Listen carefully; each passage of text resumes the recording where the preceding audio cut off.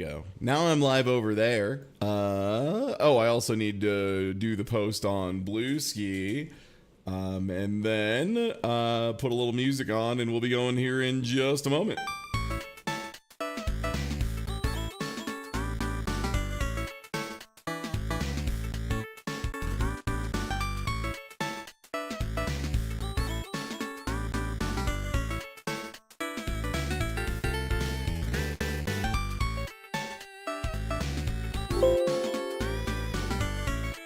Sorry, that was me messing with the file.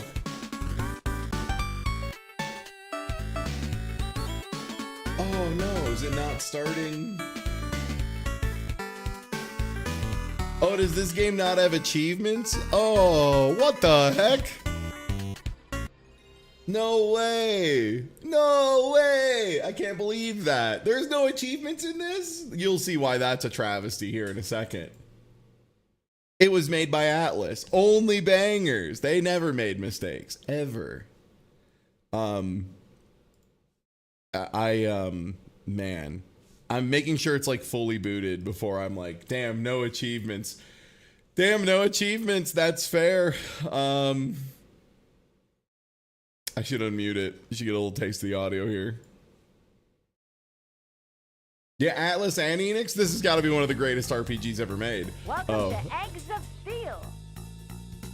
I'm Charlie, and this is my steel mill. Nice. Nice. Hey, Wobbly. Nice. What's good? Hey, we're taking a little second in the preview time to roll in and do a preview of it's like how at movies they'll show you a thing for another movie that's going to be available later. This is a trailer for a thing that's going to be available tomorrow when I'm live doing it. Yeah, very excited. Yo, thank you for the resub. I mean, he's having such a good time. Can you really? I'm lying. I hate this. I need to remap my controller real quick. Oh, no. L1, L2, R1, R2. Click stick, click stick. I need you to see what the gameplay in this game looks like. Because based on the intro, I can see in my mind's eye you have a lot of different ideas of what it should look like. And this is my steel mill. Hi, I'm Charlie. Welcome to Eggs. You know what? This is a preview. We're not going to save. And yo, thank you for the resub, Skyborn Rocket. Oh, if you thought that was animation. Teddy, no spoilers. It looks like shit. No. No, oh, it looks good. Yo, he's the day. Thank you for the resub.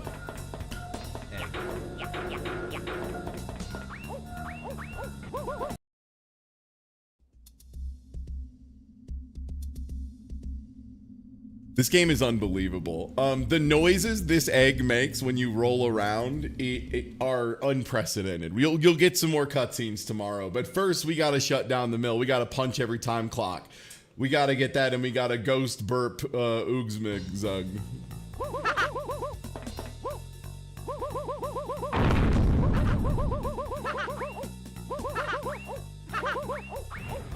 I have to presume this is the speedrun strategy because I feel like I go much faster. Oh. Banana Butterfly gifted a tier 1 sub to Fake Game. They have given 656 gift subs in the channel. Thank you. Holy shit. Thank you so much.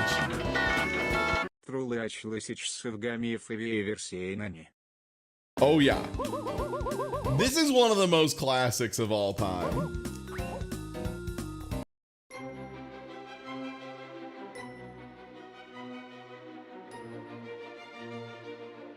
This is like part of a trend we'll see, that it's way too much commitment to the death animations and not enough to the playing the game when you're alive. Oh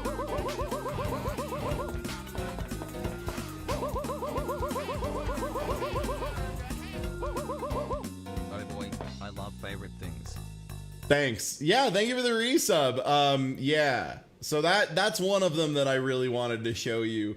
Here's the other one I really wanted to show you, because this one's gonna be like incredible when you get the full explanation. But this was the first game that I rented that I returned within a day. Oh, that's based. That's so sick. All right, and let's see what we got. Does this one have achievements? No. What? We're gonna have to keep a counter of how many games do versus do not have achievements on the wheel, because I have a feeling we might manage to like set a record. Oh yeah, it's Hugo. Sorry everybody, it's Hugo. It's Hugo. Everything about Hugo sucks. The mysterious 2 white lines are from the thing we're gonna be doing here in just a moment. Of watching some old public access reviews of a man who mostly reviewed movies and comics, but then he got way more popular doing video games, which he clearly didn't like that much and wasn't very good at. So it's like good reviewing. This guy was like so bad at game reviews overall, like compared to what's expected, right? Like he reviews it in a way that's like very much not appropriate for video games, but like we didn't like know that yet really, so I can't blame him too much for a lot of it. But Adam Sessler was like, this guy stinks. Endlich spielen. Komm, wir trollen uns in den Wald. So I got it in German, but this is what the whole game is basically. Hugo was a series of games broadcast on the television that you could like dial in with a touch tone phone and try to like play by sending commands. I'm still not fully convinced there was any technology whatsoever. Tell him I hate him. Yeah, you got it. Hey Hugo, since you're looking at me, we all hate you. I just want to be collectively clear on this. But yeah, they started with bespoke Amiga games, and then it became like a call-in show where you could like send commands to your team. Oh, I might just lose here. This might just be a checkmate.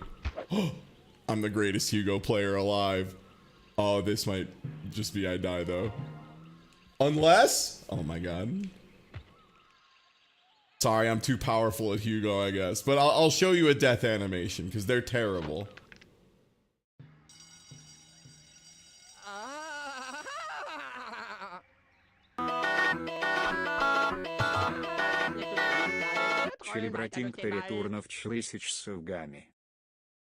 The other thing is, it takes a really long time to go between all of them. And Hugo like yells at you a bunch. The trick I've decided to do this time is Der Baum hat jetzt bestimmt eine Beule. I accidentally got it in German, but I think German is way crazier. Jetzt aber mal ein bisschen Rock'n'Roll hier. Unser letzter Versuch,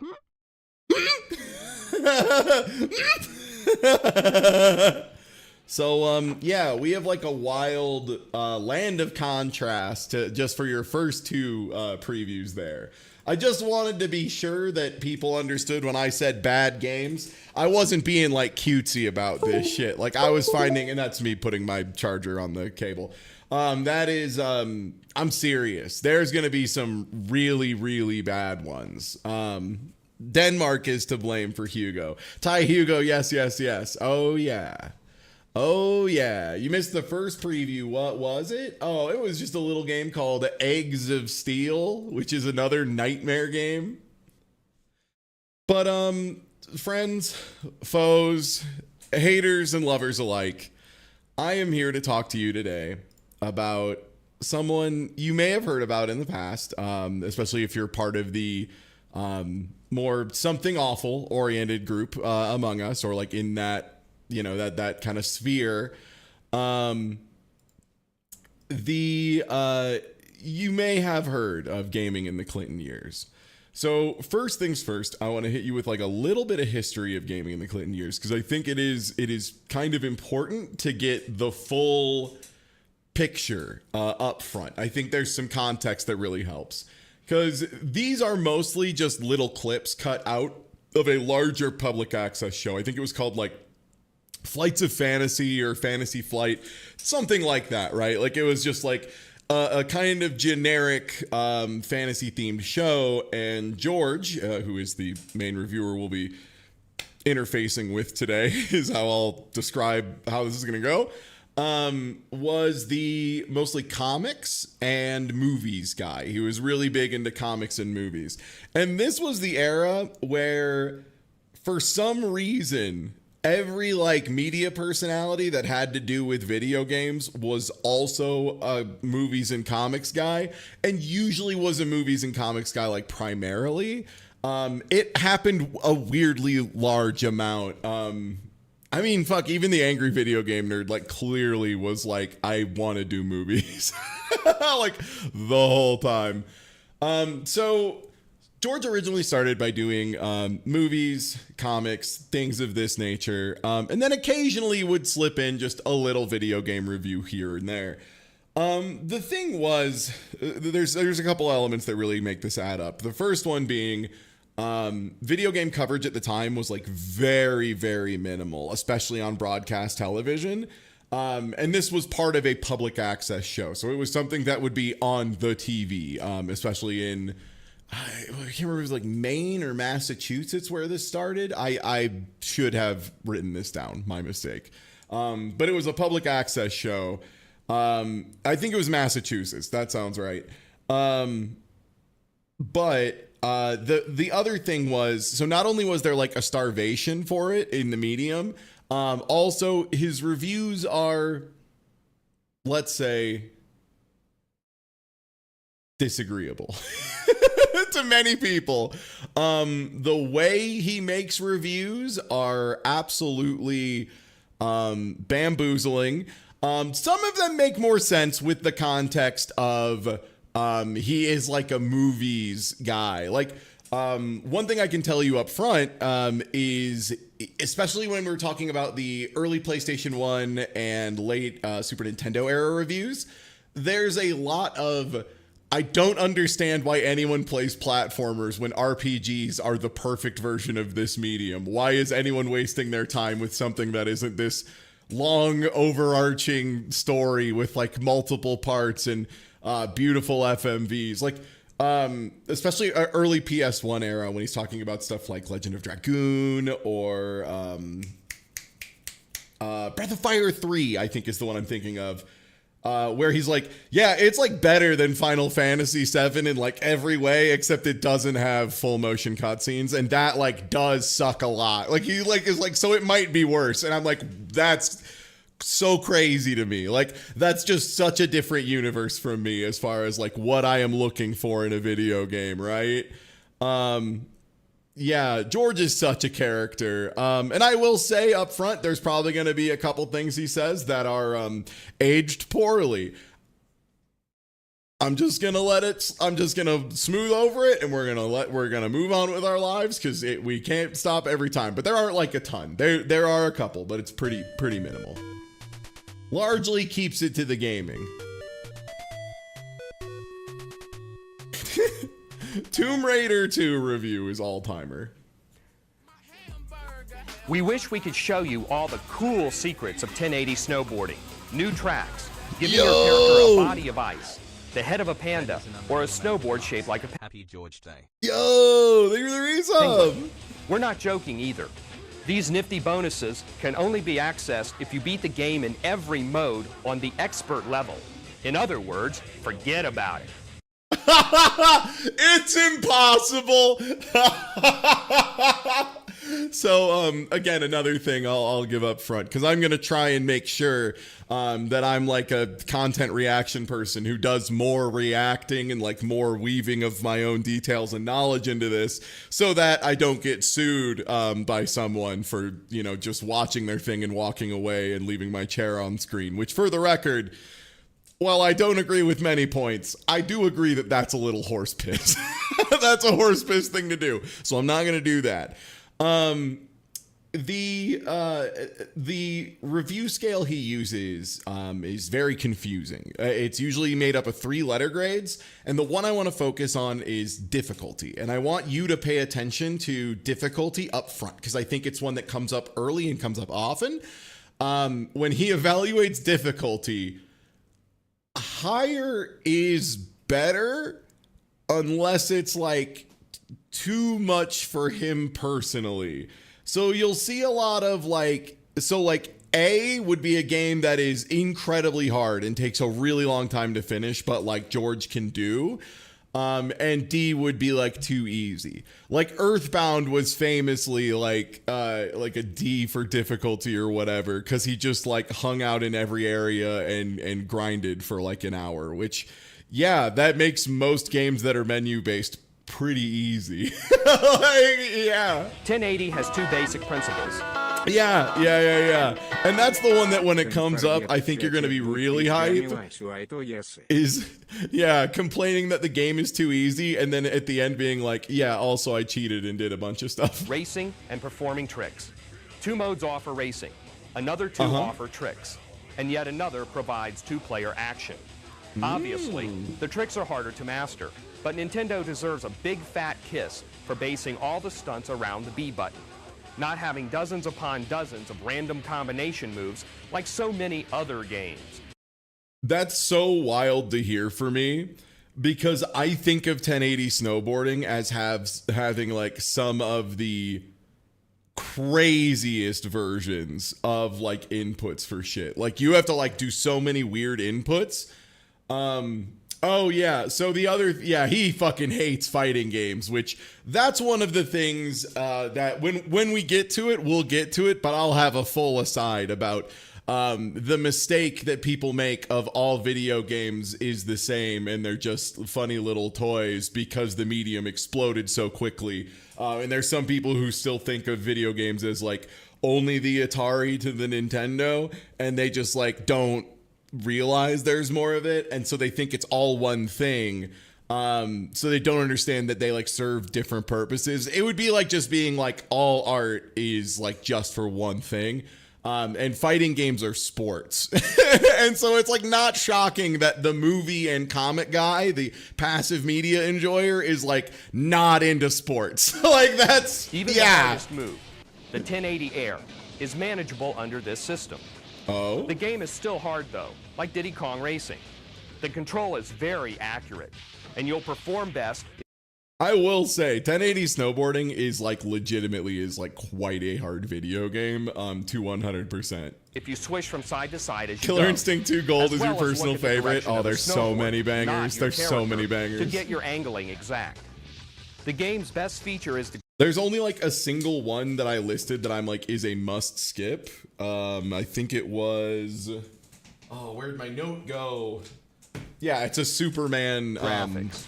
There's a level has the look and Superman feel the of Dead being one one that with it's nature. not even their fault. There's just an insane amount of flashing.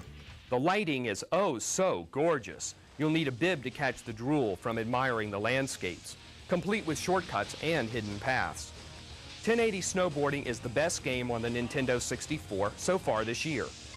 And this is what was so fun, right? Is like, when we were watching through this yesterday, Wobbly Python was hanging out for a bit, and the way Wobbly put it is just like, yeah, imagine if you were like an artist in the current day working on like electronic mediums with like tablets and all sorts of tools, things of this nature.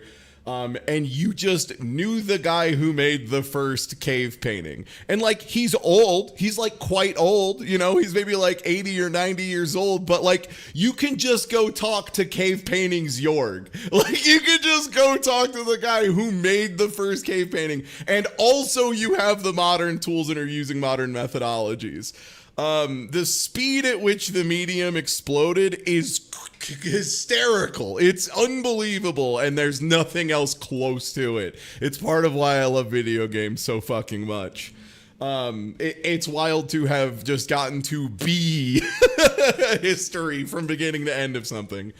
Yeah, my dad is John Cave Painting. Awesome. Sick. Yeah. So it's really fun to see like people talking about the PlayStation 1 and the N64, which like nowadays are like so questionable at rendering 3D that there's like some arguments that like maybe they should have taken an extra generation, but I think it's good they didn't because I think the art style is like very charming and very endearing. And we're starting to see that come back with like some indie game companies making things that like have that kind of look, that kind of aesthetic. Like Crow County only was 6 racing courses, and the lack so of good. I played through that jumps. game like 4 times. Hasmic may not be a real word. They were just but like, it what should if we be. made an We want unbelievable huge, PS1 imaginative game? jumps that Mouth-washing keep you as well. airborne for 10 seconds. Is it realistic? Heck no. But realism is getting boring in video games. Oh. Yeah, that's what I'm saying. Before we forget, I should be able to shoot Hadoukens every game. the character selection screen is kind of cool. Tetris, Each snowboarder is Hadoukens. hanging out in the ski lodge. Makes sense. Tony huh? Hawk, Even in the Hadoukens. few moments you'll spend there, you'll notice how each one has a distinctive personality, not just in what he's doing, but in his voice as well. I will say, I do, yeah, also, yeah, keep the comment of not wanting realism in mind, because there's going to be a lot of... I mean, so for what it is with realism in games, right, it's like I was saying earlier, like, it's such a wide and diverse medium. I think there is space both for, like, hyper-realistic driving simulators, and I don't even mean, like, fast car, right? I mean, like, truck. Like, I think European Truck Simulator or Euro Truck Simulator 2 is like valid, much like my friend Mini Matt. What's good? Hi, we're watching George Wood review games and occasionally popping in for some previews of the marathon starting tomorrow. We showed a little bit of balls or eggs of steel and Hugo. It was bad, but yeah, like realism in games can be like totally sick if it's like simulator type stuff. And then I think also Burnout 3 is one of the greatest video games ever produced. So I think both can exist. I think it's fine. But also George Woods is not going to be consistent on this. Unfortunately, the game includes no female snowboarders, and a Canadian snowboarder would have been a real treat. A lot more exciting than the incorporation of Tommy Hilfiger clothes. By the way, sorry, Tommy Hilfiger was very funny. if I mispronounce the name, you can chalk it up to my age and pure apathy. At first we thought 1080 was a quick, albeit excellent thrill ride. Oh, it's literally perfect. Okay, maybe not like how I would fully evaluate that game. Also, let me get a screen share up for the crew. Gaming in the Clinton years. I was gonna shake you down for it. Yeah. Wobbly, I was discussing the concept of being able to just talk to cave paintings Jorg, and like how wild that is for video games as a medium. Which, due to its mere 6 Oh courses, yeah, I was not ordering worth a $60. pizza. I saw. Although not every I heard part the of thing. I each was like, mode oh, I want takes to talk place about on an that. actual course. Yeah. All modes are worth your attention. While motor racing games are stuffed It's- with extra modes of play, they don't have the relevance that 1080s I think modes one of possess. the wild things about the One mode newness seems of video simple at games that a first, lot of people until forget you realize you have is to we also perform lose the, several like, tricks in a row and lens stick the landing. of If you don't- completeness, right? Because Yeah. like nobody should be out there comparing, you know, a Marvel or Image Comics high dollar multi-staff production to like indie comics, but like people do it all the time anyway. And Yeah. it is exactly the same in video Your games. score Yeah. goes to 0. 1080 Oh, yeah. will keep you busy for a while. So even You made this non-sports in your fans may want to garage buy it. for, you know, a Congratulations, nickel in your Nintendo. spare Once time again, every you've snuck another 30 surprise minutes hit over into 10 the world of years. gaming. Why aren't you the same as Wobbly. Treyarch?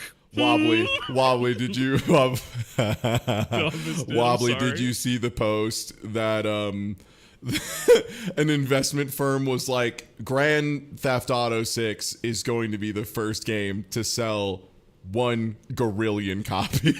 Like, the number they posted is like fully insane. It's so good. Like, someone did the math, and like just immediate check math is you would need to sell like 1.5 copies to every single person who owns one of the modern consoles. Like 150% saturation. Plus like 40% of all users on Steam, something like that. Just insane amounts that are not happening.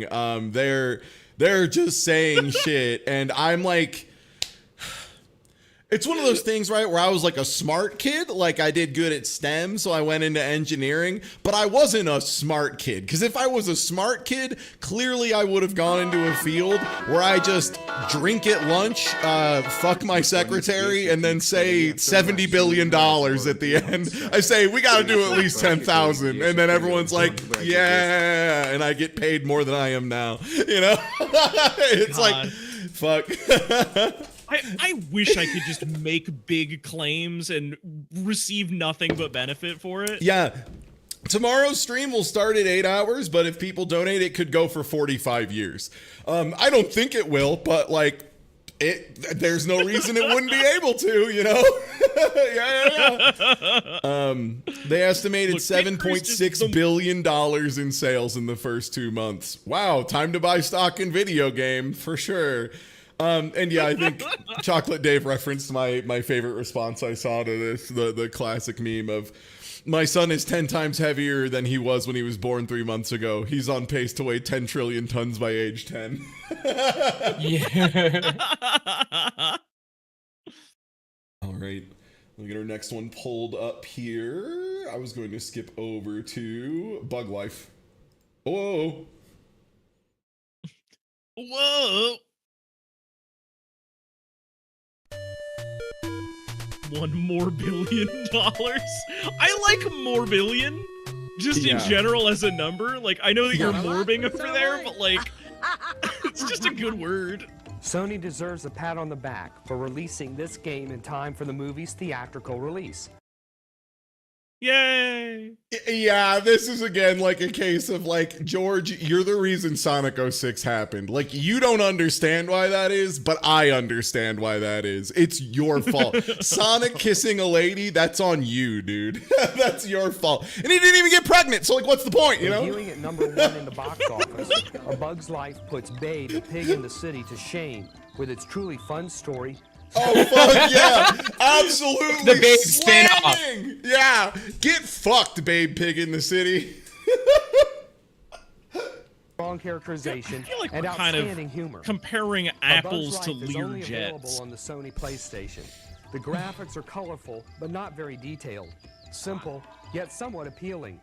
That description holds true for This the rest looks of the like game it as well. controls The gameplay like is very shit. simple. You might beat the game It looks in like one it sitting. controls. Seemingly desperate to add complexity to the game, the developers I rented this from included a seed Blockbuster when I was a interaction kid. It system. was not good. Wait, difficulty E? What? E, E, E. E, E. Yeah, E, which is not F. Yeah, it's like not quite F, but it's pretty close.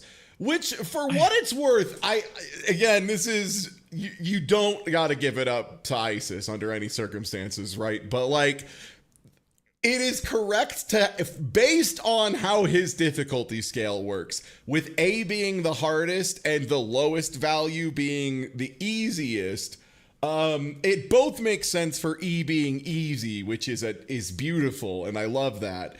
And more importantly, it's not like a failure to make an easy game, right? Like, I think if someone looked at Kirby and the Epic Yarn and deemed that a failure because it was easy, I would deem them a failure for not understanding the core conceit of the product. Like, that is like, the whole point is like, yeah, it's like chill vibes, good times. So like, it shouldn't be F, because F would be stupid. Now, I'm gonna fucking eat my words here in a couple videos when inevitably I forgot one where he does give difficulty F, in which case I will go put my head in the toilet and flush a few times. Basically, different seeds F is produce in different plants. frick, and you can man, power this them game's with so various hard. tokens. Yes, tokens. Have you seen this before? Yo, Talk thank you about 3 a subs, 7 typical names, Sam. gameplay element. You have to grow a mushroom just to jump to higher places. Hello? Ants can crawl anywhere. They don't need mushroom trampolines. Get him, drag him. Wait, I thought realism was getting boring. Yeah, that's right. That's right, Wobbly. That was why I was so glad someone in chat pointed it out before I had a chance to, is because, yeah, no, this is just organic. Like, we went from 1080 to Ants. Like, I didn't skip that many reviews, and it wasn't because that. It was just because they were boring. This is just, yeah, immediately. Ants can just crawl up shit. So what the fuck? The last time you saw an ant as big as a mushroom. Granted, realism is not required in a video game, but when the frustrating control has you fumbling around, realism is uprooting and not moving various required in a plants, video you just game. have to ask yourself why. To us, this whole seed plant Why would business you seems- throw it on top of the Yeah, the other fun thing about gaming in the Clinton years that I really like, that is something that I think is lost outside of live streaming, which is another reason I love the medium I work in, is this is actually someone they're playing it, because capturing game footage was a huge pain in the ass at this point in time. Like, cap cards were like external devices exclusively that needed like their own power supply and shit. They were like a nightmare beast. And also somehow more finicky than they are today, which it seems impossible, and yet, also ludicrously expensive. Like, the famous example was I think it was the original DS, and then maybe also the 3DS. The only way to get it captured for a while was either like to get a dev kit from Nintendo, which was not easy or commonly available, or sending it off to like a specific person who modded them for capture and then having them send it back. So you like had to mail them a DS with a few $100s, and they would months later send you back a DS. Yeah, it was like, the 3DS capture guy still does it. Fucking Godspeed. I'm glad to know there's still there. If there's two families I hope keep somehow making it work, it's the guy who makes 3DSs that you can capture easily, and the people who get the magic mud that they put on baseballs for the MLB. I hope they keep it up. The fact that researchers looked at that mud and deemed it would be like foolish to try and replicate it is so funny. It was thrown in to cover up the game's simplicity. With a little more effort, this could have been a great game. The big shocker is that Disney Interactive was involved in the production. Oh yeah, real quick summary there.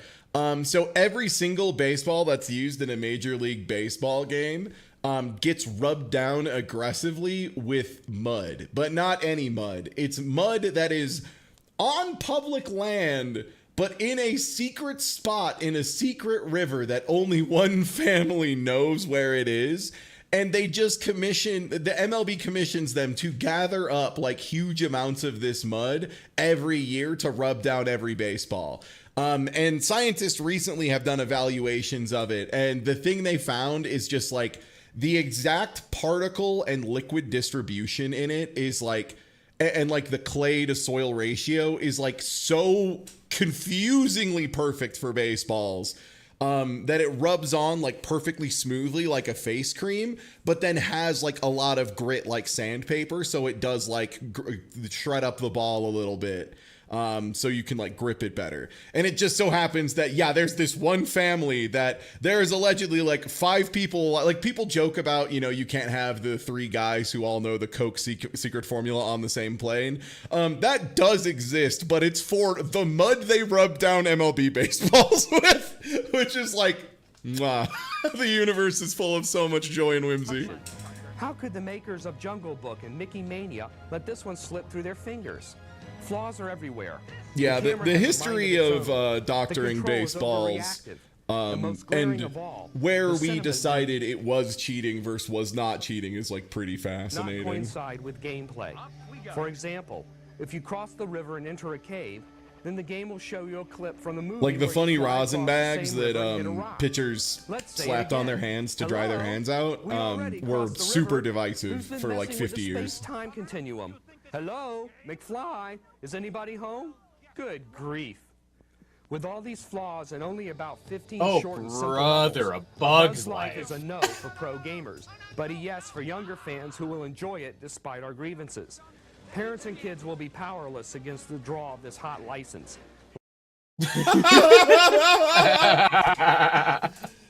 He's such a comics movies guy. Like before that was like a codified thing, and before comic book movie guys like understood how to say it quietly, he was so that Lastly, dude. before we close the book on this game, let's compare the quality of the game cinemas to the real thing.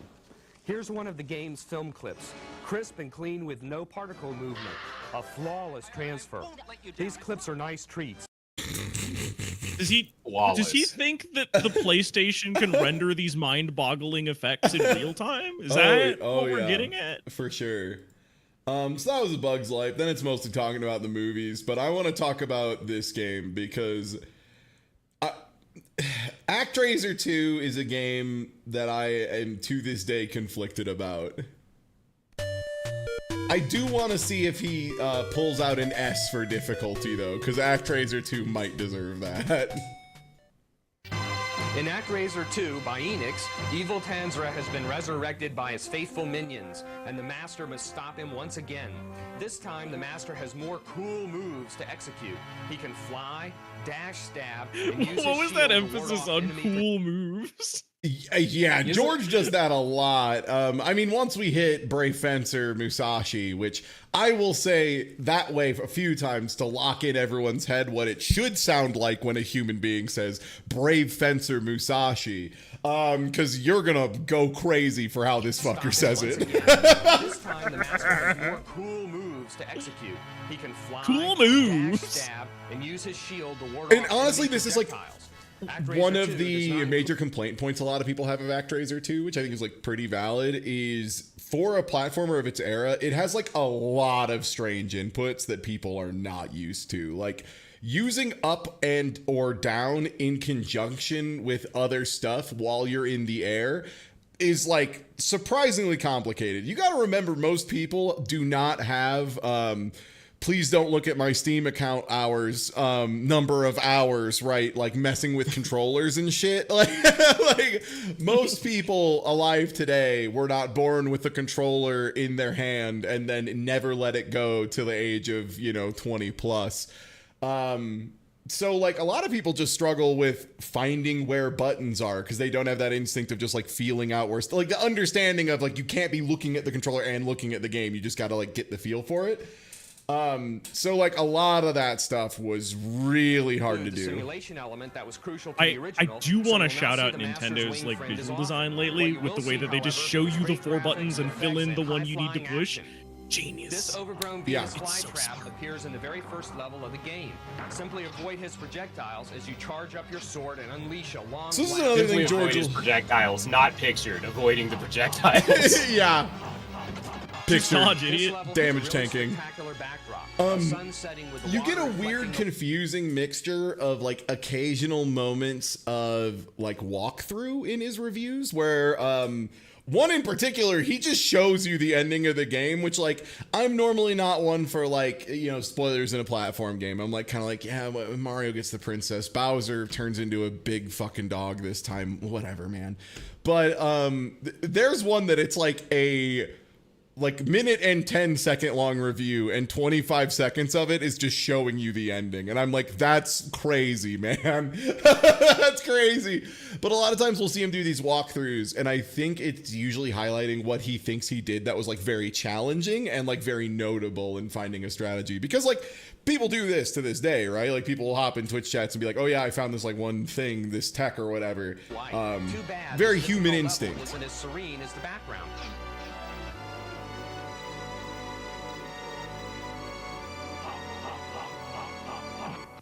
Tortoise Island is a This much season easier Glide place pretty to good. A lot of survive. people Watch don't this remember Glide. cool effect. Let's see this cool effect. Is this the level that makes me want to throw up? Now that you have arrived to this mysterious No, underwater okay. place, you must work your way to the boss of this level. He'll Stinky be a man. piece of cake compared to some of the other foes you'll meet. To beat him, you must fly over his claws and then try to stab his eye by thrusting your sword downward. The claw will get in your way, but try to ignore it and concentrate on beating the boss before he beats you. Avoid getting frozen by the God, subtle shot from the eyeball. I love how many of George's strategies Following are password will get just you to the damage next tank level it. and Just test face tank that shit. Just get hit in the mouth and keep swinging. Who gives a shit? MSXF. All you must do from Is here this where beat a bunch of speedrunning bosses, started? and then you'll meet No. Emphatically no. George is not. I don't think George has done anything I would refer to as going fast in a video game at any point. I don't know. He's damage racing. You know, he's got the fundamentals. It's The just only taking hit point that damage matters to is the save last one time and taking the difference is right. It's not taking damage to save time. It's taking damage to simplify the strategy, which is not the same thing. To beat the flying head, You're right. Yeah. the screen and then position yourself on the lower right platform and shoot. Like, trust me, and also you can trust Matt. We have a show that we do every Wednesday where we try to simplify the strategy. It's not always optimal or fast, but it's important to have that. I'm not thinking, I'm just winning. Very true. Yeah. Really nail him. Keep up this attack until he is dead. The next area has 2 bosses. First, head right as you take care not to jump off the scrolling screen. Fall down to the This is platform like on the right. just a If you ever walkthrough appear at some near you, points, run which in the again, opposite direction this will until come he is up. no longer This isn't on the strangest one. The strangest one is when we hit Chrono Trigger. There's like, screen to we'll avoid get his there. attack. Wait until he is hovering high above, and then shoot his tail from the center platform. Only one more Yeah, old boss fighting before games the love to have one button that by does your far dishes and the file easiest. your taxes. Just shoot diagonally up at him. I think the one that every time I see it and I see the other buttons in the context of the game that's surrounding it, I'm just like, ha ha ha ha. Upon It's his death, you'll walk down oh a god, is it long, dark CVS corridor 2 until maybe? you meet a slain Sagat's angel crouching who gives heavy you a punch, password where warning his you. ass is just like fully on the ground like tiger, and just like fully arms out, like this hitbox is going like past his hand like this far. Yeah, like Yeah, the it's three CVS 2 Sagat Tiger, is like, tiger, that shit is crazy, dude. it's unbelievable, that character. Have no fear because Yeah, CVS 2 Sagat is so funny. It's one of the most, like, if you need to explain to somebody how, like, frame data can take a move with, like, an okay hitbox and turn it from, like, good into crazy, that move has, like, an extremely good hitbox, right? But it's the frame data that just, like, takes it from, like, oh, this is okay, to, like, what were they cooking? Because, like, the thing about it is, like, you can't punish it. It's, like, so fast. fireballs until the heart opens, and then That's shoot the 3 heart frames 3 startup. times. Do not shoot any more It's than Soul 3 times. 5K the After first that, hit the shield startup. will launch a huge energy blast that appear Cool, unexpectedly cool, from cool. the heart. Yeah, like if anyone's interested, here's the hitbox. You'll notice it's as big as the rest of him as a disjoint. Yeah, let me open this. Oh, this is standing heavy punch. Jesus, that's stand heavy punch. That's not even the one I was thinking of. I was thinking of crouch heavy punch. Oh, sorry. Like his close fierce is also 3 frame startup and absolutely ridiculous. My bad. My bad. No, you're good. You're good. There's many ways in which it is like turbo fucked up.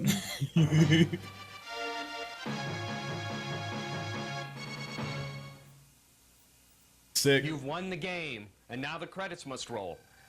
Oh, okay. Well, then I guess there's no reason for me to play. Try beating the Is game this on what the like hard Japanese mode. developers Get a saw really and why they were cool like, we ending. have to We bet kill you can't footage do of it. video games? This guy is like blowing our entire load in 5 minutes. Like, what the fuck?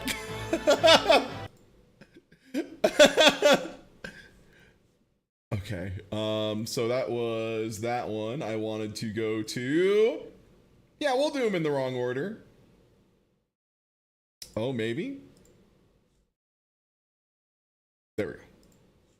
Thank you, Internet Archive. Georgewood is fascinating because like whether it's like actually him or the persona of the reviews, this character is someone who likes playing video games but is deeply uninterested in them. Yes. Just like does not care about them at all, but wants to spend time playing them enough that they're reviewing them on the internet. It's fascinating. It's bizarre. Yeah. Well, okay. So again, and I mentioned this a little bit earlier before your raid, so I guess probably good to mention to folks who rolled in later.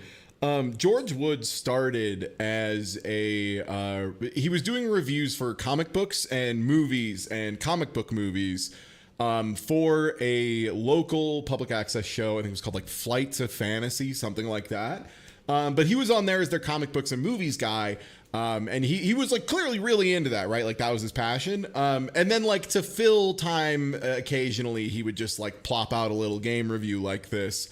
And then the problem is those were so much more popular because on TV in particular, people who played games were like starved for media of any variety, talking about the media, like the medium, let alone like actually critiquing it and like thinking about it. And then also his opinions are like questionable at best. So it's quite fun to talk about and share on the internet. What was this man cooking? And the answer is surprise breast cancer plotline for Tomb Raider 3, but we'll get there. What? Full-loaded anvils, you know? Yeah. This game is really fun. Arrow the Acrobat Oh yeah, I forgot to ask, but do you think he's gonna like Arrow the Acrobat or hate he likes it? turns again to fight the evil Edgar Hector in a circus environment in an outstanding new sequel. The graphics and particularly the animation Outstanding new are sequel. extraordinary. The challenge is just as good as the original, but overall, the game is much more fun. Perhaps the game is one of the year's best buys. I don't know if I've ever, like, I've heard so many opinions about Arrow the Acrobat, which is already a fucking insane thing to say, but one of the earlier appearances I was on Arcade Pit with Claire, our team name was Arrow the Acrobat is my dad, which was like, to give you an idea of how long that's been running, I don't think I have ever in my life heard someone say Arrow the Acrobat 2 is notably better than Arrow the Acrobat 1. Like, that is maybe the craziest part of this review. Hey Ty, real quick. Yeah. You want to know some other games that came out in 1994, the year Arrow the Acrobat came out? Oh, was the buy of the year? Oh, Arrow the Acrobat 1 or 2? Because this was 2. Yeah, 2. Okay. In Japan, Mario 64? Super Metroid, Doom 2, Yeah. Donkey Kong Country, Earthbound, Sonic and Knuckles, Oh, okay. Final Fantasy 6. Well, he is going to eat his words when Donkey Kong Country comes up because he does like come in his jorts every time Donkey Kong is on screen.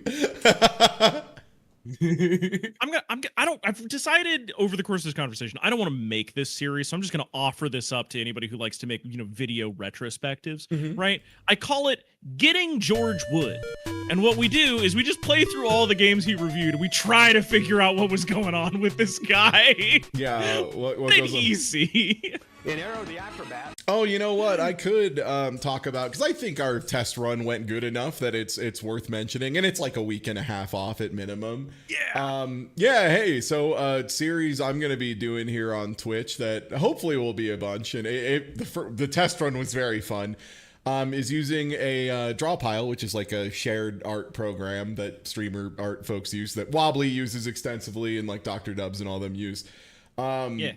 And I'm looking up through AI image galleries. I'm not generating anything, just to be clear. I'm like going through galleries of stuff that has already been made and taking the prompts, and we are going to be de-AIing the images. As in, like, we take the prompt, we do it, and we show how much better we do it and how much more fun it is.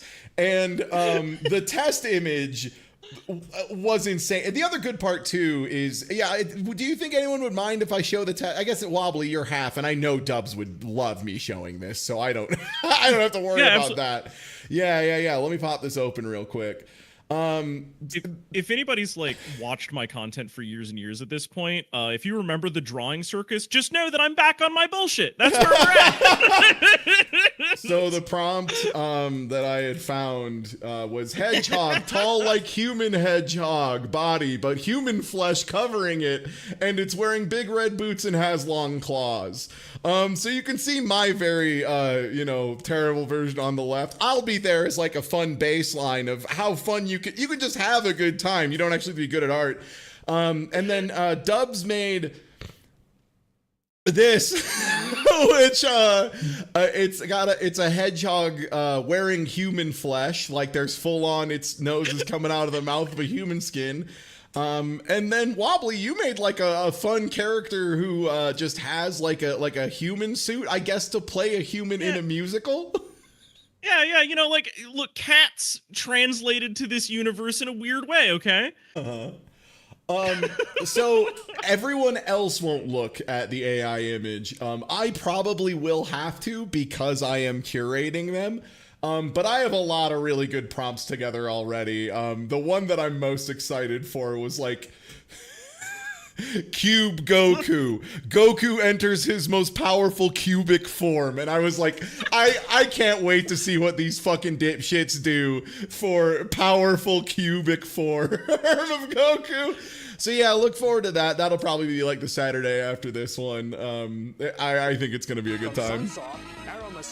I do have to give it to you for shoveling through so many prompts that are just boobs, big boobs, titties, boobs. I mean, the ones that I like saw the most of was like white woman in a field, white woman standing in a city, white woman in a field, specifically named celebrity bikini photos, which so many of them, I was just like, those just already exist, bro. Like, I know for a fact there are photos of Jessica Alba in a bikini. You don't have to make those with computer. There's like so many of that I'm just like, Also, a lot of really bad fantasy mice the other night. There was just so many bad fantasy mice, and as a huge fan of Bloomborough and Magic the Gathering, it was pissing me off. I was like, there's so many funny little guys. Like, how could it not be fun to draw a silly little mouse with a sword? Why wouldn't you want to do that? I defy you right now to draw a silly little mouse with a sword and have a bad time. Do it right now. Good luck, motherfucker. Yeah. So you can get lost on your way to find the exit, which is often hard to find. Yeah, I don't know, man. I'm pretty tired, and I'm open to. Oh shit, this rules. Arrow the Acrobat is actually quite difficult unless you know the code, and that's hard to activate. Bubsy and Arrow are the year's best new characters. Sorry, sometimes I remember that people were like legitimately like, Bubsy's all gas, baby. What makes Arrow so special is that he has all sorts of fun and entertaining activities. If you've ever wanted to go bungee. The other thing too that I will bring up in advance, George Woods has some of the most "a broken clock is right twice a day" calls in the universe.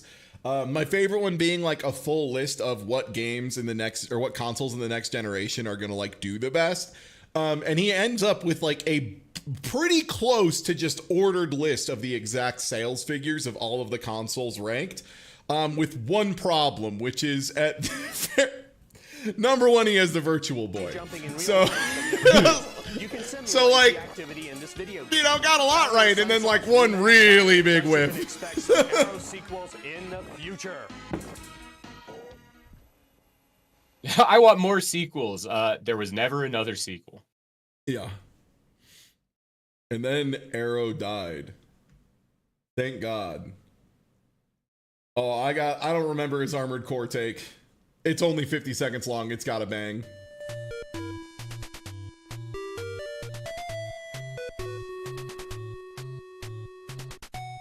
Heck, we think Armored Core is better than these two games, although not by much.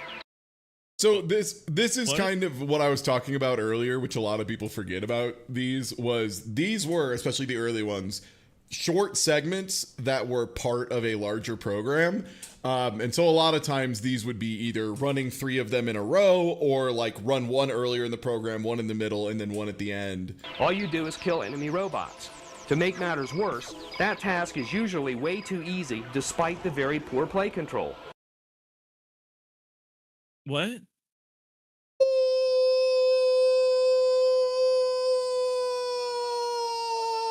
I'm better. Okay, sorry. Armored Core is like, do you think he did Human Plus? Probably, right? Yeah, saying AC1 is easy is like kind of crazy too, because that game is not fucking easy. I have a feeling what he did is he just built like a full long-range robot and just took 10,000 years to go through every The game single includes segment. the obligatory trite bells and whistles, which of course don't make one bit of difference. The obligatory trite bells and whistles. George, what the fuck are you talking about? Armored Core is just Okay, another George, but techie what game does a like chicken Colony nugget Wars and taste like? G-Police, with cyber this and cyber that. Everything looks cool and complicated, but that's about it. Yeah, this Armored Core shit's never gonna catch on. What's this company that made it? From garbage. They'll never amount to anything. Cyber this and cyber that. Cyber go to the polls. I got stuff to do, man.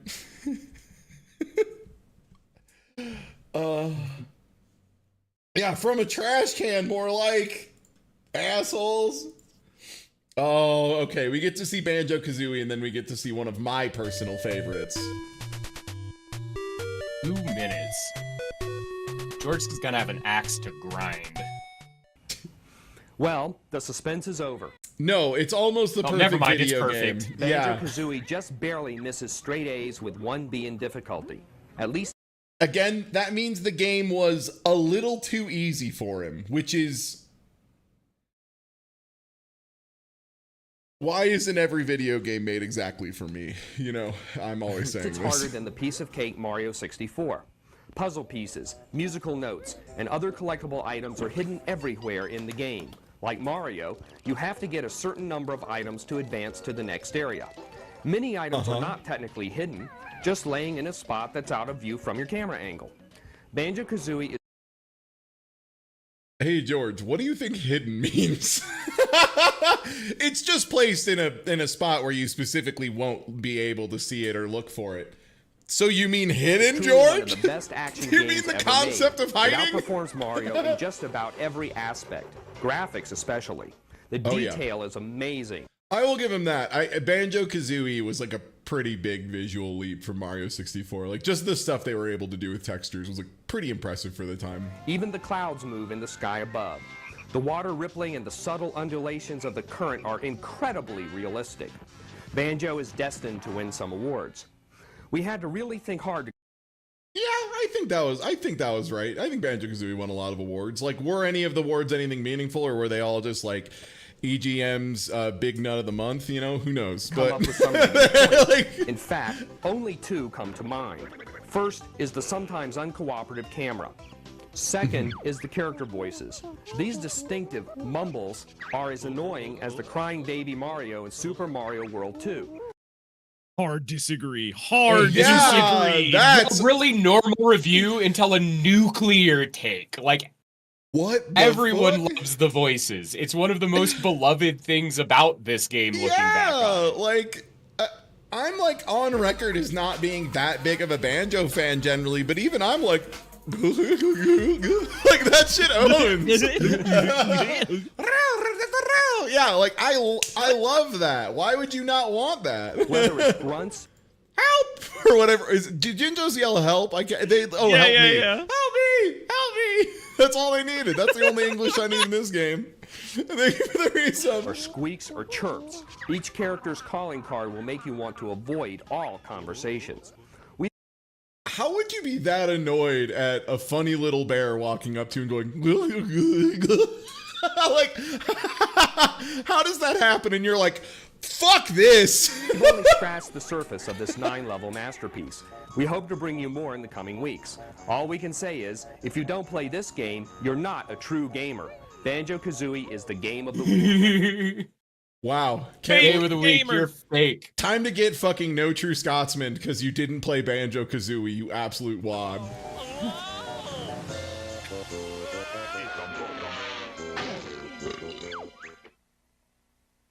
Yeah, as I'm sure we'll get to in Donkey Kong, George is willing to call his audience fucking stupid. Like, it's so funny because there are a lot of times where myself and friends in my circles and whatnot will do a joke along the lines of like, and frankly, if you don't like this, you're fucking stupid. And I feel like a lot of that stems from George Woods saying like, if you don't play Donkey Kong Country, you're fucking dumb, man. Like, it's your problem.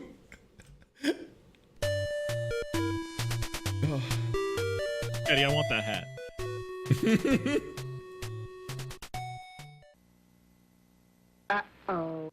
Oh, this game's perfect according to everything I've heard. This is one of the games that I play to like torture myself. Like this is one that's not showing up in the 50 list because I've already streamed myself playing it for like over 20 hours. In Bart's Nightmare by Acclaim, everything about this game is top-notch. Except everything about this game is top-notch. maybe the play control, which could use a little adjustment. The game is virtually impossible to beat, making it overwhelmingly frustrating for younger players. Is that good? Do we like this? Even older players will probably not win the game. Yeah, it like sucks, man. All Bart games, the key to success is practice. The controls for the Bart...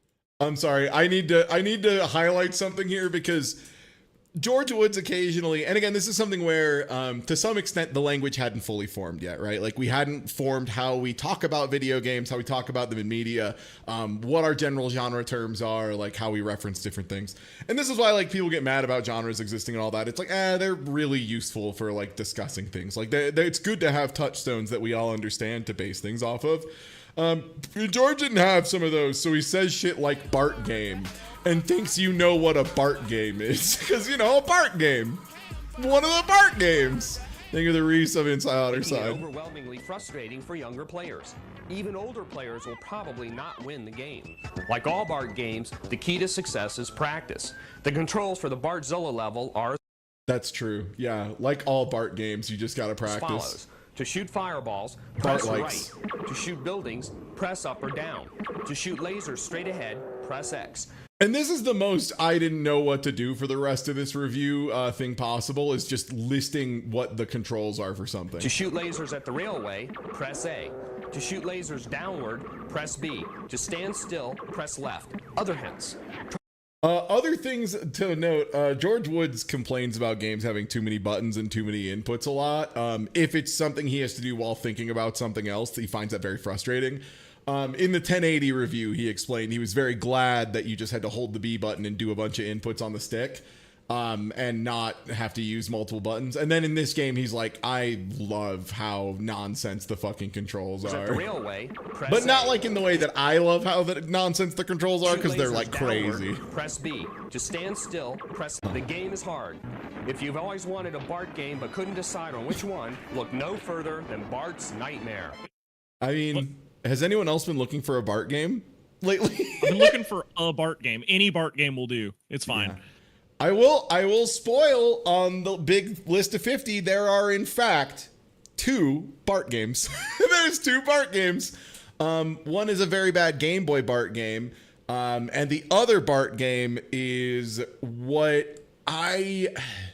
So there were a couple archetypes of game that I wanted to very specifically find like the worst of the worst. And for the worst Simpsons game, I think as far as like what the finished product was compared to what people expected and paid for, I think it's got to be Simpsons Wrestling.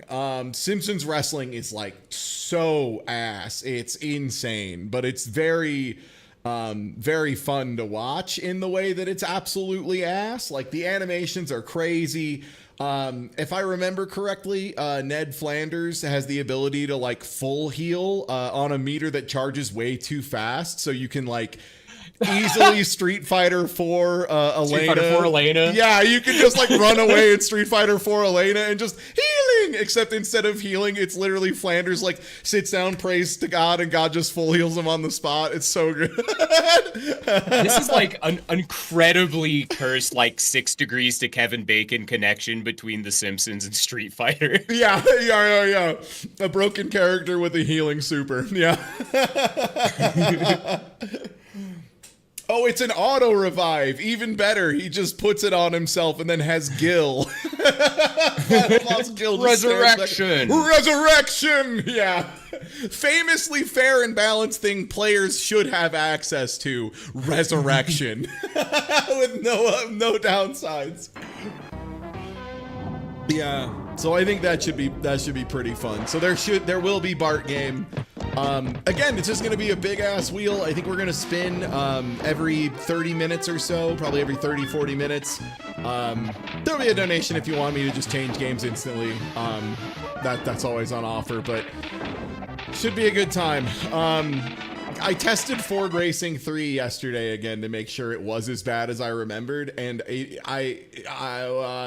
insane that they tried to do that on the Game Boy Advance.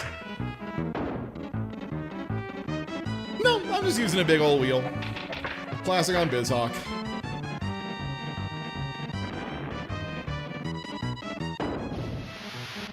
I love when George just shows like a minute of footage silently. You're gonna go crazy Like- for the Chrono Trigger review, where he put out a separate entire second video that's just cutscenes from Chrono Trigger. I vaguely remember the first one. I did not know that there was a second video of just random cutscenes. That's so funny. It's very cool. Oh, is this the preview? Oh, Blasto, my nut all over your face. Yeah, the Blasto Finally, preview. we get to see the results of Acclaim's new motion This, capture however- technology. Incredible graphics. First. Look at the water. Look This at the city. game- Look at Batman. Everything looks outstanding. Batman Forever is the first game with this new technology. Folks, we finally found it. Outstanding. A jab sequence that looks worse than Mortal Kombat. We got to be there. released in the stores. The first stage takes God, place I was at about to Arkham say, I think Asylum, that the is funny just from farm Mortal which Kombat. Two-Faces Like, I escape. think it's- Each stage is made up of seven.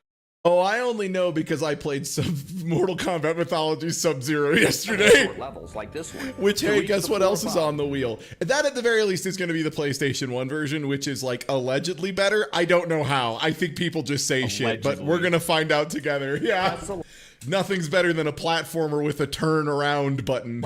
and then, very quickly, press up. Your grappling hook will hoist you up. We have a problem, though. We can't figure out how to get back down. Later in the stage, you can't backtrack because one of the doors won't open. It locks on you. So the only possible way to progress through the stage seems to be by falling into another hole. We've tried everything, but we can't figure out how to jump down. The instruction book didn't help either.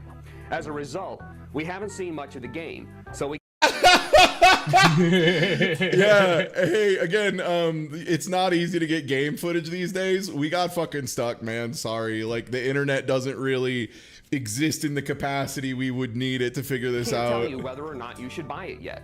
We don't know if the game is challenging enough. Even Yeah. So what it is, Ajo Gamers mentioning it, the input that you have to use is crazy. It's like selecting up or selecting though we're down. stuck, the reason may not be the challenge of the game. We could just be missing something obvious, so on our next show, we'll let you know what it was. Okay, they For right used now, the grappling though, we hook can tell once, you so they were that like on the game right is great track. graphics, and it looks like Batman Forever will be one of the biggest games of the year. Catch our next Oh yeah, show for an update. biggest game of the People year. still for sure. talk about it. Yeah. Do they read the manual? I don't know if they got the manual always, right? Probably. Also, a lot of times manuals didn't say shit. See Unlimited Saga. Acclaim put a lot of hard work into Batman Forever, based on this summer's blockbuster motion picture, using a new They said there would be a follow-up if they figured it out. motion capture technology in which actors' motions are recorded for use in Oh, yeah, there is. See, he did it. character animation. Batman Yay. Forever has outstanding Woo! graphics. The backgrounds and Yippee. fluid movement are incredible. Unfortunately, the good qualities end there. The play control is very poor in a number of ways. First, the instruction booklet has tons of mess-ups. Some controls have been accidentally omitted, and others have been flipped around. The result is that many of the special It is crazy when you get an instruction manual that's fucked up, or like you get a game FAQ for a fighting game and the way they list the input is like not even close to correct. Like they put something that's a dragon punch as like forward, like up, back, down. For like they list it as like a 360, and you're like, fucking, how did you do that? Items can- Like how fast were you spinning the stick? Jesus Christ! You just don't know how to use them. Second, each item has its own awkward method of control. Weird button sequences like away, away, towards, right, and A. The game tries to be much like Street Fighter or Mortal Kombat. Away, away, towards right? Are away and towards not left and right? Okay. But inappropriately. You can only carry 2 items at a time, so why does each item need such a crazy, hard-to-maneuver control? These items are crucial to success in the game, therefore, the game is frustrating. Gameplay is also mundane, consisting mainly of punching baddies and then moving forward. Don't let this game's license attract you. The movie may be good, but the game... I love how when they couldn't beat the first level, they were like, this might be the greatest game of all time. And now that they got past, they're like, this game is ass. This game is trash, bro.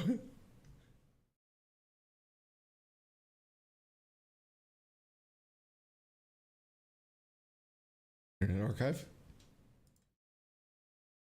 Oh. We can skip to here.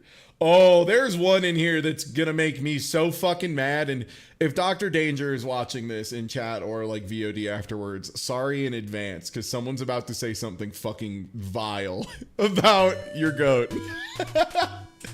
And they're wrong to do it. I want it on there. In Battletoads and Battlemaniacs by Tradewest, the Dark Queen and Silas Volkmeyer have kidnapped Zitz and Princess Machinko and are holding them captive in the mysterious world called Gamescape. The Battletoads, Pimple and Rash, crash their way into the Gamescape and tackle super pigs, flies, and rats in order to rescue their friends. Although this game is very similar to the NES original, pro players will still find enough challenge, fun, and uniqueness to want the game anyway. The graphics, character animation, and big characters deliver hot action. Sorry, there's like something really wild about saying hot action about like Battletoads. The bonus level is so cool because you will feel like you're ice skating and bumper carring. This 8-stage game is not as long as the NES version, but is just as hard. The new turbo tunnel is difficult, so remember to keep pressing the jump button if you fall into one of the pits because you'll be sprung out of the pit if a small platform appears. Battletoads for the Super NES has a code that gives you 5 lives and 5 continues. Oh, sick. Okay, yeah. Again, another thing that George loves to do is, and I see people do this with shit like Contra, where they're like, I just always play it with the code that gives you 30 lives. I'm like, that is like very different, you realize. During the introduction, press and hold down, B, and A until the Battlemaniacs logo appears, and then press start. The flag will flash red if you entered the code correctly. This same code will give you 5 lives if you use it on the NES game. Battletoads and Battlemaniacs is practically perfection, combining movie-like cinematic qualities with a great variety of action. It's so funny seeing this and it being like movie-like cinematic qualities, and I'm just like truly like, are you sure about that? True video game fans will appreciate the maintenance of high fun throughout and the unbeatable challenge, which can only be conquered with excessive practice. Battletoads and Battlemaniacs offers extremely high challenge even with 5 continues, resulting in a game that's hard to beat.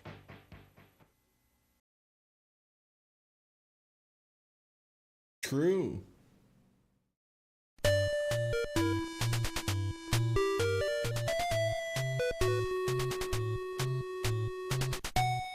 We have the code to the last level, the fight with the evil end boss. This guy is tough. Jeez, Interplay sure didn't feel like giving players a... This video's just like, here's how to cheat the entire game. break after making it all the way to the end. Just getting to the end is hard enough, but this boss is a nightmare. To skip straight to this whip-cracking meanie, enter the password K3CH.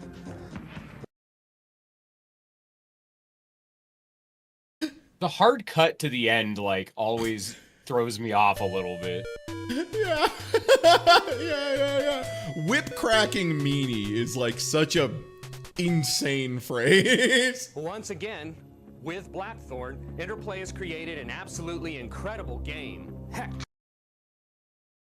Blackthorne?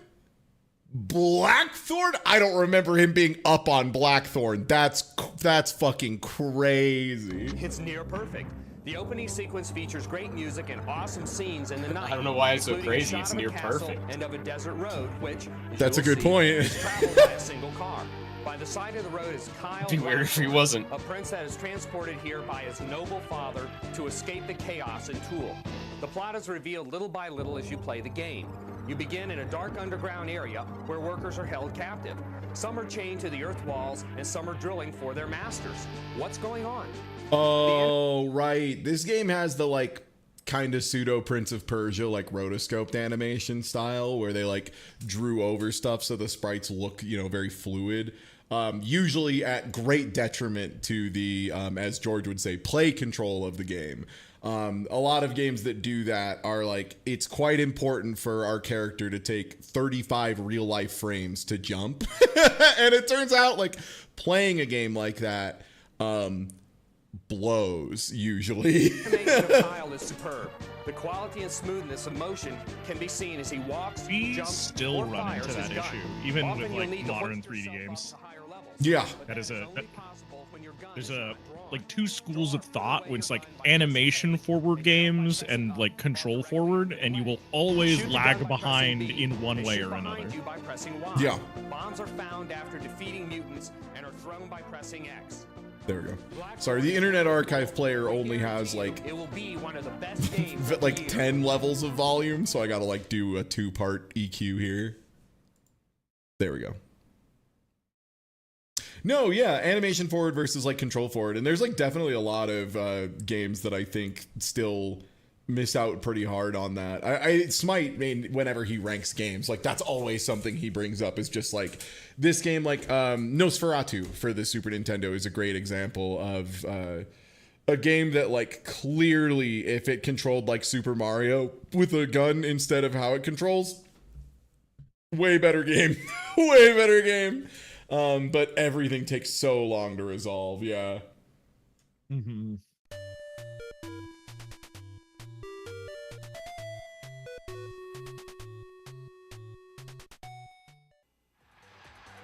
The Nintendo 64. Okay. I will say up front, it is crazy to me that George Woods is so correct about Blast Core. Like, Needs some stellar software.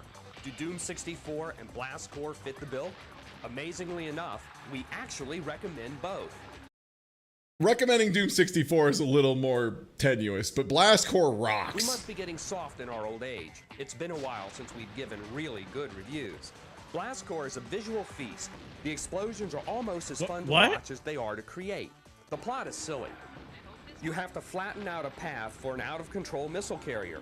That means leveling skyscrapers, barns, and countless. Counterpoint, the plot kicks ass. The plot does exactly what it needs to do, which is give you a, not even like morally dubious, like a 100% you are saving an orphanage from being run into by a nuclear missile. That's why you have to level buildings. There, you can't act like it's like a moral quandary. No, everybody's been evacuated, and maybe more importantly, there is a nuke that's driving directly at an orphanage. Structures. Watch this guy stomp that skyrise to the ground. Whew. Your mission, should you choose to accept it, is to be carried out with the assistance of some wild and very lean, mean, and I've made that destructive noise when I machines. played Blast Core. The play control is a bit awkward, but by the time you get to the harder levels, you should be used to it. Each level is remarkably short, but you spend plenty of I want to see footage of George Woods doing Diamond Sands. time trying to I really want to everything see in footage time of for George the Woods carrier doing the to pass Diamond safely. Sands. The Dukes of Hazzard meet Beverly Hillbillies music in Blast Core is enough to make you want to mute the television. George is Hater. so wrong. Yeah, thank you, Matt. Hater. Extreme hater energy. Beverly Hillbillies. How does he not get it? Because it's like, it's perfect, right, Matt? I'm not like crazy on thinking like the Yeah, music for like- Blast Core is like nailing it. Yeah, you're driving a car around blowing up buildings. Like, you want to be I don't think like Cotton Eye Joe we have at home could possibly be upped by anything else. Like, George doesn't understand. Yeah, I want to have a song that features you know the little like spring with a bumper on the end that you'll usually find where you like open a door into a room to keep it from like slamming into the wall. you know? Yeah. And when you pull one of those back and it goes, I want a song that like it features the door stopper as like one of the main pieces of instrumentation. That's where blastcore should be, I think. Yeah, stopper core. The gameplay does get repetitive as you play more and more bonus levels and return to older main levels with a new objective. But these are the only real quibbles we have. Blastcore gets an A- for great graphics, creativity, fun, and balanced play. The game doesn't quite have the feel of a Bruce Willis movie, and there's no in the cockpit Oh, weird, he's using the backlash and it looks like it controls like shit. camera view. You'll still get quite a taste of action-adventure as you trash each and every land. Every time there's footage of him using backlash, he's not even trying to do it. So this vehicle backlash is like famously the worst one in Blastcore because A, it's really fiddly and weird how it controls, and B, they expect you to be like pretty fucking all right at it. The idea is you drive at something and then you hit the E brake and you can just whip the back end around. And the idea is you like drive into where you're gonna be, and then a little bit before you get there, earlier than you think, you start whipping it around and try to hit it with the buns. And if you do it correctly, the thing is, instead of like bumping into it repeatedly and taking like 5 hits to knock the building down, the backlash will just like slice through the whole thing. But it's a real pain in the butt to use. Yeah, so a lot of times what people will end up doing is they'll do backlash like correctly for a little bit and then just be like, fuck it, I have enough of a lead. I'm just gonna bonk my nose into buildings for the rest of the So run. much for Earth Day. So much for Earth Day. Yeah, so true, man. So true.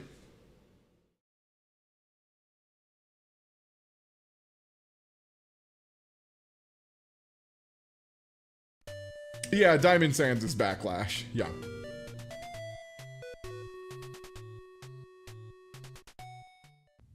Blast Radius, a Colony Wars wannabe, does not build interest on any level. The controls are a You okay, George? You're pretty far away. pain, and rare save points create an unfair difficulty level.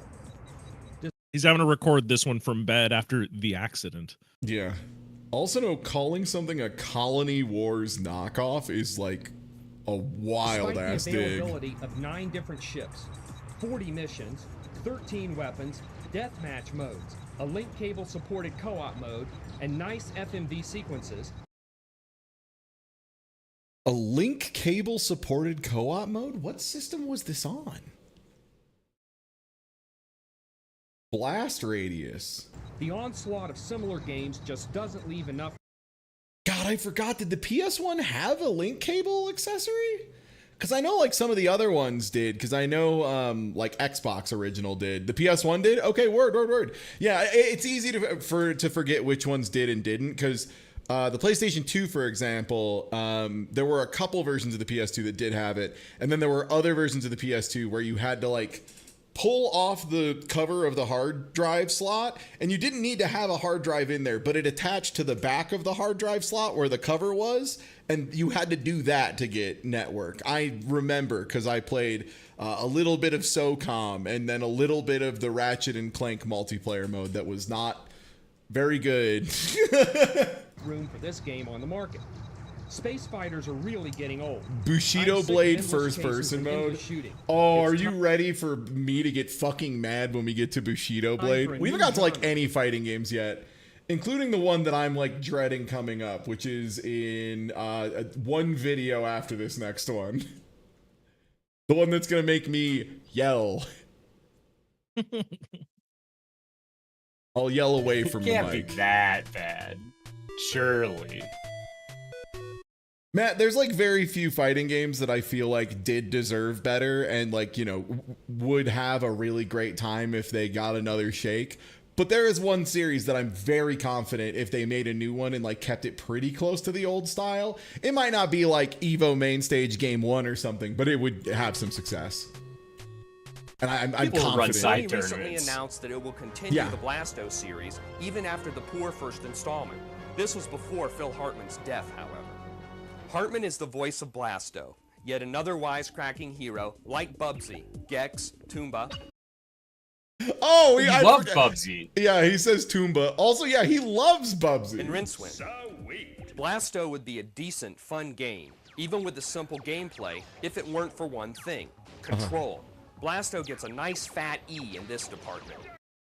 Oh no, E is just the bottom rating. Okay, you get a fat E. Yeah, I guess that's better than getting a fat D in your control. You will die countless times, missing a jump you swore you should have made. Blasto's Either way, it's difficulty level gets a disruptive B, to the flow. and design gets a C. We need something more complex than merely looking for a ton of switches to flip. End. This must control like ass. Oh, Blasto is trash. Yeah, I think it's like tank control-y too. Yeah.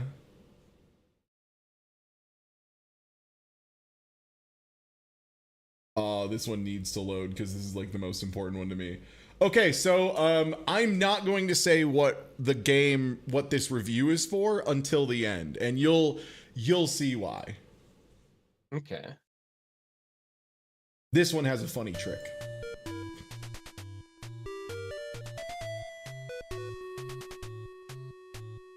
It's so funny, just think of it. Not to be confused with Marvel vs. Capcom for Dreamcast, Capcom has also released Marvel Super Heroes vs. Street Fighter for the PlayStation. It's quite a chore staying on top of all these titles. Remember X-Men vs. Street Fighter? This is a case of all fighting games are the same, which is like, again, I feel like kind of an expert in the field, if I'm being perfectly honest with everybody, of having played a lot of old fighting games. There were like a few too many fighting games, but like as far as like good ones, it was not like a glut. Also, a lot of them were only available on like separate consoles, right? The optional one-touch combos and the crossover mode. Like which fighting brings games one being pair of accessible is superheroes pretty against a recent. clone of the same pair. Yeah. Yes, true tag team action. Yeah, old fighting games would come out on one console if you were lucky, right? The lowlights are, of course, the dumb endings and seemingly slow controls. Shut up. Don't call fight. That made me mad. Yeah. True tag team action. The lowlights are, of course, the dumb endings and seemingly slow controls. You were saying, Matt, about the dumb endings? A joyless George who cannot understand the appeal of Zangief eating dinner with a bear. Truly pitiful man. Yeah. Also, like the crossover games, like the versus stuff, were like, yeah, they had to be like fun and light and silly. It was everyone get in here, you know? It was everyone comes in for a big party. Like, of course it was gonna be light and goofy. Those are the games where like they'll have like Devil Jin's ending be he gets an ice cream cone and stops being evil, right? Like that's like the kind of shit you can get away with in crossover games. That's like part of the joy of them. Many of the same problems plague Bloody Roar 2, so we'll just move on to Mortal Kombat 4. Okay, so this review is for Bloody Roar 2. That's all he says about it. That's What? it. Yeah. Uh-huh. Yeah. Mm-hmm. Yeah. Uh-huh. Uh-huh. Yeah. Uh-huh. Yeah. What? Here's the problems I have with Capcom versus X-Men. Bloody Roar 2's got the exact same problems. Let's move on to a good game, Mortal Kombat 4 for the Game Gear. The dumb endings and seemingly slow controls. Many of the same problems plague Bloody Roar 2, so we'll just move on to Mortal Kombat 4. All you need... Like, I cannot overstate the degree of which comparing Marvel versus X-Men to, or like Capcom versus X-Men or whatever, to Bloody Roar 2, which is like a 3D open runaround fighter with like a pretty unique transform mechanic and like a bunch of different... It's like good. It's like quite good.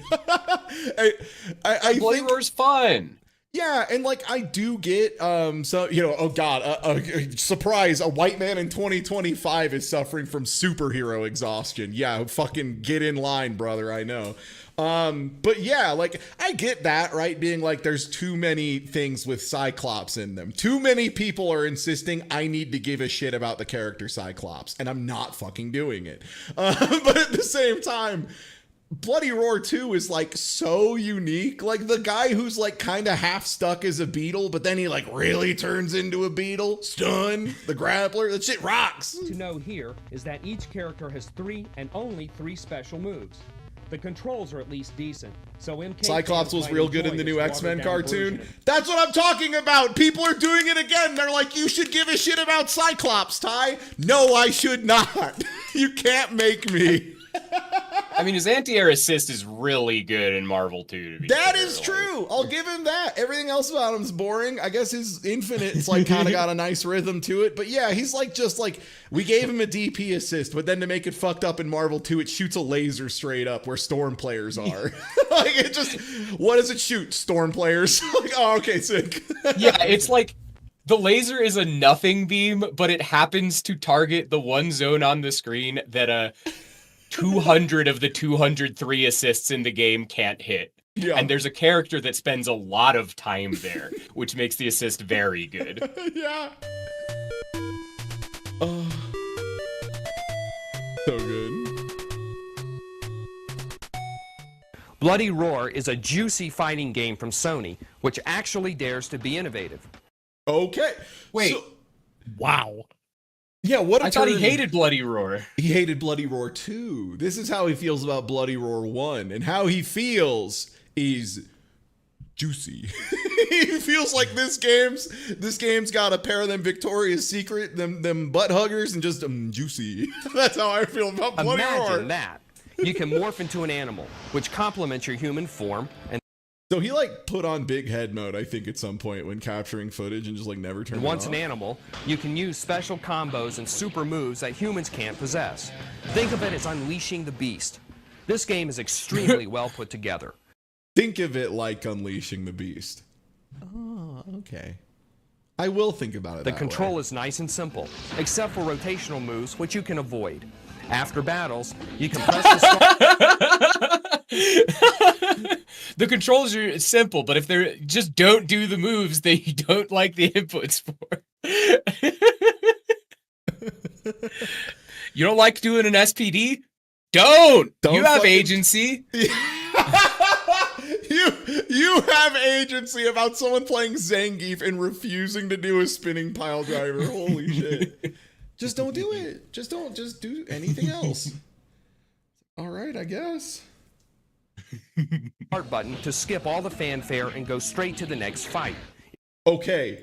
This is, again, every so often George Woods hits something correct. This is The correct. control is nice and simple, except for rotational moves, which you can avoid. Not that part. After battles, you can press the start button to skip all the fanfare and go straight to the next fight.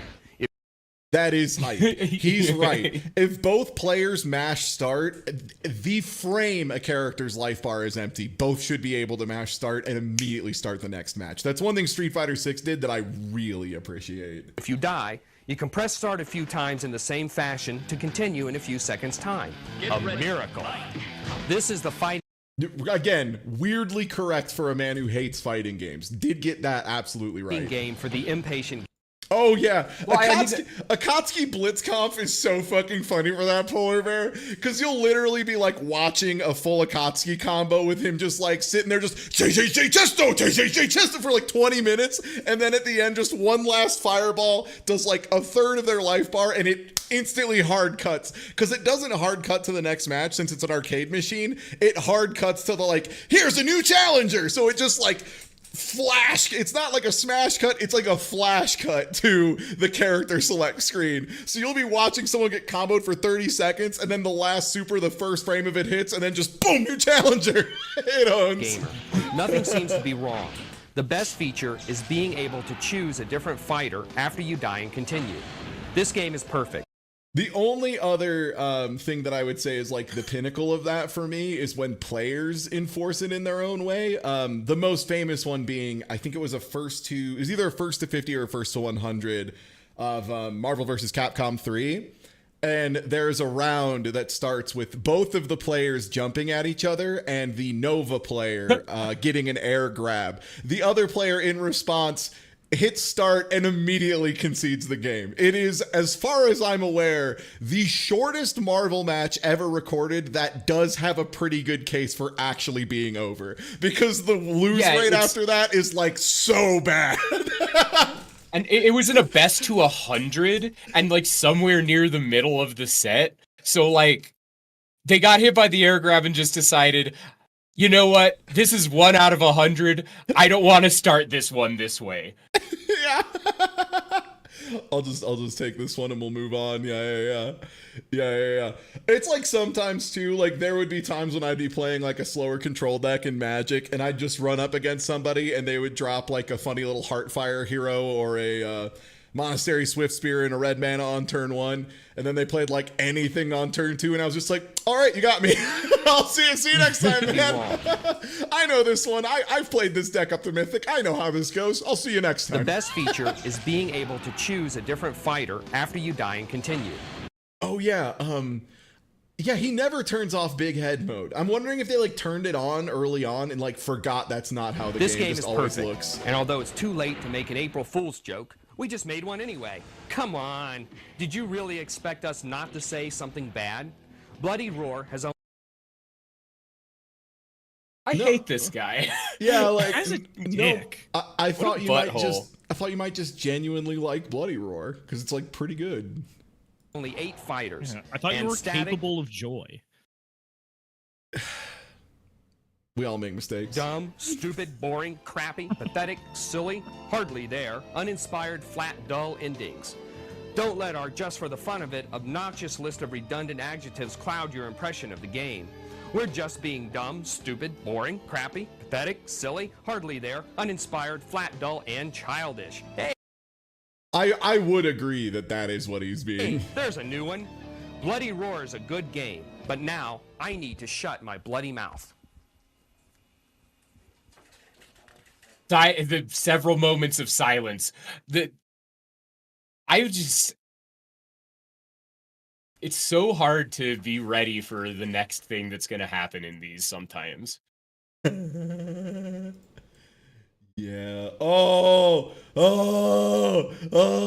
It's time for the one that makes me maybe the most pissed off in actuality. There's no way he's going to like rag on Bomberman 64. Like He's gonna love it.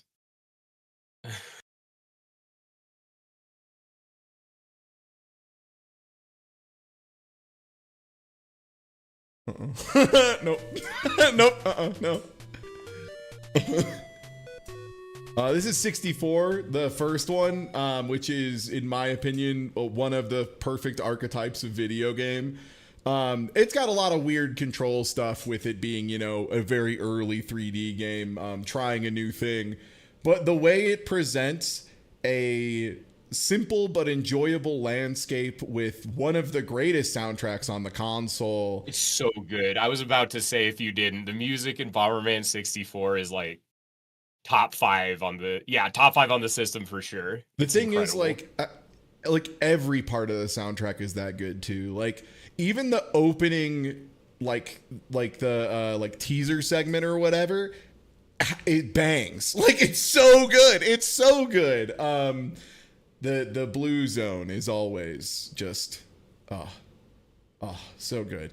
But it's like a really interesting little puzzle game, right? Like it's got a very interesting way you have to build around like bomb jumps, and there is still some combat, and like the boss fights are usually like you can just finish them and it's not too hard.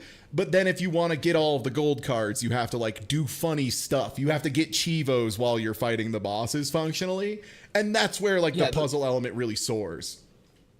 The whole game's like that. It's really cool. It's got like kind of a opt-in difficulty scaling where if you just want to like get the normal ending, like you can do that when you're 5 years old playing the N64. But if you like actually want to get into the meat of it, it's got like really compelling and strange kind of lateral thinking puzzles with how you like layer bombs and bounce off them. It's a really cool game. Yeah. And it usually doesn't have like super like punishing stuff when you're trying the puzzles. I think that's pretty key, like until roughly Rainbow Palace, which if you've gotten into that, that's like the secret post-game zone. You've already done 100 nightmare bomb jumps, so it's like nothing to you at that point. But most of them are like pretty low stakes. Like if you mess it up, you just bounce down back onto the floor and you just have to like go try it again. Yeah, super fun, super joyful game. Well, anyway. Bomberman 64, however, gets a big thumbs down. God, shut up.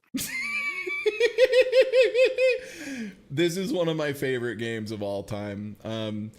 One of my a very close friend of a relative that like one of those people who's like functionally a relative to the family, right?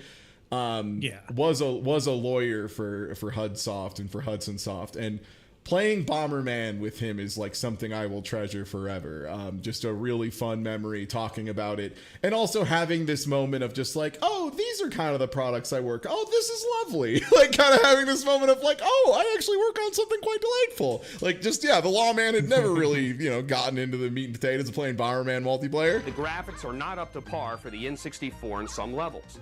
The control is This game looks This game looks so good. It still looks so good because it has a style. It's got a lot of very cute flat textures that are in place of 3D items in a way that's very charming. It's like later games would try really hard to emulate like the concept of like storyboard or like pop-up book stuff.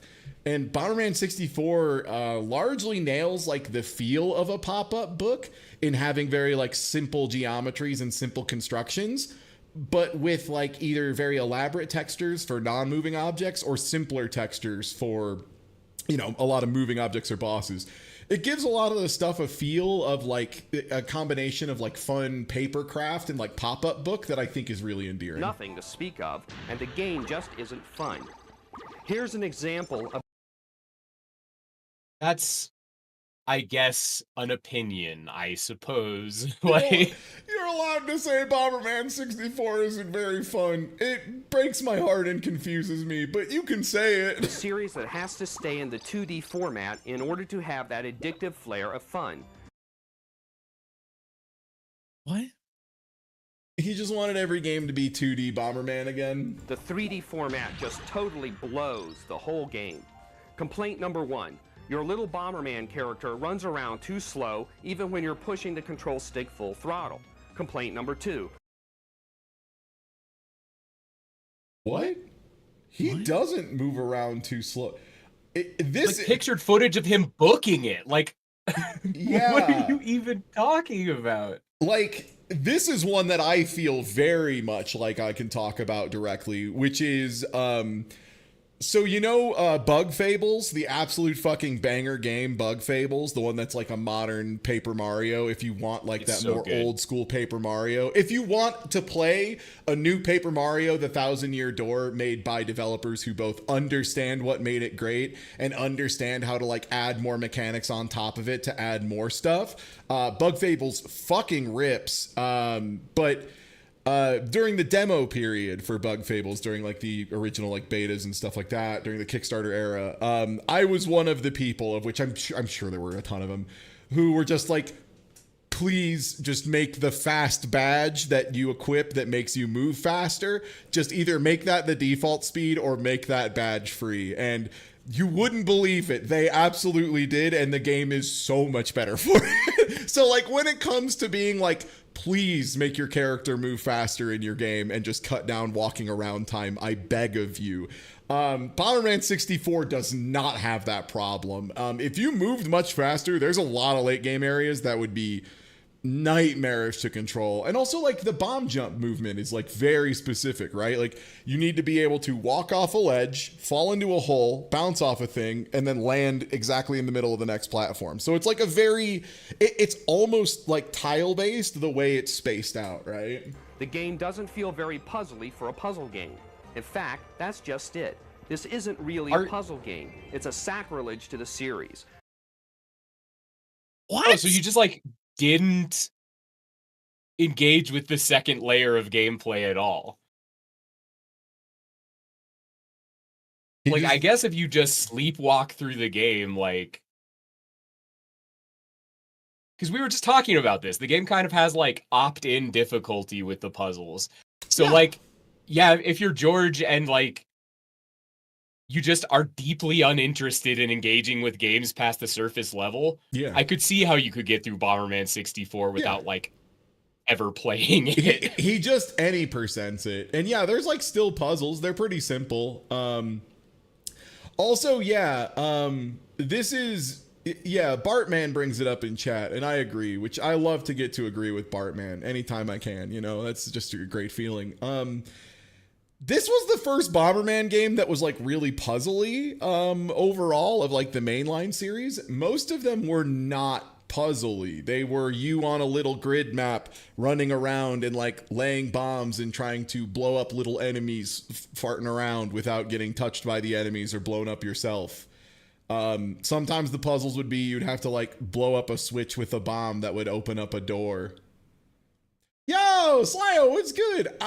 You're one of the people I think about when I talk about how like Bomberman 64 absolutely rules, and like you have to like get it. Like it's like a combination of like puzzles, execution, great music, great art design. Players will quickly get sick of running around the sparse 3D worlds in search of enemies to bomb.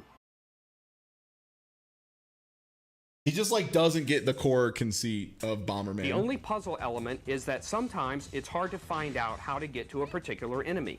The multiplayer Bomberman mode is true to the original. Like some kind of puzzle that you have to solve? Maybe? Just a little bit? Maybe that's what that is? He just doesn't get it. The other thing that's really great about this too is I can show for anyone who hasn't played Bomberman 64. This is like the first boss fight is this funny little blue dragon. You see how there's like a gold card underneath the clock here that's like rotating?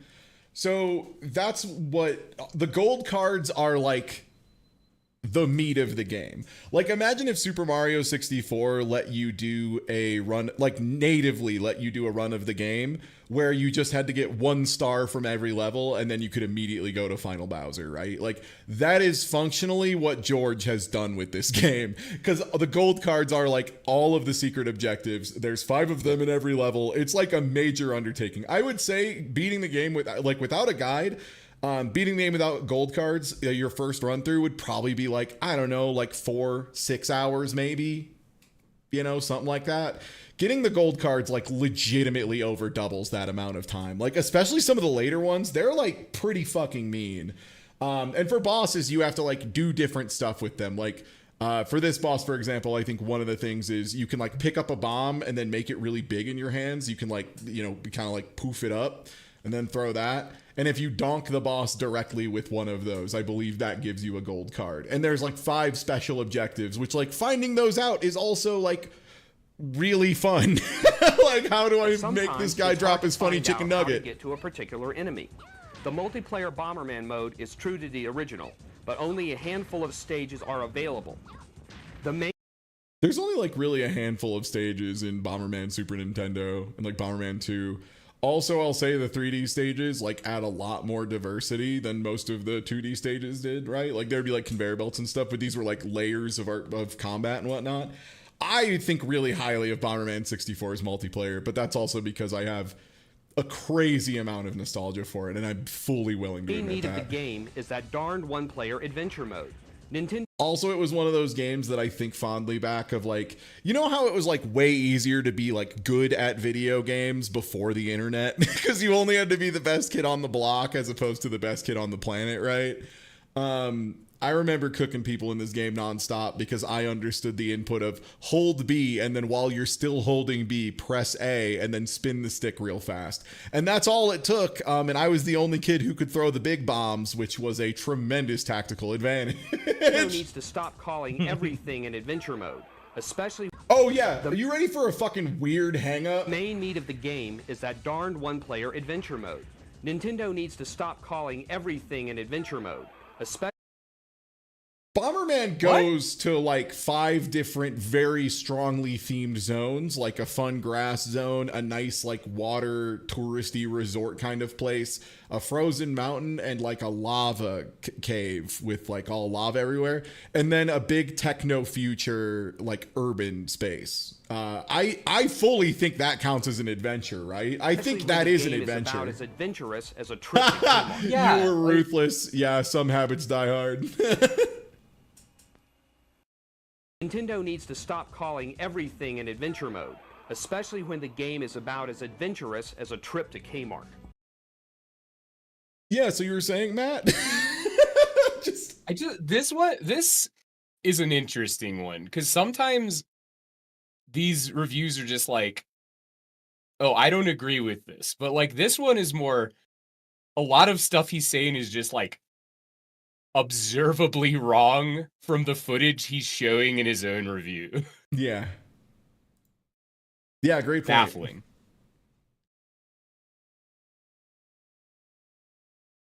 Also, yeah, hey, I'm Ty. If you aren't already following, please do whatever. Big marathon tomorrow. It's going to rule. We'll have more previews for that here in a little bit. Oh my god. And let me, what game am I going to load up for my next preview? Sorry, one sec. I'm figuring out what we're going to... The first thing out of anyone's mouth when a Bomberman game is released is, where's the multiplayer mode?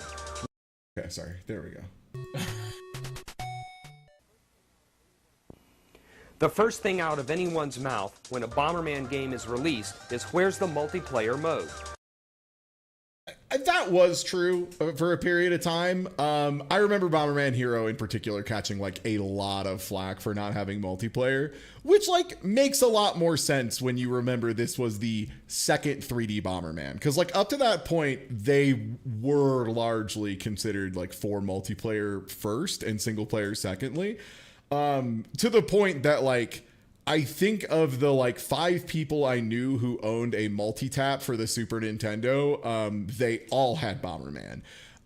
To the point that I have seen Claire bring around specifically a multi-tap for the Sega Saturn to play, guess what? Bomberman. Like they were definitely those.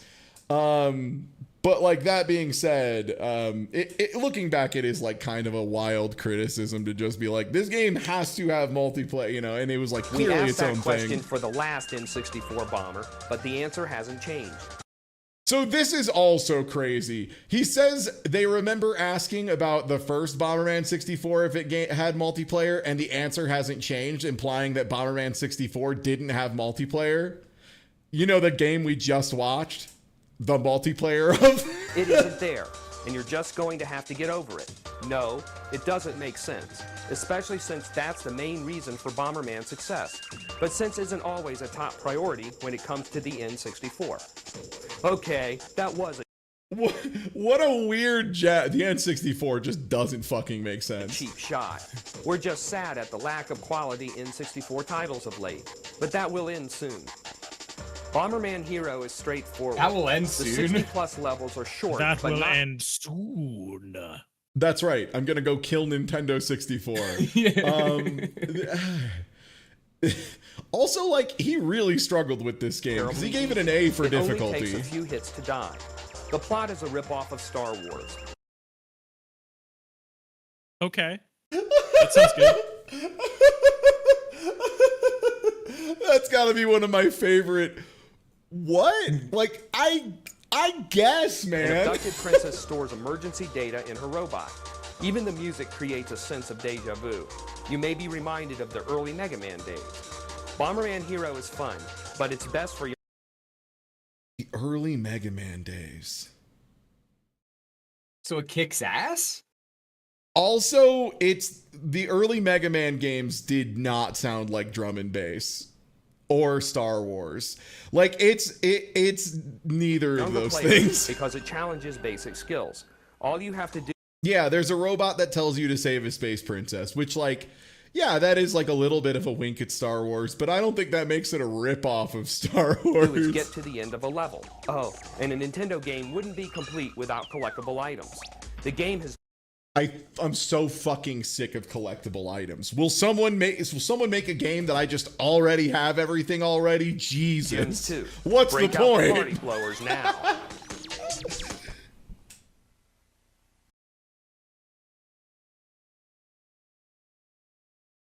Yeah, that would be more correct if he was like, it's ripping off Flash Gordon. Oh, it's time for me to throw up every time this guy says, one last time for the road, for anyone who's unfamiliar. Brave Fencer Musashi. Brave Fencer Musashi. Brave Fencer Musashi.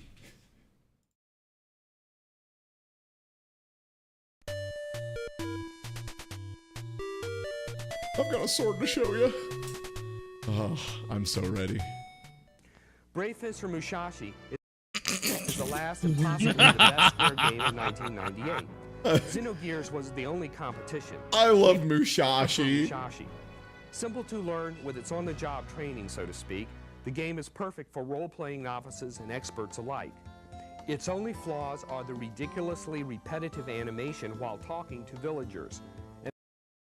This is again like a wild misunderstanding of like the constraints of making a game of this scale. Like you can't possibly make individualized animations for every character in these old RPGs. Like they just didn't have a lot of RPGs, when you look at like the really old ones for like Super Nintendo and NES and whatnot, you look at the size of the design team and it like is less than the number of janitors Ubisoft has. Like it's like outrageous how small teams were at the time. Sometimes awful camera angles, which can be adjusted with some limitation.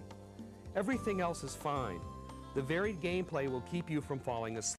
Also, like to some credit to the developers too, that was like a pretty common thing in anime, right? Of just having like a lip flap and a person on screen. Like that's half of Legend of the Galactic Heroes, and I love that show. The original, but that's like a lot of it. It's very much of the style. Unless you purposely do so.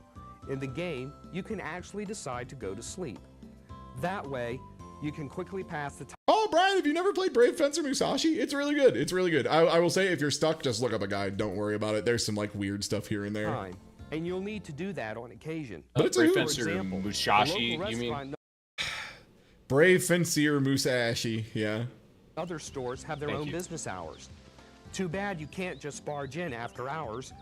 And then, Brian, after you play Brave Fencer Musashi, you can play Brave Fencer Musashi 2 and see if there's another game that everyone hates that's the second one that you inexplicably like. You have to be civilized in this game and perish the thought. Brian, the two-liker.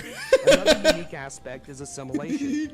By pressing R1 in square, you can stick your sword to enemies and absorb their skills through magical, psychic... Hell yeah, brother! Yeah, dude. ...powers. Also at your disposal... Also, yeah, it's like a cool ability. You like throw your sword at a guy and you get like a useful thing. Lumina magic, allowing for sword-related spin moves. Do this by pressing R1 in triangle. The story of Musashi begins in a bell tower.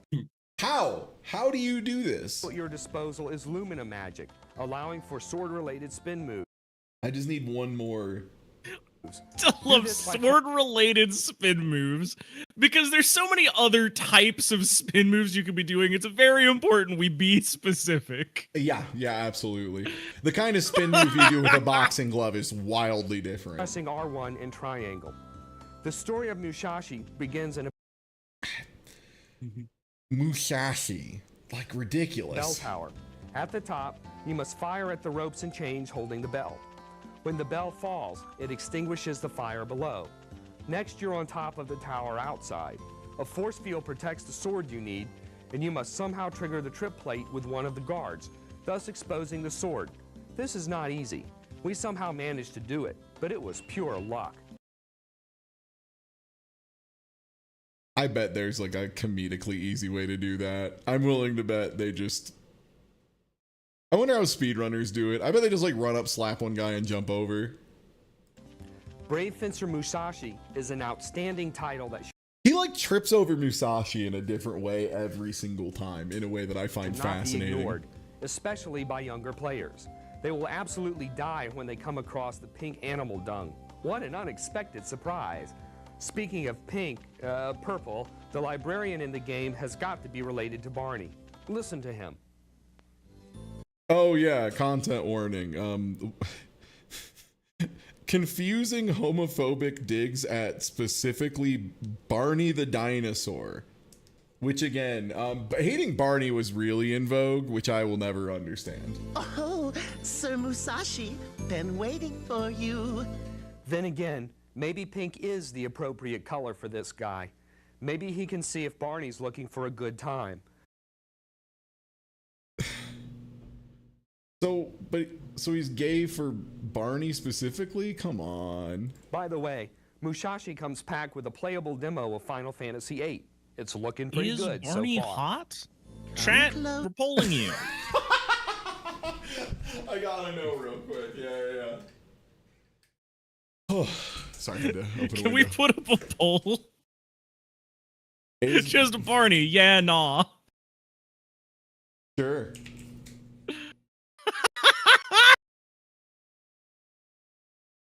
Is there a way for me to turn on logging so I know who said smash for Barney versus who said pass?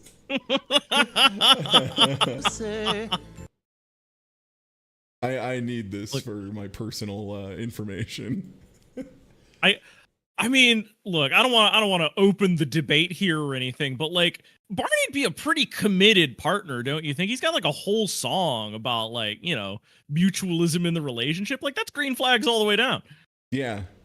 Yeah, I mean, you know what? Like for all the shit people gave Barney, he did teach me a lot of things. Like you can just grab a little bit of ribbon and run around a maypole with some friends, and that's like a good time. It turns out it's a lovely thing to do, and more people should go for it. You know, have you ever heard the story? My favorite story involving both Barney the dinosaur and one of my favorite metal bands of all time. God, I hope they don't get canceled. Please don't tell me if they are. Mastodon.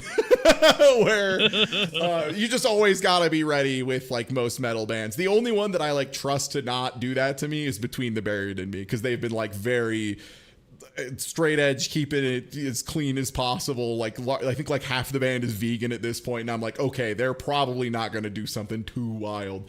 But also, yeah, Barney's the star of a TV show. He's the breadwinner for sure. Oh, I get to be a trophy husband? Okay, I'm turning around on this marrying Barney idea. But, so Mastodon, the metal band, a very like sludge metal, doom metal kind of outfit from Georgia, I believe. And Barney the dinosaur were having shows at the same night, literally across the street from each other.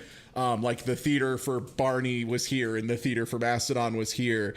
And a tiny fan of Barney at some point accidentally wandered in to the Mastodon show.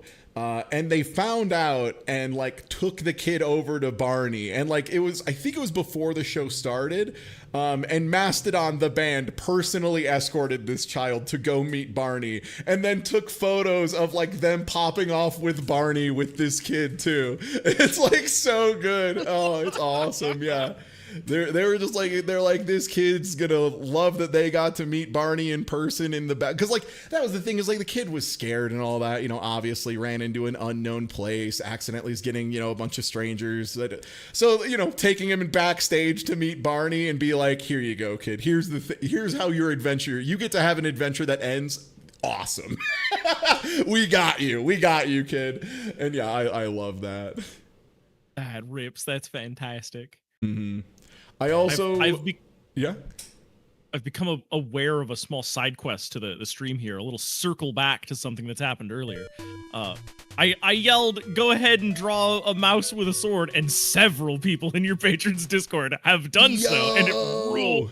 It's so good. Are they good? Hold on. Where are they? Where is these mice at? I'll feed them to you. I've got like 4 or 5 open. Sick. Yeah. Just send me the links to them, and I'll open them on browser. Lastly, Capcom scores points. That's a banger. Oh, do we have artist names attached to them? Oh no, I don't have those attached correctly. Hang on, this one's on somebody's Blue Sky, which is so convenient for me. Hang on. This guy whips ass. Love to see a mouse with a sword that I'm like, that guy has trample. That guy has trample for sure. Haste and trample, you bet. I do like too the charcuterie. Let me grab that. Adore that as well. Also, fire themed mice, strangely common. There's a lot of those in in Magic. Okay, I also like this one. They've gone for a little bit of a like Yojimbo angle. Sick one with a katana. I'm so into it. And then yeah, this one's on Blue Sky on Darth Contusion. Mouse with a sword, and like holy shit, that one's got some great perspective too. It's like a vanishing point right behind the hand, so the sword's coming right at you. Badass. Yeah, those rules. Yeah, good shit. Nice mice with swords, everyone. Keep it up. I'm proud of you. Keep drawing mice with swords. Prove we don't need AI. We can make our own fucking mice with swords. The game is better than Final Fantasy More. I need more. Breath of Fire 3 is very well. It's like one of those things where I never thought I would look fondly back on the Wonder Bread guy and be like, nah, he was cooking, like paying a bunch of people to draw one specific weird thing as opposed to like asking a computer to do it. Nah, the Wonder Bread guy was nailing it. Okay, with 80%, Barney gets a smash from my community, which great. I think we all just want to, you know, marry a TV star. Use of any opportunity to increase interactivity.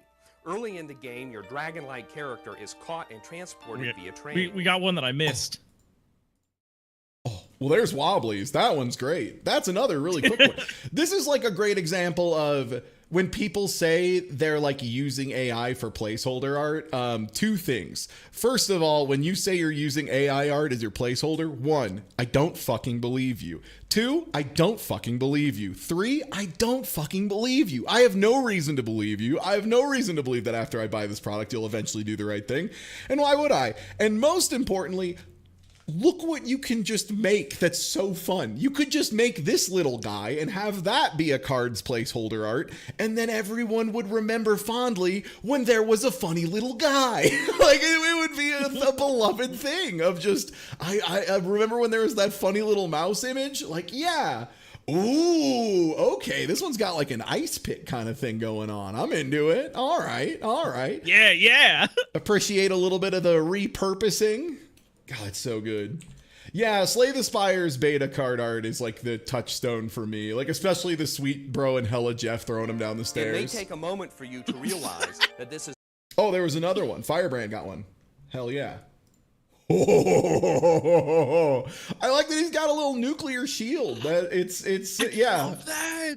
Yeah, that rules. Yeah, I love it. And the little bit of blur on the camera like actually does kind of add to the sell a little bit. Again, though, this is something that would be like a card art placeholder that if you eventually got it replaced with something, people would be like, yeah, I get it. But then if you left a toggle to switch back to the old one, people like me would use it. Like I would go back fondly to the card placeholder art. Not part of the automatic if you rocked up to the TTRPG group and you slap Funny that on how the they table, didn't think everyone AI would go, gave. yes, I Breath of love Fire 3 is Mousekevitz, fun. let's go. Even on the fastest setting, the dialogue is unbearably slow, and you can't skip dialogue. Oh Also shit, bad one is the sec. awkward diagonal I control, missed that Rum especially Rusher when you're at some searching for point hidden put items. some The game Brave is bogged down Fencer with Mousashi way too art, many enemy encounters. which I You can't also take 10 steps rather without appreciate. being I like the battle. little guy These on the valid right with complaints the are still sword not bigger than enough him. to Very keep the game Revenant from Night getting Rain high energy. ratings. B's for control and difficulty. Dialogue. Okay. They Also keep bad is coming. the This is fabulous. I awkward love diagonal this. control, Yeah. especially when you're searching for hidden Draw a little items. mouse with a The sword. game is bogged down with way It's too so many easy. Sorry, I just saw Millie's Mouseketeer. This is also excellent. God, this was a great. I should ask people to draw mice with swords more often. Yeah, this one's great. He's fancy. He's a Dex build. Love that. God. enemy encounters. Look at the You can't feather take on that 10 steps hat. without Oh, getting yeah. battle. Oh, These yeah. valid complaints are still not enough to keep the game from getting high ratings. B's for control and difficulty, and A for design. Here's one last example of that great design. When Bunyan catches you stealing from him, he punishes you by forcing you to chop his logs. If only he knew how much fun this was. Of course, chopping logs in games is a lot more fun than chopping them in real life. Not true. I love chopping logs. George Woods and someone I have to assume with George Woods' build, which I do know, he might not like it as much as I do, but I think it actually kicks ass. So there you have it. Breath of Fire 3 is something you can play until the cows come home. Is there a reason we're drawing mice with swords? So we were talking about a stream that we're probably going to be doing next Saturday, which is de-AIing AI art. So looking up prompts that people have already requested and seeing the terrible bad images that the computer tried to make. But first, we'll just get the prompt. I'll hand it off to myself because I can't draw good, so it should always be funny. And then the artists around me. And then we'll take a bit of time, draw our own versions of it, and then compare and contrast, kind of both to flex on AI art and show how not good it is, and also just how much more joy there is of, instead of typing a prompt into computer and waiting 15 seconds to 30 minutes, just taking 15 seconds to 30 minutes and just drawing it. It's just like a fun idea. And so those should be a real good time. So one of the examples that I ran into a bunch was, there was a bunch of people making like fantasy little mice for like Redwall and like Bloomborough stuff. And that pisses me off because I love the art of Bloomborough and I love the art direction of Bloomborough. So seeing it done poorly makes me upset. So I was just like, draw some funny little, did some little mice with swords. Oh, that's awesome. That's another one. See, that's what I mean. You did art of a mouse with a sword for a friend. Fuck yeah. Like, absolutely. Yeah. More of a rat, but you know. Laser has amazing energy. like fucking couching it like a lance underneath. Like he's just gonna run you down with it. Oh fuck yeah. This is a picture taken during the negotiation phase before the fight is on, but the threat is very real. I was gonna say shortly before the negotiations break down. Yeah. Yeah.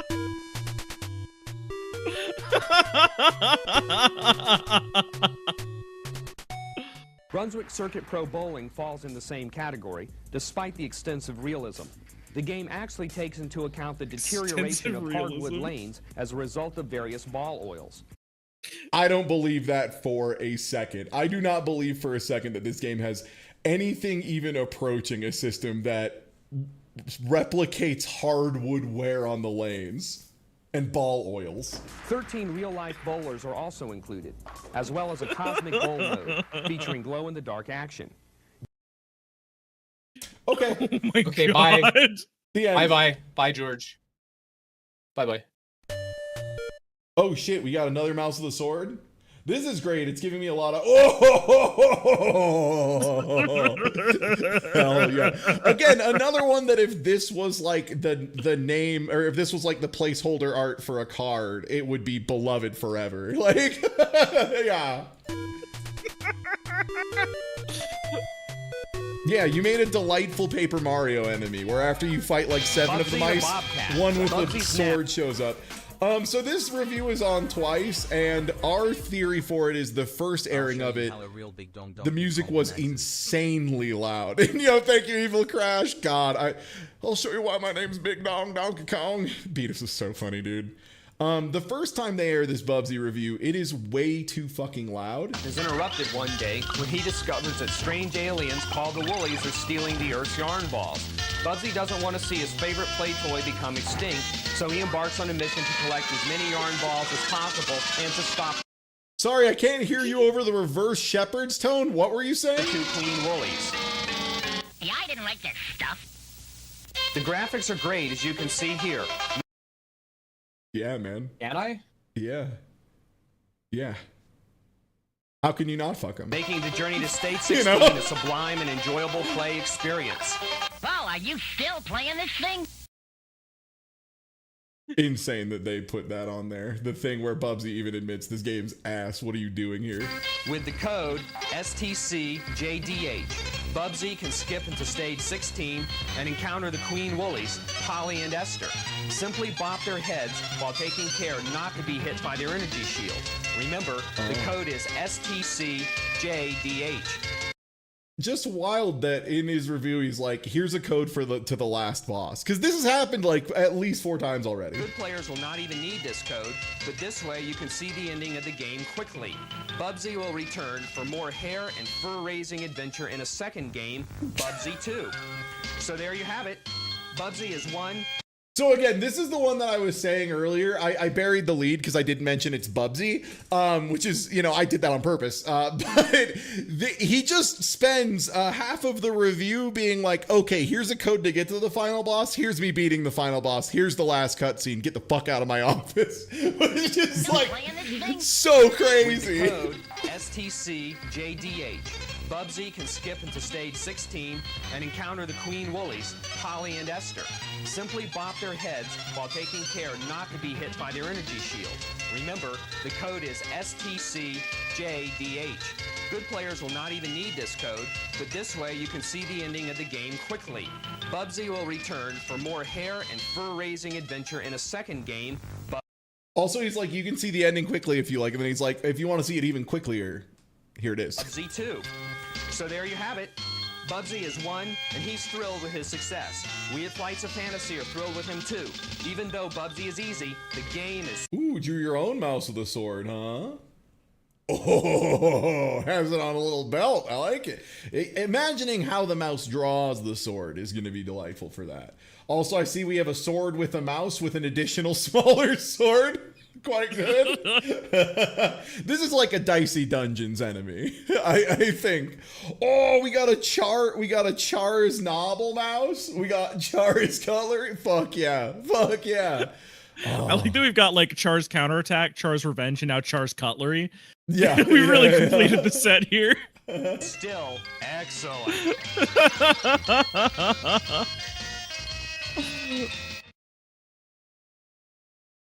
God, this rules. This is one of the best things. I'm telling you, a little mouse with a sword is hilarious, like implicitly. Oh shit, that's a mouse with a hell of a sword. That's what I'm talking about. That mouse's sword is ridiculously large compared to the mouse. It's incredible. That's really good art. Good shit. 10 out of 10. Yeah. Yeah. And the thing about mouse with a sword that's so fun, which I think we've seen, is there are so many ways to do it. You can like fully anthropomorphize the mouse if you want. You can have the mouse just like standing up. You can have the mouse just on all fours, like with a sword in its mouth. Like there are so many ways. If a mouse would hold a sword, would it hold it like this or like this? Is what I'm trying to say. Oh shit. Mice caliber. Fuck yeah. The chosen schmouse.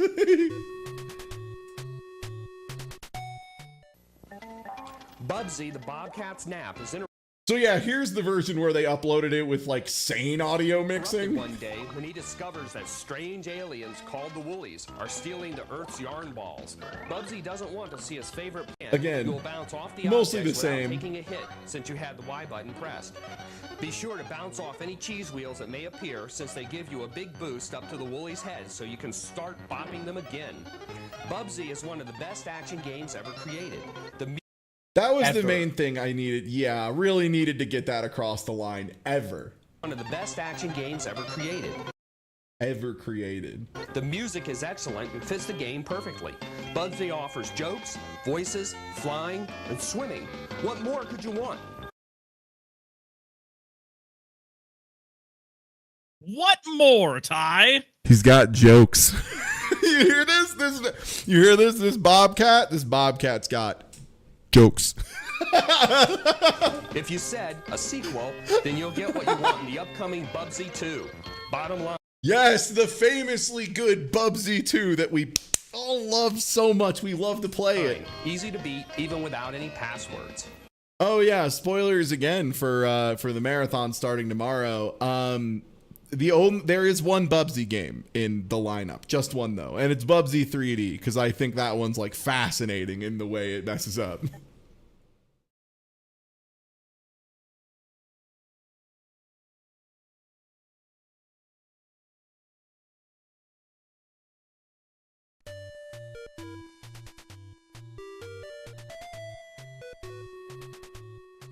It's still so insane that they like. Imagine if I did this with Barack Obama. If I was like talking about 360 games and it was like just a picture of Barack Obama as the intro of every video. That to me feels nuts. We have Bushido Blade 2.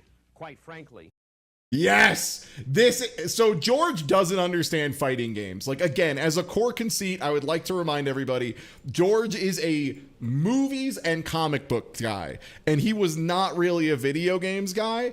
What that means is he's not a sports guy. I can tell you straight up. Like, not only is he a not watch sports guy where he does the annoying insincere, like, oh, that sports ball team.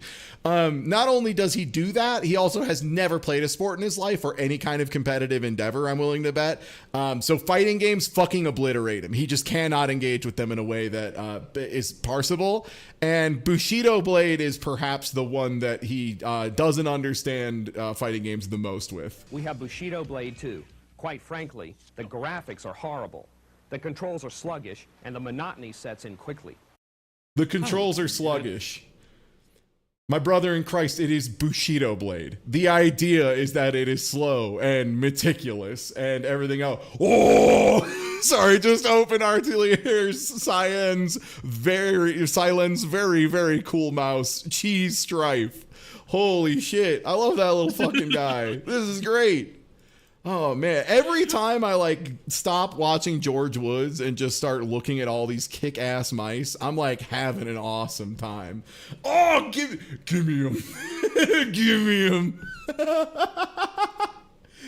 I like this mouse is like also a little bit of a sword. There's so many good mice with swords here. I'm going wild. Unbelievable. We didn't even have to burn down half the rainforest to make a whole lot of cool mice with swords. I just asked people politely if they would like to make a mouse with a sword. Did we get 2 Cloud Strife mice at the same time? Yoshar that owns. Unlike the other fun thing about the prompt with a sword is there are so many different ways to draw a sword and so many different levels of fantasy you can have the in a original sword. game, if you injure one of your limbs, you can't keep fighting with I've whatever been trying to good limbs fight you the have urge left. to like buy Sorry, a folks, sword. I this one kind of needs- just want one, you know? Yeah. We all have to fight with our McGurk moment. If you injure one of your limbs, The male desire to buy a sword with no need for a you sword. can't keep fighting with whatever good I am limbs like you have left. one Sorry, rum folks. away from spaghetti time. I'm telling you. Yeah. Like, I'm glad I don't really drink anymore, with the exception of like a couple beers when I go out to a bar with some friends or whatever. Because if I still drank at home, I would absolutely get twisted on whiskey and order 12 swords. Like, that is so me behavior. This one needs to go back to the shop. So this is a thing that George complains If about, you which injure one of your limbs, was a fairly common complaint with Bushido Blade 2. So in Bushido Blade 1, one of the like kind of cool core mechanic things was if you hit somebody in like the arm, you could cut off their arm, but then they would still be able to fight with whatever they had left. With the biggest problem being like, again, it was one of those things where as soon as that interaction took place, your probability of winning from there when 2 people were actually good at it went down to roughly 0. Like, it was roughly just a thing where I have already won, and now we have a 30 to 45 second interval where we're just waiting for me to finish winning. Which is like not a very fun way to play a video game. Again, like we were saying earlier with the Marvel, with Nova just throwing 0 and immediately quitting out and going back, because like, I know how this ends, I don't need to watch the whole thing. you can't keep fighting with whatever good limbs you have left. Sorry, folks, this one needs to go back to the shop. Me seeing the slow, meticulous one-hit kill samurai game. Why are these controls not faster? I don't get it. Another mouse. Another mouse with a sword. More mouse. After a financially successful launch very of high Final res. Fantasy VII, the biggest but not the greatest game ever made, Whoa, Squaresoft okay. goes up to bat a second time And with the fighting game Got the Bushido knitting Blade. needle too. Our first Sorry, one sec. This video is 45 times louder than the last one. You know how it is. Gruyere King, the Mousamune. Fuck yeah. God. Yeah, we should just do these more often.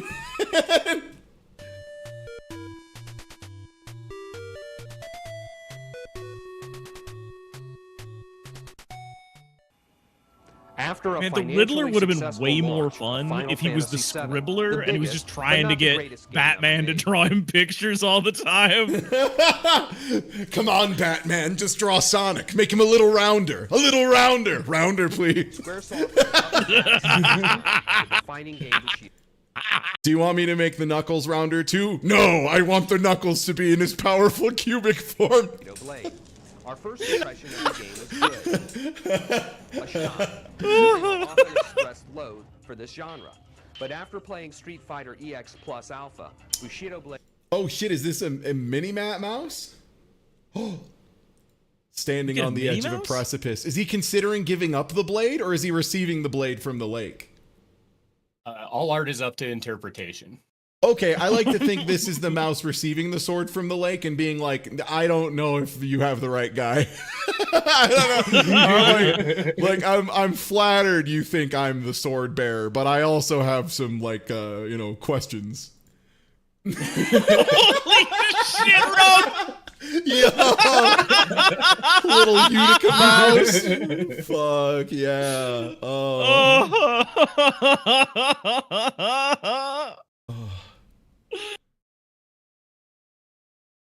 I'm having like the most S tier Friday right now. This is amazing. It's a computer mouse and the scroll wheel does violence. Just like the most dangerous of battle bots. Very good. Yeah, BattleBot core for sure. Is good. A shot. Considering our offense Page down. But after playing Street Fighter EX Plus Alpha, Bushido Blade went down quite a few notches in our book. Again, comparing Bushido Blade to Street Fighter Alpha 3 is roughly the same as being like, honestly, I just don't think this cricket simulator is as exciting as Bloodsport. Like, it's like, oh yeah, okay, well they're very different, so they should be different. It's unique in two ways. First, it doesn't have life bars or time limits. Second, if one of your limbs is injured, you can keep fighting with whatever good limbs you have left. All other games in this genre allow for either full use of your body or no use at all, namely death. Yeah, that's true. Yeah, when you die, they usually don't let you keep fighting. That's a good point. Ooh, a mouse getting ready to take on a powerful quest. God,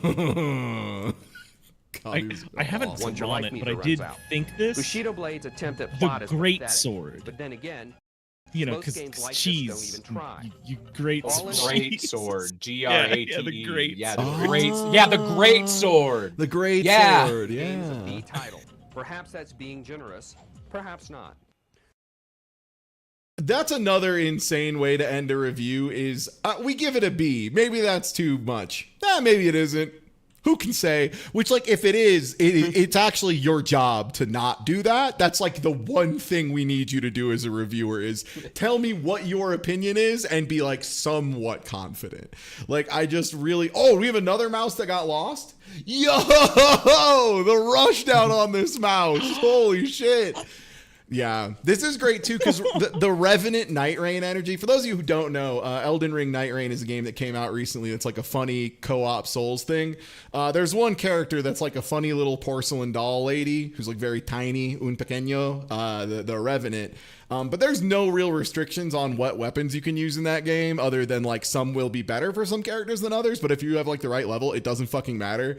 So you end up with a lot of situations of a tiny little porcelain doll lady running around with like a great axe made from a dragon's tail that's like 3 times larger than she is, and it's very funny, and it's got a lot of that energy. I appreciate. You can hear the sword dragging just on the image. Runs out. Bushido Blade's attempt at plot is pathetic. But then again, most games like this don't even try. All in all, the game a very is a B minimalist title. mouse with a Perhaps that's sword. being generous. Oh hell yeah! This one's got jeans. Jeans. Yes. Why can he throw an energy disc? All right, are you ready for the review that confused me the most as far as so this is Bust-A-Groove. For anyone who doesn't know, Bust-A-Groove is a game that was fairly contemporary with like the original releases of Dance Dance Revolution.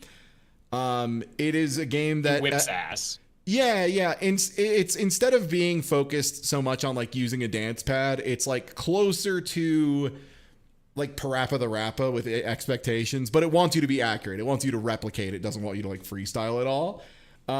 Which is to say, like, it's not a terribly difficult game. It's just pressing buttons in rhythm, and like, especially on easy mode, you only have to get like one input per like measure functionally. So like every like 4 beats, if you get one, like you're okay. Yeah, it's a game about counting to 4. Yeah, that's true. Like every song in Bust-A-Groove is like 4/4. There's just they don't make you do like 13/8. They don't Earthbound you. Bust-A-Groove, Cyberdeck, and Brave Fencer Musashi. Difficulty counterpoint. Yeah. I've only played this game in the context of playing against Ryudo specifically, so it's the hardest game ever made. Oh, yeah, it's that's impossible fair. to win at. You cannot win at Bust-A-Groove. Jesus is Christ. my experience. Like, the thing is, I think about playing games against Ryudo, and it's already like the hardest thing in the universe if it's like a fighting game.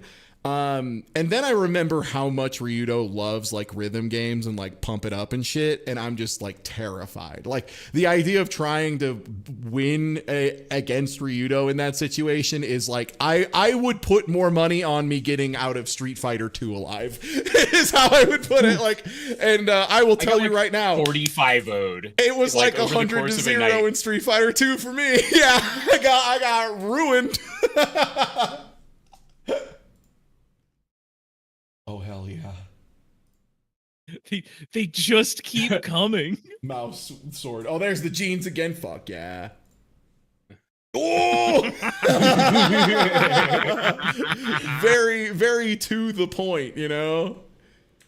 I do like this mouse sword as well. This one's great too. This is like this could be a card for like an enchantment, like Mouse Camp, you know? Something like that.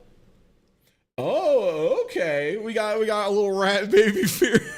Look outside. This, oh God. I need more mice with swords in my life is what I'm finding out.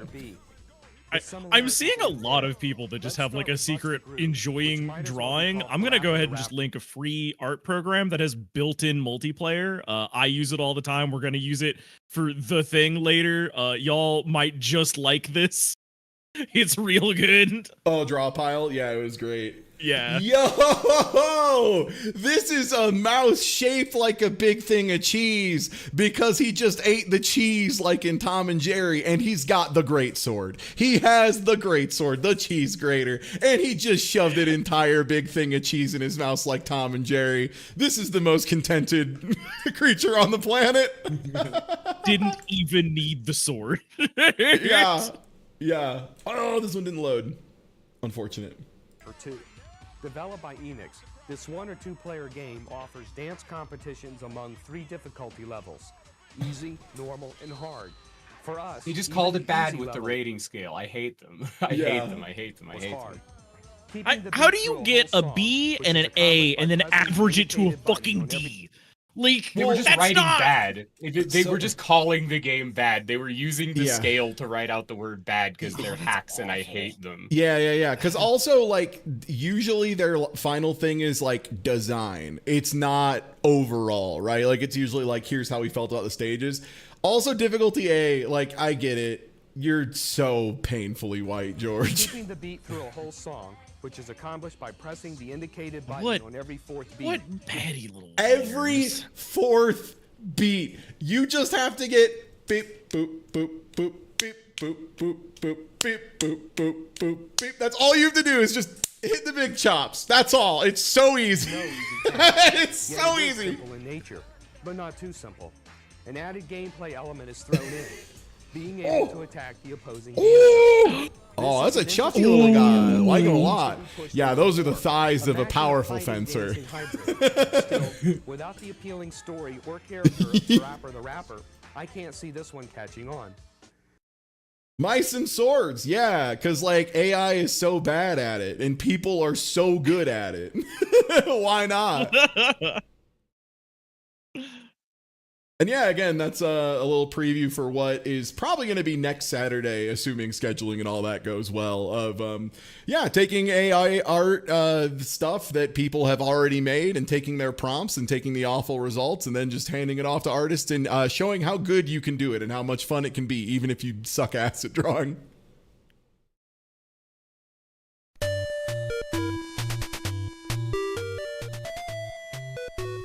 I'll straight Discord link. Oh, the mouse like greatsword! Spoken of only in legend. For the PlayStation. This oh, is that the Easy Mouse from Buster Groove? Shorty and the Easy Mouse from Buster Groove fame? The Easy Mouse from Buster Groove! Fuck yeah! Did you, Ty, you're gonna love this. Did you know that the character actually has a real name? The mouse is named Columbo, after Columbo.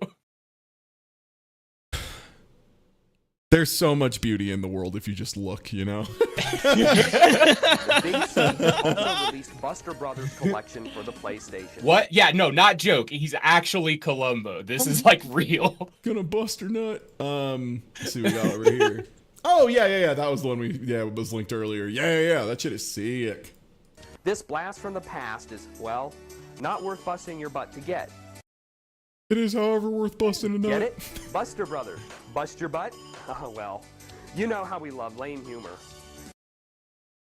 The thing that's always crazy to me about that is you can tell they, like, wrote it down. You know, like, they wrote it down and then he read it. And people have made this comment a few times. Like, I think Brosentia said it, like, really early in the stream of just, like, this guy's reads sound like an AI reading text-to-speech. And this, I think, is one of the highlight moments of it, of, like, you wrote this down, didn't think it was funny, read it, and still didn't think it was funny. Why did you leave it in? Editing. Big C has also released Buster Brothers collection for the PlayStation. This blast from hell yeah! First time chat means I have to copy it into another window. But let me let me open that. Vibe check as always. Oh shit! It's another mouse with a sword. Let's go. Let's open it up. One sec. Oh, where's my windows? Oh my god, Flare Shard. That's amazing. Fuck yes. This mouse looks like it's a little concerned and only trusts its sword. Yo! This one's great because it's got that big, like, the original drawing of someone pogging, you know, like Charlie Brown pogging. It was like kind of looking up, you know, Snoopy mode. I love that. Snoopy mode drawing a sword.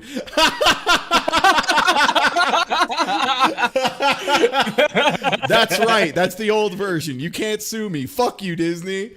Ooh, Flare Shard. That was a beautiful one, too. I like the perspective on this little guy. Great isometrics. So oh, yeah. And this was one of my favorites early on. The beautiful Haste and Trampler. Oh, shit. Roranora Zorro mouse. Let's go. One in each hand, one in the tail. Let's go. Stronger. God damn. Or is more than 3. the past is, well, not worth busting your butt to get. Get it? Buster Brothers. Bust your butt? Oh, well, you know how we love lame humor. This anthology CD includes Buster Brothers, if you Super have to Buster Brothers, the joke, and Buster like, Buddies. Man. All 3 games basically have you bust bubbles. Like I've free associated a bad joke or two, and it's been a good time, but like it is just like Tetris. Buster Buddies. I've never told a bad joke, and that belief is what makes me so powerful.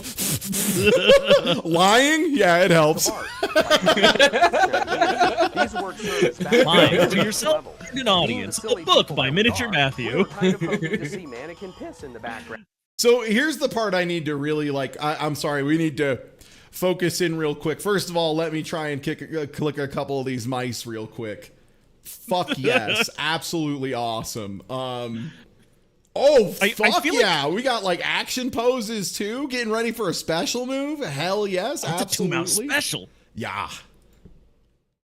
Oh, a very cool. I like the art. Like this one. Yeah, the colors on this one are delightful. Yeah, this is playing with the medium right there. Oh, this is like a regular mouse defending his beloved sword. I like that one a lot. Yo! No, I like this one. It's him. It's Jonathan. Bono drawing it's Jonathan Bonathan from Guilty Gear Zerd. It's Johnny Sfafandi, as we all know. Johnny Spondy. Yo, Cutisphere, that one is sick too. Fuck yeah, the great sword as a more functional version of the Buster Sword kind of hits. Also, like the scar over the eye, this fella's seen some fucking combat. God, cheese finer. His iconic coin toss move, cheddar is gold.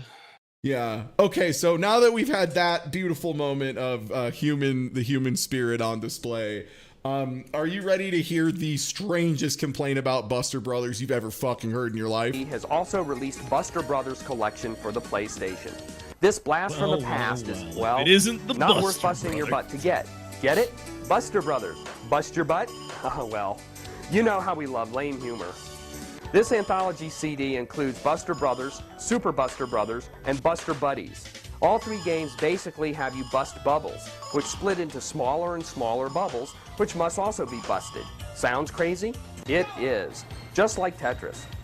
Buster Buddies includes famous paintings and works of art, like the Gleaners, shown here. These works serve as backdrops for each level. Being the silly people that we were kind of hoping to see mannequin piss in the background. Man, wouldn't that be cool? Hey, it's a true famous work of art. Why not? Anyway, no amount of well, enough about that. can make this game viable. This type of gameplay is just too simple to attract today's kids. But hey, old farts like me might like it. They're wrong. Buster Brothers owns. That one competitive version of Buster Brothers we played, Matt, that was in Jin's Mystery Tournament. Yeah. I'm blanking on the name for. That game was fucking awesome. Piss or no piss? Piss or no piss? Piss or no piss? Chokey, thank you. Chokey slaps.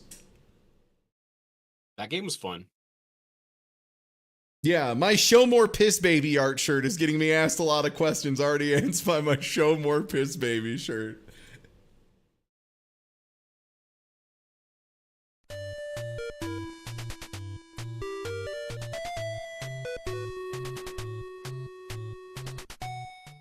Let's start off with Sony's Kart World Series. As with any good racing game, you can pre-test each track, select a stick shift or automatic transmission, and customize your car design to better adapt to a particular track.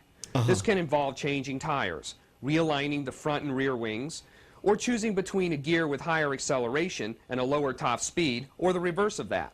Kart World Series has all the technical doohickeys that you could ever need or want, but it falls short on the fun side. The tracks aren't all that exciting, and novice players will find it virtually impossible to do well.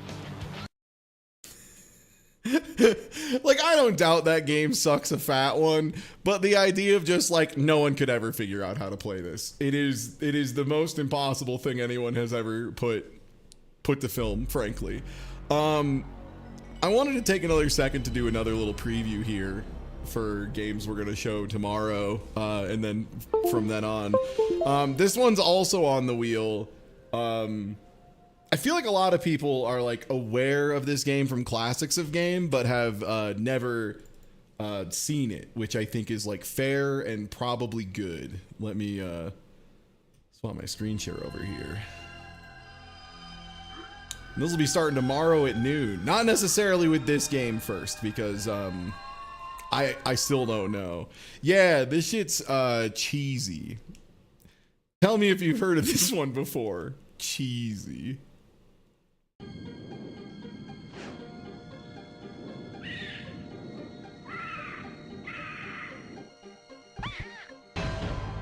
That's our character. That's the hero. Cheesy. Very excited to see more mouse energy for tomorrow. Yeah, here's some derogatory mouse.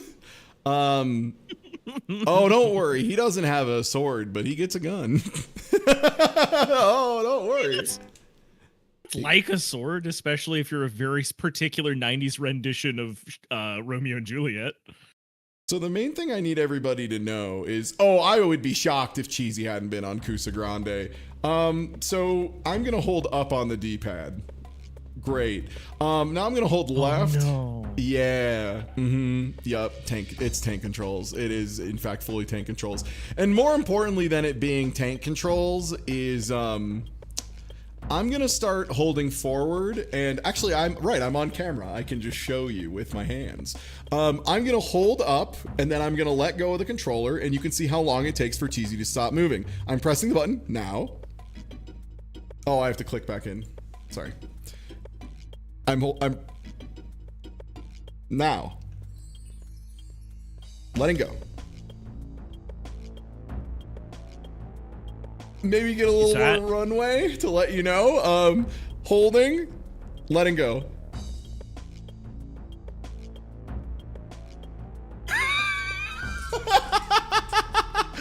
Yeah, the momentum, the inertia, she affects me. Ooh, I am affected by the inertia. Oh man, can you brake? Yeah, a little bit. Also, yeah, we immediately gotta, yeah, this game definitely gets a big fatty for play control, let me fucking tell you. And then we go to regular controls, but the momentum is about the same. What's with this music? Cheesy is a mysterious game. I really want to find the gun real quick. I think the gun might be a layer up. It is. No, wait. He slides. Oh God. He slides so far. I know, isn't this cool? I'm definitely not gonna get mad at this. I'm definitely not gonna get mad at these load times. For sure. One sec, I have to load back up to this. I thought the PS1 sucked for a while because this was the first game I played at a friend's house. That's what I love, is every video game is going to be someone's favorite. Every video game is going to be someone's first experience, either with games or a console. And I'm so glad that yours was cheesy. I'm glad you also, like, it's like how I thought fighting games were bad for a long time because I only played like Clay Fighter and then like Street Fighter EX3, which is like fine in retrospect, but not like, you know, not an enlightening experience. Not gonna sell you on the genre. Yeah, especially when your friends aren't into it and don't want to play it at all. Yeah. No, come on.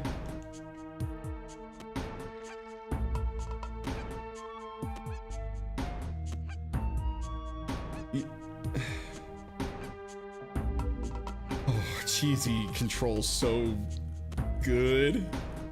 I like the thing is I really can't like. Oh, I'm like holding right for so long there. I'm still holding right. There we go. I have finally stopped. Oh, it's 3D, just like everyone's favorite 3D game, Clone Wars. Door to Fantomile. Wait, turn. There we go. Great.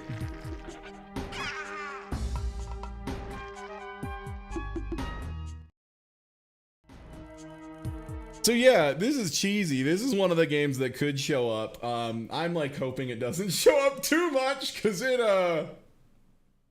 stinks. Here's one that I have not tested yet, so this will be a live fire of this one. This is a game that was sent to me specifically by my good friend Smite, who runs Arcade Pit and also does a lot of like game ranking of retro. And this is the one that he referred to as let me get up the notepad document here with it. It says Tarzan's unreleased Lord of the Jungle game. It sucks real bad. It's nasty. Oh, okay. One sec. Sorry, it has lost my controls. I installed a bespoke fresh copy of Emu Hawk specifically for this so I could enable retro achievements. Oh yeah. Comics. Oh, it's like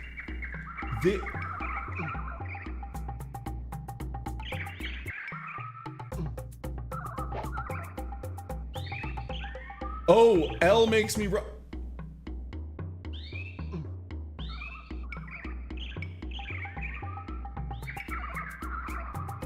I've changed my mind. This is the greatest video game of all time. What the Another fucking I should have known about the pit, stupid dum-dum. No, I keep falling into the Burmese tiger pit. Me when I touch a rodent as Tarzan. No, another one.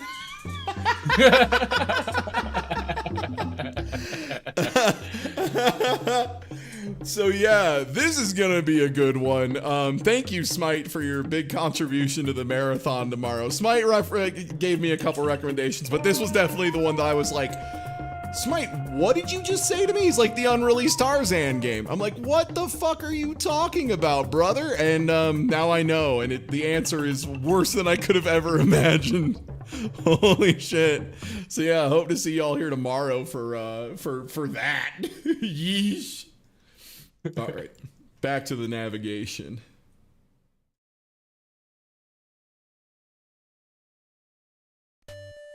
I also missed so many mice. No, please, draw as many mice with swords as you want. Let me open up a few more. Oh, Pixel Mouse with a sword. All right. Some easy-to-learn control operations Yo! in your video games, you might like Cardinal Sin. But that's not all. Oh, Inigo Mouse Toya? Fuck yeah. You have to like poor 3D You killed my relatively father, I think? I don't know, somebody. This is no fighting gym. Oh, an Amano style mouse. Okay, I like it. The wispy lines, very good. This isn't a 2D game that looks 3D. La Mousa explores the ruins. Fuck yeah, La Mesa Mouse. Power-ups are scattered throughout the arenas, but their effect on play the armor is the cheese. In short, nobody does this. For the recycling bin. Amazing. Incredible stuff. What game is he mad about? Sorry. If you like medieval themes. Oh, Cardinal Sin. Yeah, that game blows. Okay, well, here's Chrono Trigger. Yeah, I guess it was one video. It's just like split in such a way. You'll notice that like every other review we've watched is between like 45 seconds and maybe like 3.5 minutes. Chrono Trigger's 13 minutes. I'm so excited. Can I get eyes again, by the way? Oh, yeah. I don't want to miss out on 13 minutes of peak. Don't worry, I'm gonna skip around it, which is another way I'm saying this is transformative. You can't sue me. Don't fucking try. The navigator's gonna is get Chrono you. Trigger. The game has been. I don't got hyped a time lot for by that. gaming I got stuff to magazines, do. Even months before its release.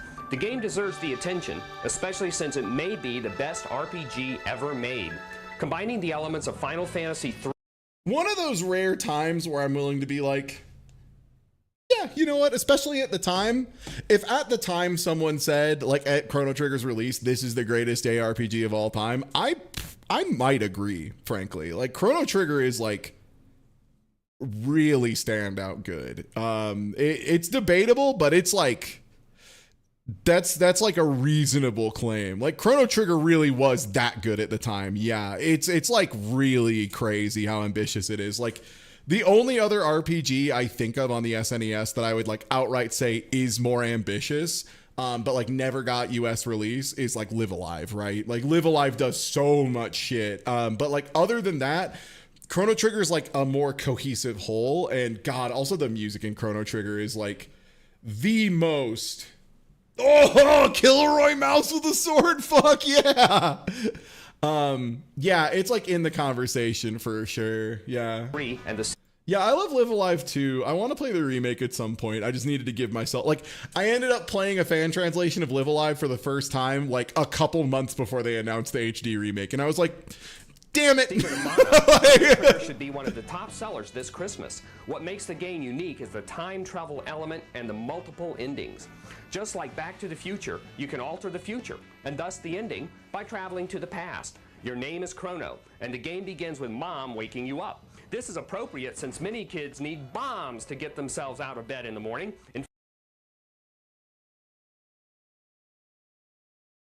Do they? I don't know what he's talking about. In fact, some of us still do. Once you're able to roll out of bed, go downstairs and say good morning to your cat. If you listen carefully, you can hear its meow. Make sure you talk to Mom at least twice before you leave the house. The second time, she'll give you 200 gold points to spend at the Millennium Fair. Head direct. Gold points.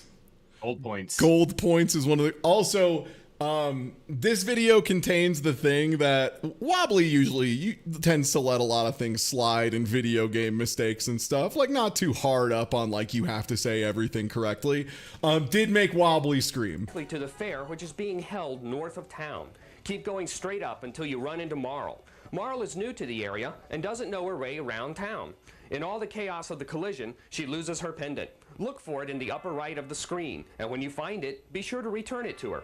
Marl is ecstatic that she hasn't lost her pendant, and now she wants to follow you around so she can become familiar with the area.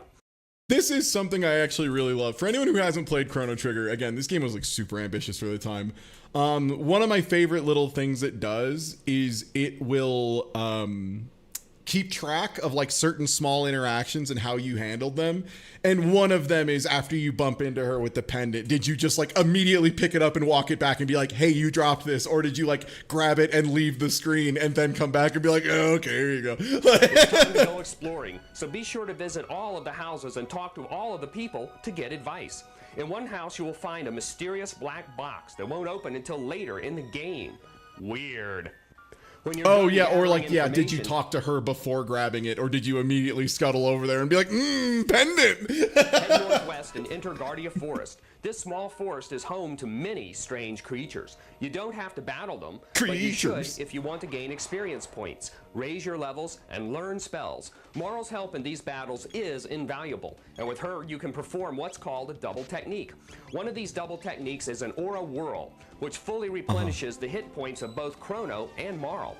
The characters in this game also have their own single techniques. Chrono's technique is called Cyclone, which enables him to spin like a cyclone to give his enemies multiple A thing that I adore about Chrono Trigger is on the other hand, has the aura technique at her it has a really enjoyable combat system that like people remember pretty fondly, and it is maybe the buggiest part about the whole game. Like the full thing, there are so many nonsensical things in the combat system in Chrono Trigger. There's so many things that are like translated really weird and bad. There's so many things where the element system like either doesn't apply or applies in a way you don't expect. And despite all of that, it feels very good and fun and very like strong to use. It's one of those things where there's like an important lesson of like in single player games, having something that's fucked up is like fun, even if it's not, you know, the most like, if everything doesn't work, as long as it works enough to kill the enemies, that's probably good enough, you know. Experience. Yeah, Search attack with Antipody.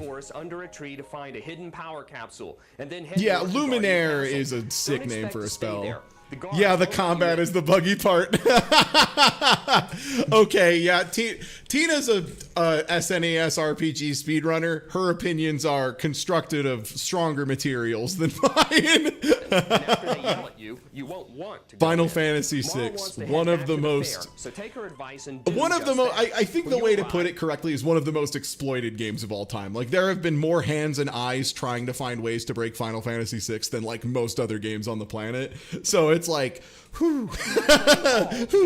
All fairs, including this one, have ring the bell games. Push A to begin oh shit, the game. Brian, is this what I think it is? Back, Yo!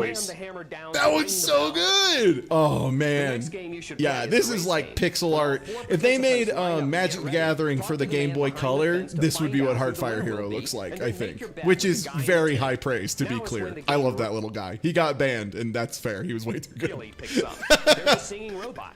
Yes, a singing robot who invites you to a duel. Are you ready to hear what made Wobbly more pissed off than I had heard Wobbly the entire time we were watching this? Who the winner will be, and then make your bet with the guy in the tent. Now is when the game really picks up. There's a singing robot. Yes, a singing robot who invites you to a duel. If you win, you get 15 silver pieces and a... Points! They're points! They're points. They're points. I can't wait for this! He has metal joints. It rhymes. He says he has metal joints. Beat him up. He gives you silver points. Like, that's like the thing people remember about the weird fight robot at the beginning of the game. Because he doesn't have metal Jesus. Yeah, he doesn't have metal Jesus, and if you beat him, he'll give you silver pieces. That's not... He has metal Jesus now. Yeah, metal Jesus, and he's gonna give you the silver pieces. Fuck yeah. Yo, this one's holy shit. Oh god, every time I check in on the mice stuff, this one's got like a very like Dragon Quest kind of main protagonist vibe. Yeah, god. Another mouse with a sword? Yes, another mouse with a sword. Absolutely. Like the USB grabbing onto it. Oh, hell yeah. From the robot. This robot is hysterical. He even has a microphone. For another laugh, you can wow, weird. What's that thing you said that was hilarious? What was so funny? A song from the robot. Yeah, what did that text box say? This robot is hysterical. He even has. Okay, I have something to add about Mr. Wood here. At the beginning of the review, he says you talk to your mom and you get 15 or 200 gold points, and I'm like, oh, he heard silver points in the fair and just assumed that G stood for gold points, and then he calls it silver pieces. Yeah, it's what insane. Is he fucking doing? It's insane. He goes from gold points for GP to silver P. It's like so crazy, man. I don't know how George does this shit. For another laugh, you can get No some one food does it and like then listen him. to Marl call you a pig. They all do it the better. Next event, however, is not funny.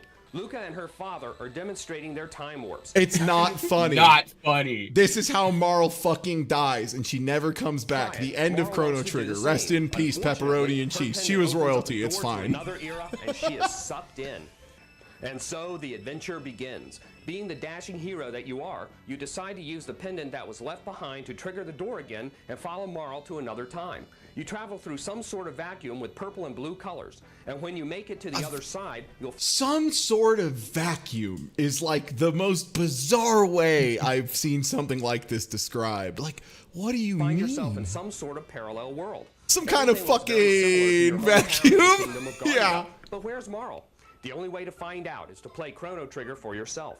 Chrono Trigger is an excellent game. The graphics have never been better for an RPG, and the challenge level is high, making it a must-buy. This is another part that really confuses me, because there's a lot of video games where he confirms.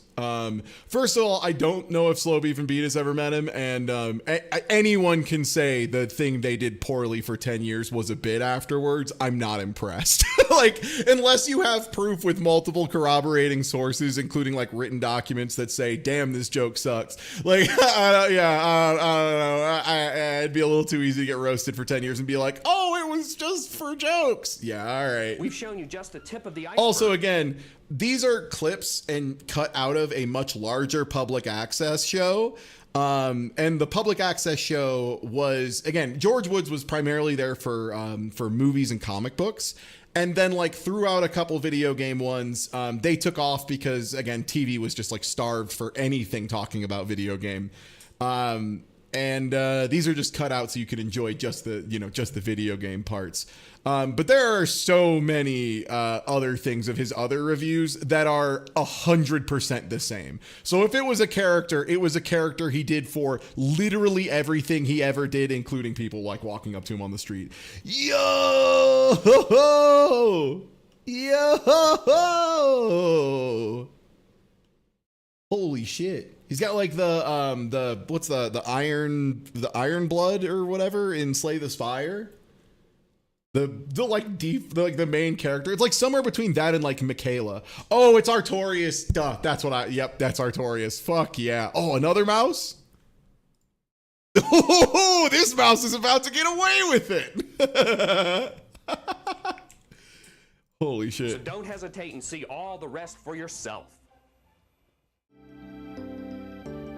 Ironclad, thank you. Also, so this is the part I was talking about where, so we've done 4 minutes. I would say 1.5 minutes of which is just explaining the intro of the game. And then just like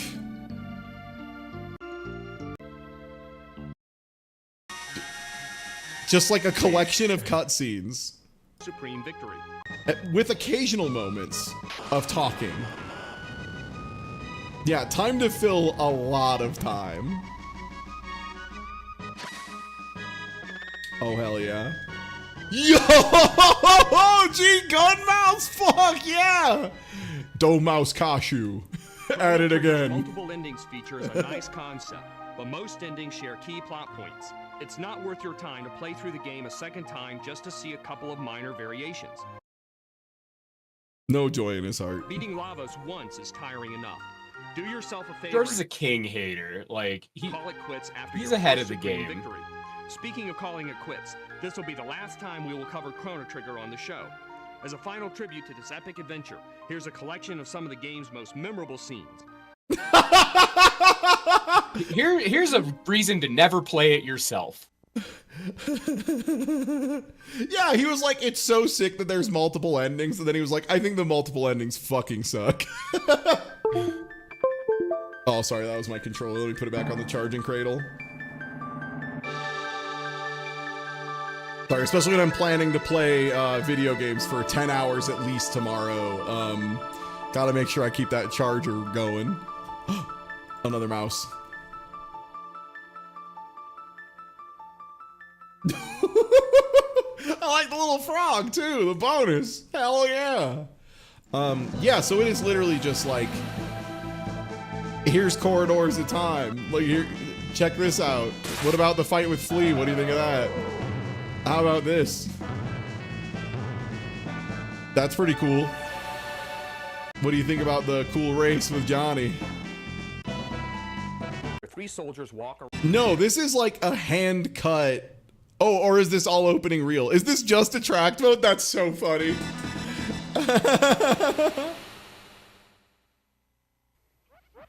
Did you know that Squaresoft's Chrono Trigger borrows some occasional names from characters in Final Fantasy III? For example, in the fair at the beginning of the game, there's a game that you can play where three soldiers walk around and you have to guess which one is which. Two of the soldiers are named Wedge and Vix. You might recognize these names from the opening. Sorry, hearing it be Vix and Wedge is like, it's been so long. It's been so fucking long since I've heard Vix and Wedge. Scene in Final Fantasy III, where Wedge and The other part that's crazy to me is he's a movie guy who complained that Bomberman Hero's story was a ripoff of Star Wars. And he doesn't understand that Biggs and Wedge is the Vix are escorting Terra to the town of Nard. Final Fantasy. You don't believe us? Sure. Well, here's the clip to prove it.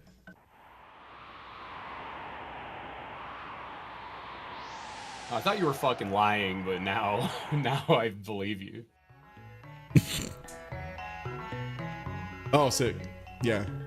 This part, they just like hang out on the map and they're like, isn't the map music sick? Which like, yeah, it's pretty good.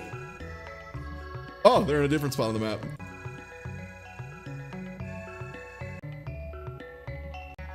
And yeah, challenge level is high is one of those wilder things for me, because Chrono Trigger for me has never registered as a particularly difficult RPG on the whole. Like, I think there's like 1 or 2 encounters that if you're like not doing some kind of plan, you're gonna have a tough time.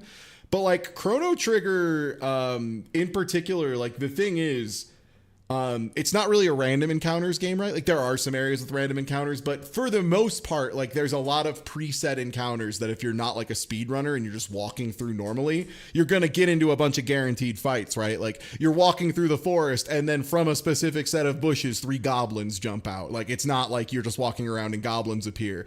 So it like gives you roughly the amount of experience they want you to have. Like you have to really do some chicanery to be underleveled. So him being like, it's so hard is like very bizarre too. I almost wonder if it's a case of like his only interaction with RPGs generally is, you know, mashing auto attack more or less and nothing else. 'Cause it feels that way. It's kind of a through line through the George reviews that like a lot of his opinions seem to be formed from doing the bare minimum to play the video game, and like anything past that, just no desire to engage with the systems past the ground floor. Yeah. Yeah. And yo, thank you. Yeah, happy birthday. City of Lost Children is based on a French film of the same name. In today's highly commercial interactive entertainment industry, It is quite a shock to see something that could be considered art. I know some of y'all were like, why are you showing this review? This game's nothing to anyone. That's why. That's why. Because this is like the most nothing game of all time, and he's like, I think this is art. Is based on a French film of the same name. In today's highly commercial, interactive entertainment industry, it is quite a shock to see something that could be considered art. City of Lost Children is indeed artful. If not in execution, then at least in style. Okay, let's speak English. Man, people really like thought basic concepts were like hard to grasp. It was so easy to be a reviewer before the internet. Like you'd just be like, yeah, good burger. Although the game's graphics and music yeah, man, good burger, moving on. The game itself suffers from horrible Resident Evil-like play control and, well, a lack of action. There may be action in the plot, but who gives a hoot about the plot when the game has such incredibly static backgrounds? You just said it's art. Who cares? Who cares? It's art. Whatever. What exact angle you're facing, or just how to get around. If you're facing just slightly away from an object, you can't touch, use, pick up, climb on, or operate it, even though it's right in front of you. Tisk, tisk, tisk. As if that weren't annoying enough, when you try to do whatever to whatever, and you can't, Miette whines, I can't manage it. Or, okay, that is a very funny I can't do this line in an adventure game. that is kind of insane to be like, I can't manage it. tisk, tisk. As if that weren't annoying enough, when you try to do whatever to whatever, and you can't, Miette whines, I can't manage it. Which that is a kind of wild read. Or, I don't think I can manage it. come on, girl, get yourself together and manage. Another I'm saying this to all my ladies out there trying to girl boss. Damn, girl, manage it. Please. Noticed is that Psygnosis used the same voice actor for Miette's friend 1, weird name, that they used in Codename Tinka. Although this isn't necessarily bad, we were sick of this voice from Tinka. It's the kind of voice you can get sick of. City of Lost Honestly, I just hate this fucking voice actor. I just want to put that on the table. I hate when this person, it's the random little Asian lady from New York who does ebonics very aggressively with way too much gravel. And yeah, yeah. Children is remarkable in that you can save anywhere at any time.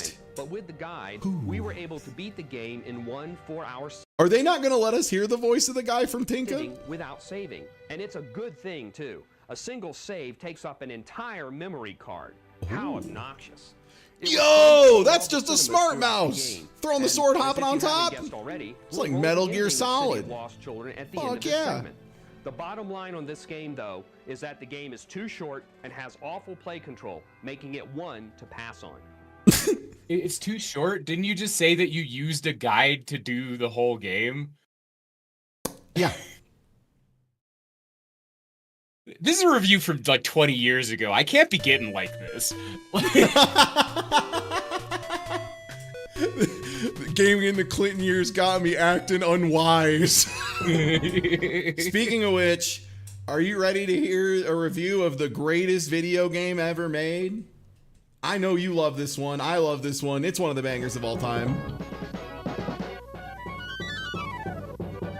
Interplay's Clay Craze began is how I feel whenever I see Clay Fighters. Again, the additional Clay Fighters lore, for anyone who's unfamiliar, this was my first fighting game. I still own a physical copy of it. I'm pretty sure it's why I thought fighting games were bad for like most of my life. A street hot dog game with competitors who are eager to become king of the circus. These various comical characters are Helga, the big fat Viking, Ichabod Clay, Taffy the Stretchmeister, Bonker the Clown, the powerful Tiny, Blue Suede Goo, also known as Elvis, the gooey sticky Blob. Is he sticky? Do you know? How do you know? And the mysterious Clay Boss. Clay Fighter is a welcome alternative to the serious blood and guts fighting games. Would you call Street Fighter 2 a serious blood and guts fighting game? Because I don't think I would. There's a guy whose arms get real long and he punches you from across the screen, and there's another guy who goes Hadouken and he throws a energy ball at your head. I don't know. I thought when like Ken ripped E Honda's head off at the stump, that was like pretty messed up. Punches, kicks, and special moves are more humorous than anything else. Oh yeah, he forgot Bad Mr. Frosty. He just didn't mention him. Fuck that guy. The best way to bash Character's trash. opponents is to use far-reaching attacks. Taffy offers the best of this. Oh, okay. So his way to beat the computer is use long disjoints and nothing else. Thank you for the gooey sticky Dalsim. Oh my god, horrible idea. Oh god, like you know those the terrible like sticky slappy hands you would get out of the little like capsule machines as a kid, where you like whip them and they'd stick to stuff. I'm just imagining Dalsim with like sticky hand. I guess that's Merkava, right? That's where Merkava grabs his arms out, sticks to you, and then like shakes you real good. Yeah. Alternative to the serious blood and guts fighting games. The punches, kicks, and special moves are more humorous than anything else. The best way to bash your clay opponents is to use far-reaching attacks. Taffy offers the best of this attack style. Press down and then R to extend a quick and devastating kick attack. Try to use this cool... This motherfucker is doing half of the bodega special. He's like, just mash sweep, just mash Iori sweep. Don't think, just mash sweep. ...technique as your opponent lands from a jump in your direction. The boss is particularly vulnerable to this attack. Turn and face him before you kick him each time. You won't... Incredible. Soul 2D never wasn't here. It was just with Taffy. Get an ending ceremony on the easy mode, so when you finish the game, you'll See be at whisked Evo, back to the George. opening screen. Overall, Clay Fighter is a nice treat for gamers. Nice treat for gamers, Clay Fighter. I fucking hate Clay Fighter so much. Yo! Let's go! I love the stance. I love this stance. This is the stance. Holy shit. Also the little, like, the fact that the smile is, like, doing the little raise so that the eyes are a little cut off. Delightful. Love it. It's only What do you got there, Pikachu? A knife! And mediocre difficulty. No! Clay Fighter Tournament Edition is an improved Terminate edition. treat for gamers. Its only flaws are the slow play control and mediocre difficulty. Clay Fighter Tournament Edition is an improved version. Also, the mediocre difficulty, bro. You found one move and spammed it against the computer. This like, game with better play control, and Clay Fighter 2. Again, this is a case of, and I used to be part of the problem here, of people being like, I just want fighting games to have really good single player, and it's like, it's kind of just not how the thing functions, right? Like, it's a sport. It's made to be the sport first. Yeah. Oh, it's like asking why chess doesn't have a robust single player campaign. Yeah. Oh, this mouse is getting ready to swing plock. Mouse with a plock blade. Oh, this one's delightful. I like the big Shkimimatar. Very good. Ooh. An additional mouse. No! No! I had to scroll down. No, save the cheese. Yeah, Weapon Master mode was like the one time they did it because it was like so many build things. Holy shit, this one also rips. Oh, is the hat one of those little like paper cups you go get a thing from? Oh, I was thinking it was the ones you like fill up with ketchup at Burger King. Oh, I think you're right. Yeah. Yeah. And then the little like drink umbrella. That's so sick. The hat is a ketchup cup. Fuck yeah, that rules. Oh, We'll bring you even more Clay characters and Clay action. From the top.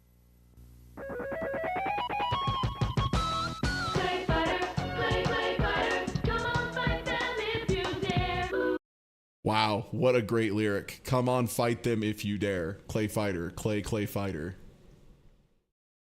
Clay fighter? Clay fighter?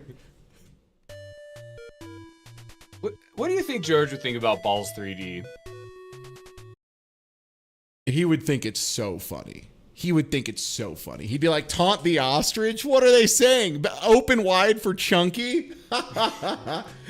You can play a monkey and make it fart. Signosi's best game of this And it's absolutely balance ruining. sequel to last year's Colony Wars. Talk about a major improvement. We were totally unthrilled about last year's game, but this one is far more exciting. The biggest improvement is the ground-based levels. They add much-needed variety. The enemies are also 10 times more exciting. The android spider is better than any spaceship.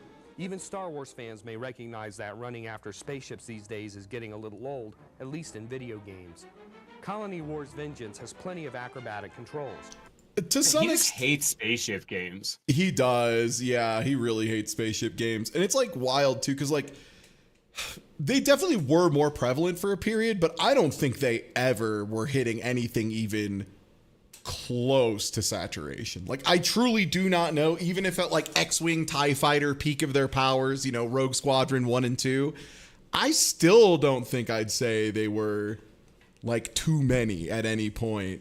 And yeah, Colony Wars 1 was like pretty solid. And if I remember right, Colony Wars 2, the ground-based levels were like the thing people hated about it. We love being able to change direction at the drop of a dime.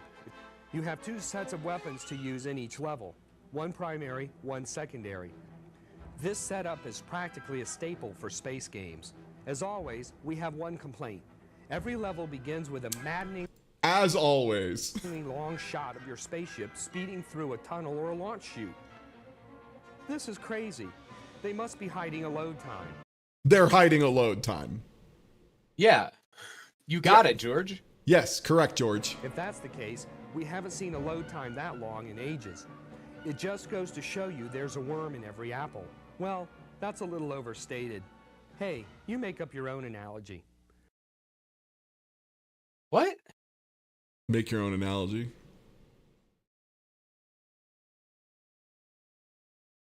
Figure it out on your own. Fuck you. You review it. If you're so smart, you review it. If you're really the chosen one, why don't you do it? Our reviews for these games will be fairly short. The reason? You guessed it. If you don't have anything nice to say, don't say anything at all. Or in our case, just get in a few digs and run for the hills. Seriously, Colony Wars just didn't excite anyone here at Flights of Fantasy.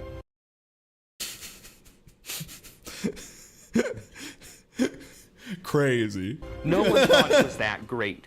All the magazines and newspapers seem to love it. The game has won multiple Best of Year awards and several honors for best graphics. Wake up, America. Do you see any spectacular graphics here? Do the Wake up, America! Wake up, America! Get it together! Is this what you think good looks good? Which, yeah, for like the PlayStation 1 early on. Oh yeah, no, Colony Wars looks sick. stars look strikingly real? Do the ships look strikingly real? How can anything be very exciting when most of the screen is black, for crying out loud? It's space! What?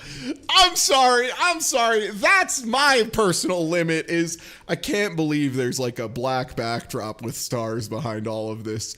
George, it is fucking space. If you want, like, I get it if you want to. I haven't watched much of the new G-Quux, the new Gundam, but they have a part where they go in like the rainbow lesbian zone or whatever in space. They could just do that, I guess, but then George would definitely complain. He'd be like, rainbow lesbian zone? What are we even doing here, JJ? And like, then he'd be like, why isn't it all just a black background like space is? Realism. Man. Granted, the game is so impossible we could only crack a few levels, but still, this is But Ty, Chara's novel goes to the lesbian zone. Yeah, I know. Space we're talking about. Perhaps the zealous critics who like Colony Wars are still caught up in Oh, Star I'm Wars sorry. mania. That's G-Witch. G-Quux is the rainbow polycule zone. My mistake. I don't know. Lord knows what's going on in people's minds. All I can say is Colony Wars for us is the biggest dud of the year, considering the expectations. The controls are way too sensitive, regardless of digital or analog control. Enemies are way too hard to catch, and all you do is shoot stuff a la asteroids. If only we could get deeper into the game, then we could see all the cool story branches and full motion video. Oh man, if only we didn't suck. Yeah. Again, this is another case of sometimes he will just straight up say, yeah, we didn't get very far. Because again, getting game footage used to be like an ordeal. It wasn't something like some chucklefuck could just load it on his computer, game capture in OBS, bada bing, bada boom. There you go. Switch it to lossless or whatever, and you're good to go. It was a whole damn thing. So a lot of times, if they just like didn't have the B-roll, they just had to be like, yeah, we don't know. The game might be okay after this. We don't fucking know. No way to know. It's impossible. Yeah, so much space and shooting in this space shooter. What were they thinking? Oh, I skipped this one. Sorry, I'm a fool. How could I possibly skip this one? This one is what was wrong with the industry in the PlayStation, Saturn, and 64 era. There was like one very serious disease that was running rampant, and it's expressed beautifully by this review.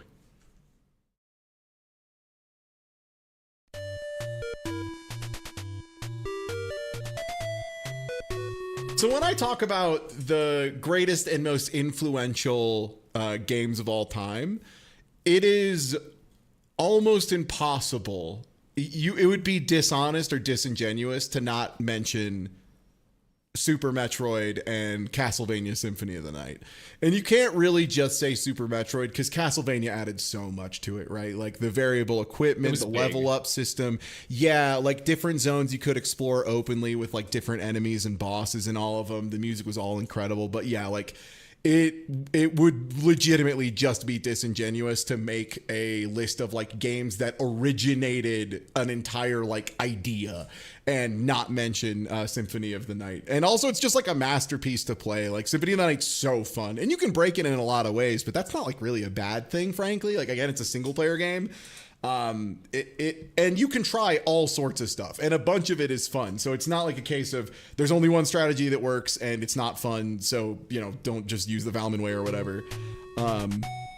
Yeah. Konami also treads into sequel territory. Also, I know it's not that far off, but the way he says Konami really pisses me off. With Castlevania, Symphony of the Night. Although we found the game to be a disappointment, we couldn't help but be sucked into the game. The game expands dramatically as you find new passageways and secrets within Dracula's castle. We think the game is fun, but again, way overhyped. Way overhyped. This is a traditional 2D platform experience with no in-game cinemas or anything to set it apart from previous Dracula outings. Exactly the same as every other Castlevania, nothing to set it apart. Literally originated a fucking genre, like created a new type of video game. That is, there are very few video games that I would be willing to point at and go, that's when they did it. And I think Symphony of the Night is one, again, like we were talking about earlier, where it's crazy how you can like go, like the guy who made the first video game might still be alive. Like this is the same kind of thing of I can point and be like, yeah, that's when they came up with that idea. I was there. And Symphony of the Night is like definitely one of them. The unification of side-scrolling action and character-building RPG elements is unique and impressive, but almost unnoticeable in terms of the effect on gameplay. Are you joking? Yeah, you can have Alucard equip a gun and shoot at guys, but it doesn't change anything. It's unnoticeable. Every weapon is the same in Castlevania Symphony of the Night. First time last year. Nah, it's still great now. Yeah, no, it's incredible. Symphony of the Night holds up. It fucking bangs. Yeah, no, he doesn't know what full motion video means. He means either CG video or like recorded video. The challenge is very high. We got far into the game, but still felt far from the end. The different areas of Dracula's castle are well designed and in many cases a sight to see. The artistry and detail is readily apparent, particularly in the backgrounds. Yeah, it's gorgeous, George. It's fucking gorgeous. Symphony of the Night is like such a cut above where even because people are like, oh, it was just another 2D game. Like, no, absolutely not. Like, Symphony of the Night looks incredible. Like the art assets are awesome. Like it's one of those things where it has a style that will hold up forever because it's not just trying to replicate something. It is a style all encompassing in and of itself. And it is fucking choice. The setting is very convincing as everything looks Romanesque or Gothic. Besides the overdone side-scrolling nature of the game, we also have a minor complaint about one aspect of the game's control. You can't jump in the middle of a swing. Yeah, man, they don't let you jump cancel the attacks. That's like that's literally like the one restriction you have.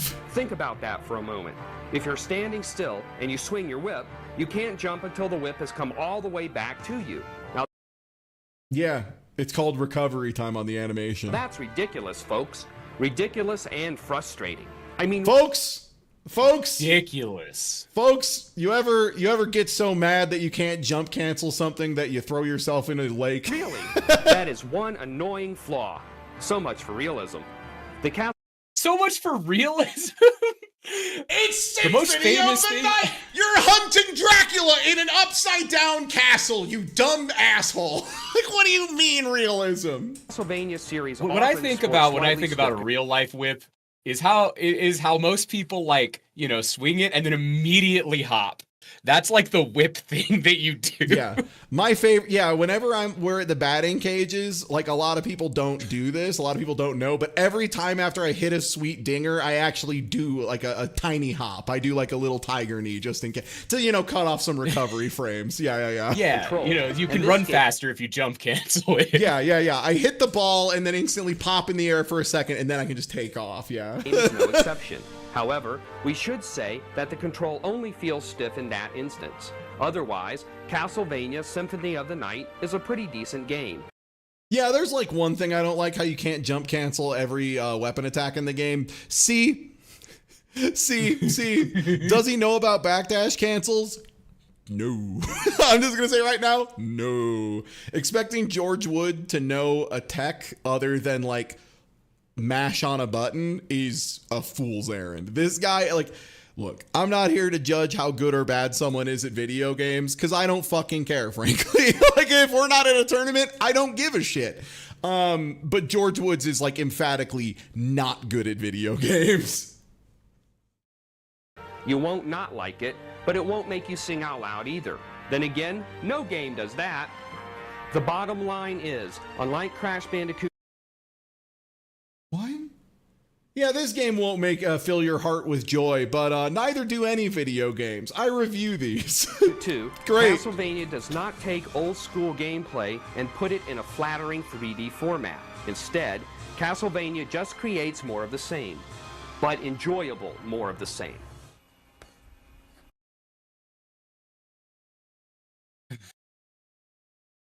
Dude, it's insane. It's like just so insane hearing people say this shit and being like, yeah, there were people who thought this, that they were like, oh, not 3D. Who gives this shit? Like, it's one of those things where this is like a marketing brain thing for sure, where George Woods, and again, he's a comic movies guy, so fucking of course he falls for advertising constantly. Like, he practically rates video games based on their advertising budget without realizing it. It is like such that kind of that kind of space where it's just, it had to everything was either 3D or it was trash, because like that's what everyone was trying to push to force you to buy the new consoles, because otherwise they would see something like this and be like, oh, that looks like a really nice version of what I already have, why do I need to upgrade right away? And so the marketing like leaned in really deep on it. And yeah, Nintendo does the same shit all the time, where Nintendo will be like, you have to use motion controls on Metroid Prime 3 or whatever, right? Oh! A Quattro Vagina mouse, let's go! Fuck yeah! I'm about this. Good day for drawing a mice, you know? Really good stuff. Looks really cool. Quattro Bachisa. Thank you. Thank you. That is correct. Oh yeah, that's Chrono Trigger. Let me swoosh back. Check the file name. Quattro Formaggi. Let's see. Darkstalkers? Yeah, we'll get to Darkstalkers. That's gonna be fun. I want to see him. I can't remember if he thought Contra was too fucking hard or not, or if he did the thing where he goes, "This game is actually not that bad. Here's the 30 lives code I always use when I play the game."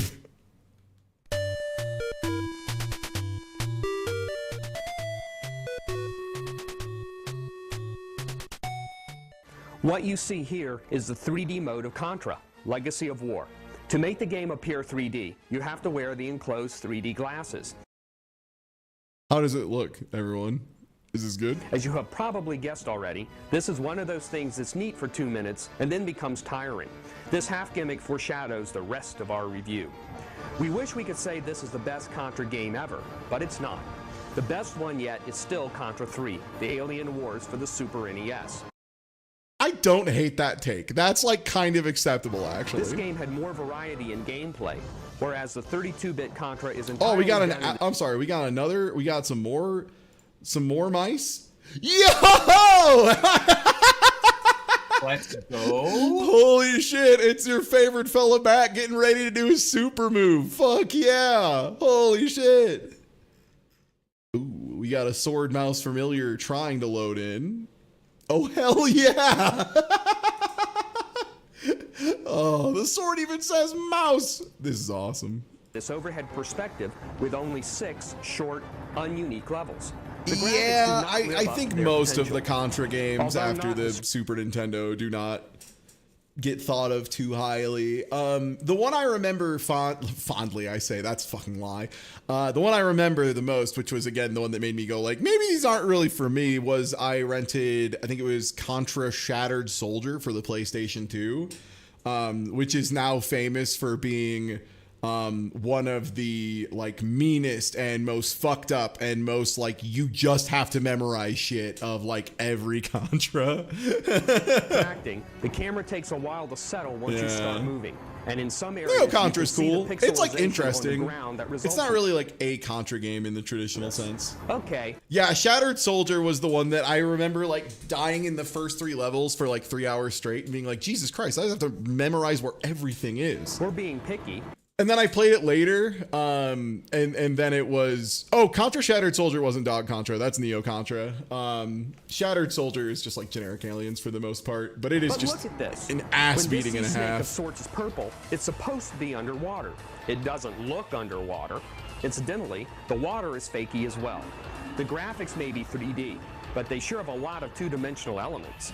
Look at the trees at the top of the screen. Don't they look as flat as paper? This was another one of the original dumb bitches about grass in Pokemon, right?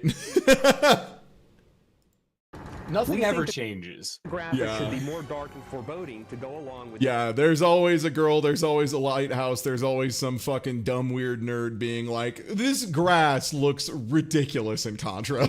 But our biggest complaint lies in the sound.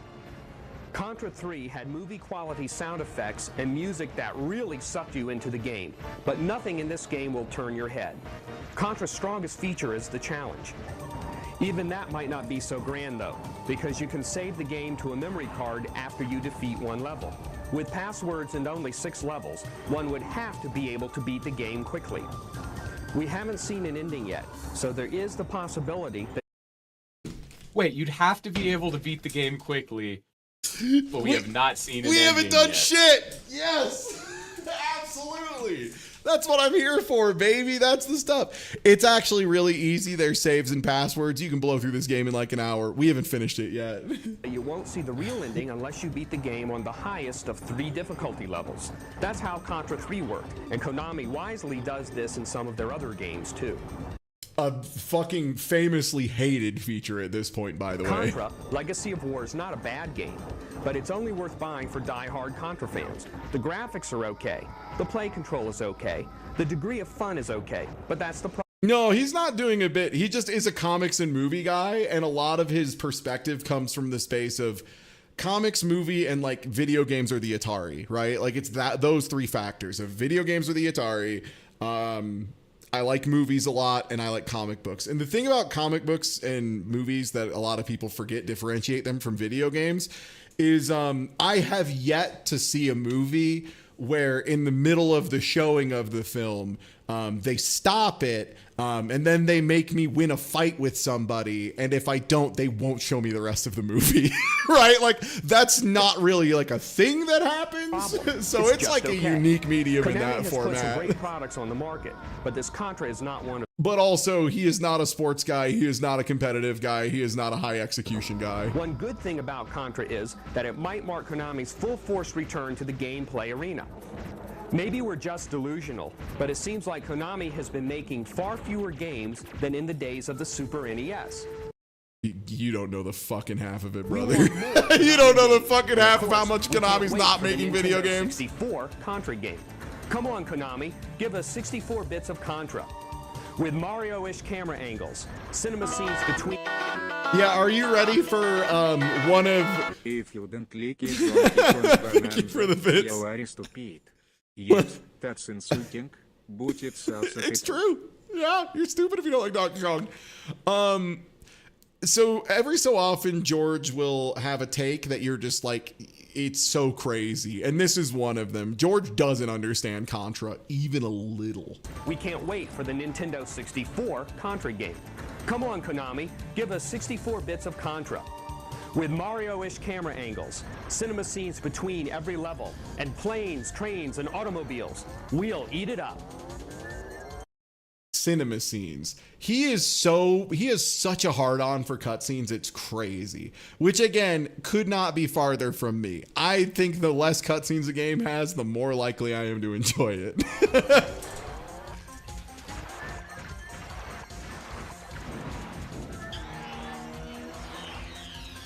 Okay, here's some more footage. All right, later. Take it easy. Bye.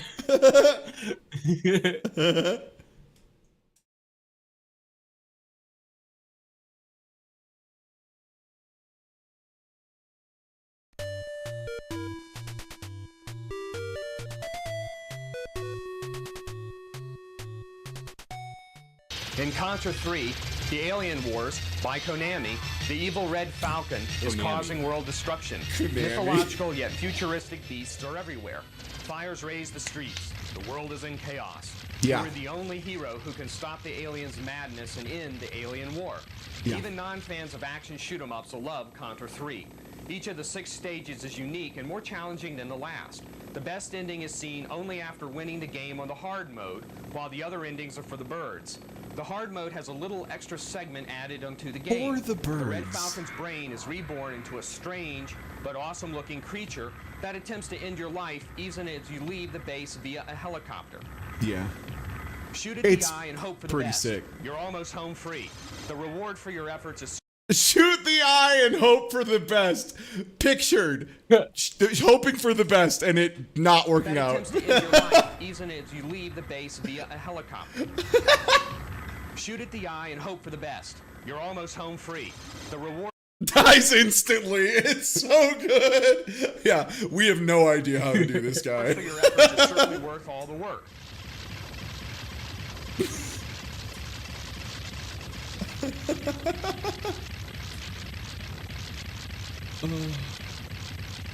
You're telling me shoot the enemy until it dies? I can try. It might work. Maybe.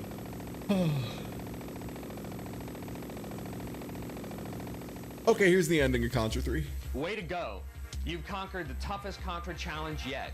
Your heroic deeds have restored. So this is another thing that makes me think it's really not a bit at all is, and we mentioned this earlier, George will always feel the need to show like ending clips and highlight stuff of a game he finds very hard. So if he thinks the game was very hard and it's impressive that he beat it, he will post about it onto. This guy is like the first guy who was like, yeah, actually I've beaten Contra 3. It wasn't too bad. But like instead of posting about it online, he put it on TV. And honestly, I aspire to that. To a war-torn world. The alien forces have been destroyed by a gaming champion. Your efforts will not be forgotten. Wow. You can hear it the way he says gaming champion. He says it like, that's me. They're talking about me. I'm the gaming champion. Gaming champion. Wink.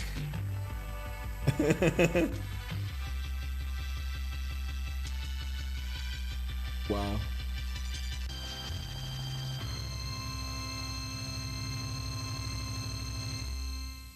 So I'm going to enjoy the review of Crash Bandicoot, and then Darkstalkers, and then one other real banger. But Hey everyone, we've been going for almost 4 hours of this and a lot of mice with swords, but hey, if you aren't already following, please do. We'll be here tomorrow for a huge marathon, and then probably also Sunday for a huge marathon, and then probably Monday for most of a marathon, except for when I have to leave to go record a podcast for a bit, and then Tuesday for more marathon, and then Wednesday for That's Right, We're Gonna Cheat, and I might sneak some more time in.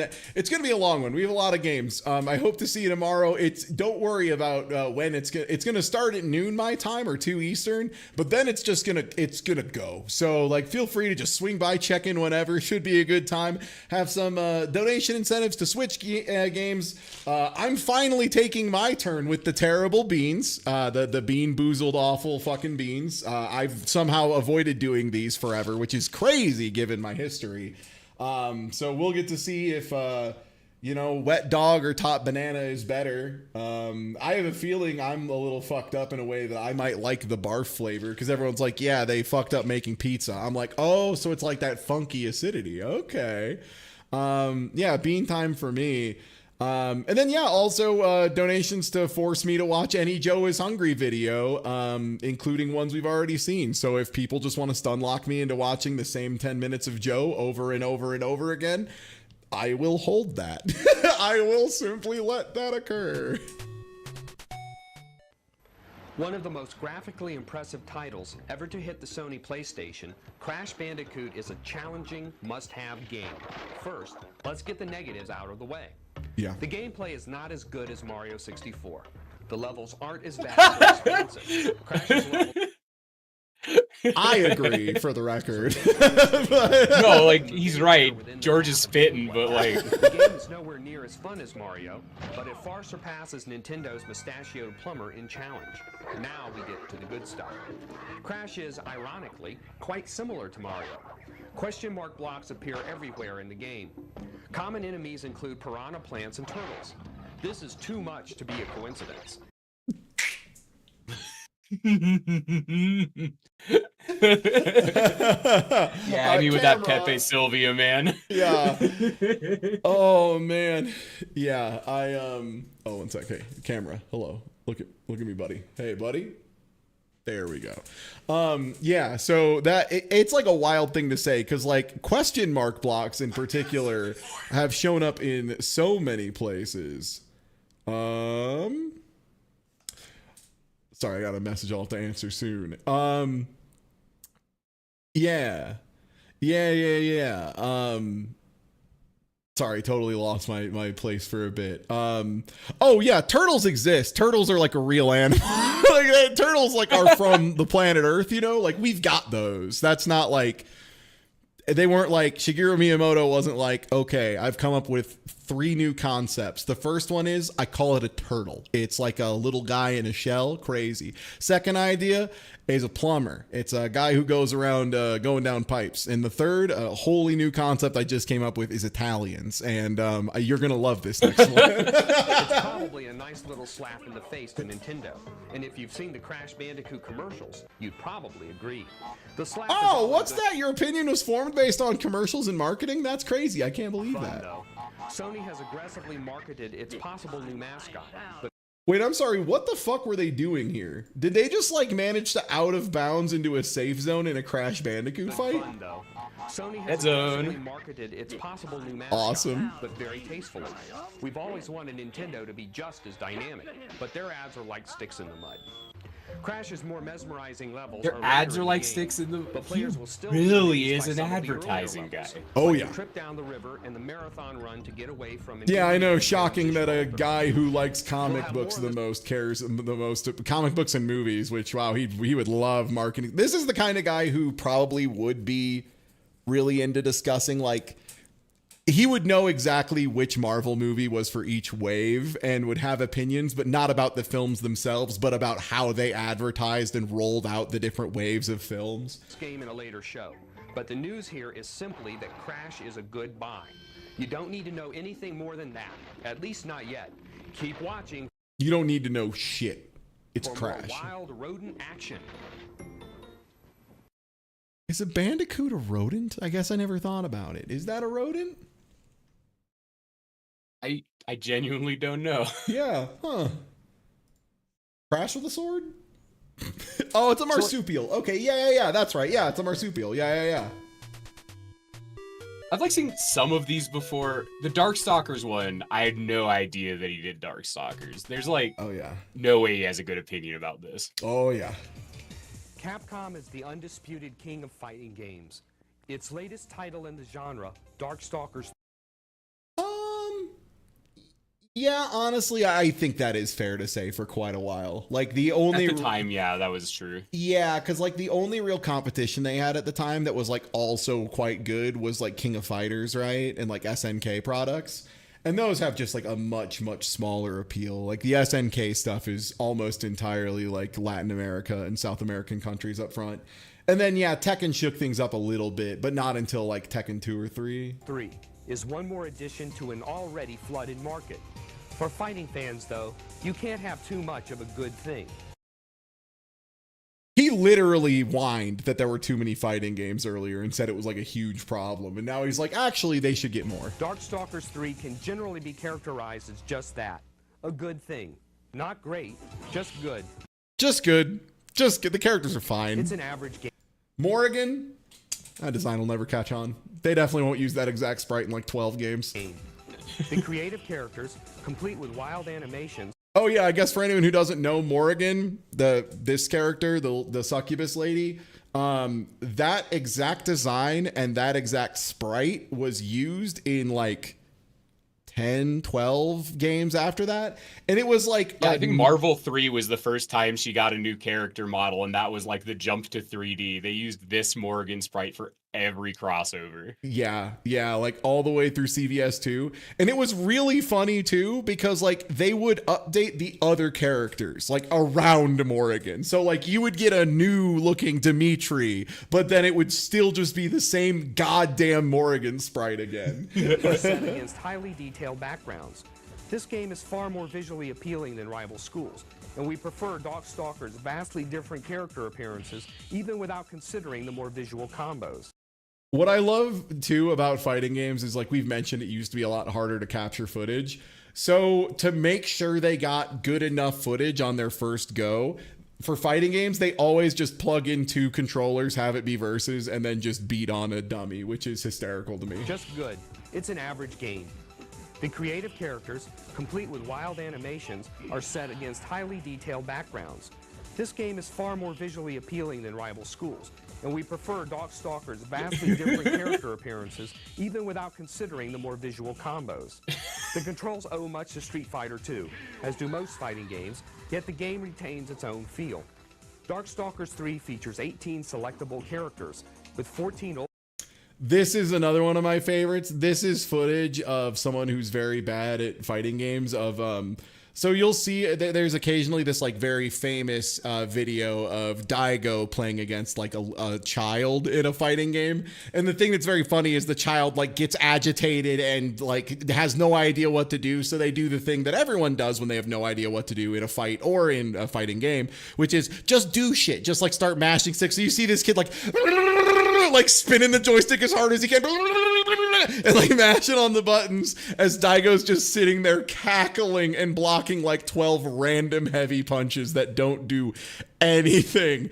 And that's what's happening here. You're going to see someone pressing completely nonsensical buttons. I want to say it's like one of the crouch heavies that an Arcris has that's literally just straight up. It cannot hit anyone horizontally. Characters with 14 and they just let it rip. Just let it rip. Friends from Darkstalkers and Night Warriors. The 4 new characters are in keeping with the tradition of Street Fighter, which also introduced only about 4 new players per sequel. At a modest price of only 40 smackers, Darkstalkers 3 smackers said unironically in the wild is a steal for those inclined. If you want tag team fighting, get Rival Schools. If you want the best characters, pick Darkstalkers 3. If you want both, get both. Just be careful not to break the bank. Yeah, if you want both, So just buy both. Yeah? Yeah, the totally inexplicable link from this game to Rival Schools. This is actually one of his more reasonable reviews, I think. Like, he doesn't know enough about fighting games to say something dumb about it. So it's just like, yeah, these are kind of cool characters. If you want to play this, you should get it.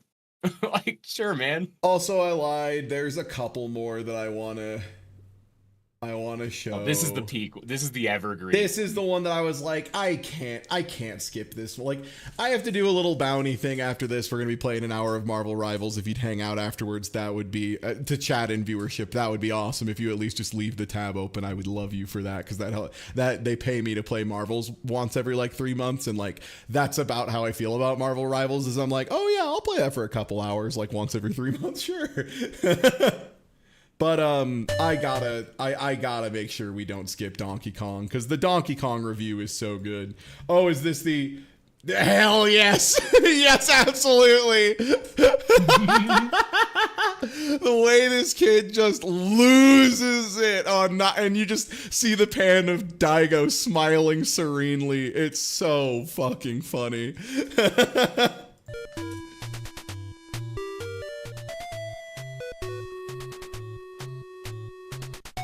Yeah, I was not kidding. Is back in his first action game ever, Donkey Kong Country.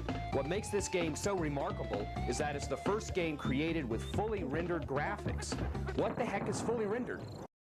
That's actually a really good point, George. Do you know what the fuck the word render means? Because I'll tell you right now, every video game is fully rendered graphics. Literally all of it's rendering the graph. That's what it's called when it does that. To put it in a nutshell, fully rendered means that the characters and all other graphics were created by computer modeling from all sides and angles of the objects. So what they mean is they made high-res computer models and then output frames of said high-res computer models and then put them together as animations. Thus, animation is totally complete and uninhibited using any view of the object.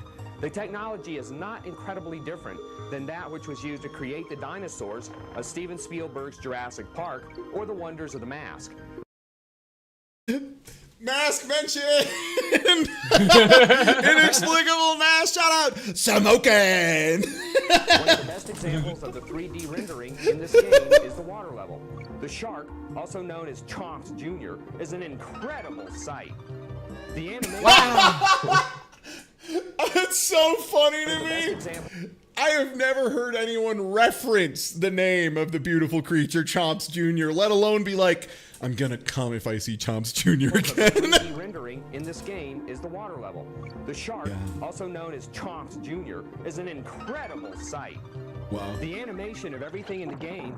Yeah, honestly, I think Gothicali got it. Yeah, we gotta use that video toaster. We paid for that thing. We gotta use it more. As well as all the backgrounds were created with rendering techniques on the Silicon Graphics computers. This amazing new technology, discovered at Rare by Nintendo's Tony Harmon, will be the next... Discovered by Rare. They discovered this technology. Do you hear about this? They just discovered a new ape. They discovered a new ape, and it's fully fungible, actually. You can funge this whole thing. I won't stop you. Video game animation and graphics. This technology marks a new era. The programmers of Donkey Kong Country were able to stretch their creative minds since Donkey Kong doesn't have a particularly detailed history. The main idea of the story is that you're trying to get back the bananas that They really opened up with Donkey Kong. He's a monkey who wants to go get his bananas. were stolen from your stockpile. Kong, Diddy are the main monkey characters, but throughout the travels on the island of Donkey Kong Country, you'll encounter several characters that are extremely diverse in personality.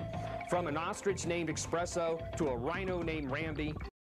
Two animals you ride on that run fast. One's more on the air, one's more on the ground. The game has endless thrills and is certainly destined for greatness.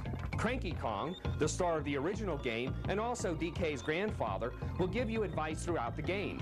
He thinks you need it. Hundreds of bonus levels result in a game that will never be boring. The music also adds a lot to the game. Yeah, seeing this bonus, like the most generic, boring bonus zones they make of jump up a bunch of times and leave, and being like, I can't get enough of this. Levels result in a game that will never be boring. Never. The music also adds a lot to the game. If you find Donkey Kong Country boring, you maybe have no more spark left in your heart, you know, according to George Woods. You can buy the music on CD from Nintendo if your Nintendo isn't hooked up to a stereo system. Cranky Kong remembers... Is that why he thinks people buy the CD?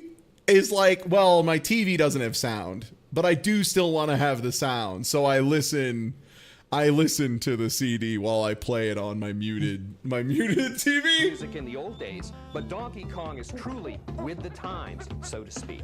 His music is great for listening. Just pause the game to hear the music without the game's sound effects. Speaking of sound effects, check this out, little hack I came up with. It's called listening to music. you'll notice the quality of the echoes in the caves and Donkey Kong's 8 noises.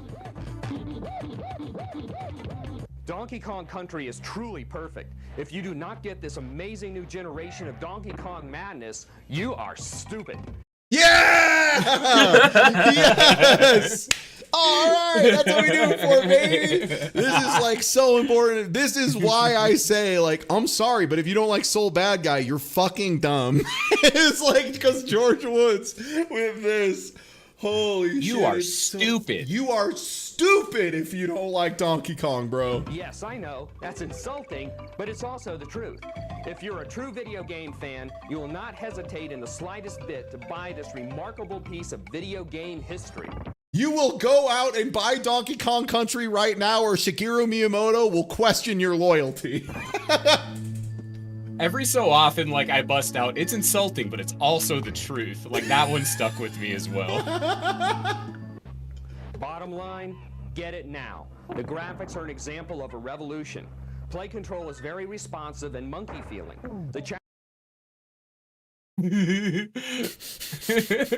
Like we mentioned, how would you describe Donkey Kong Country? Very monkey feeling. Yeah, it feels like I'm controlling a monkey. Positive, to be clear. I really like it.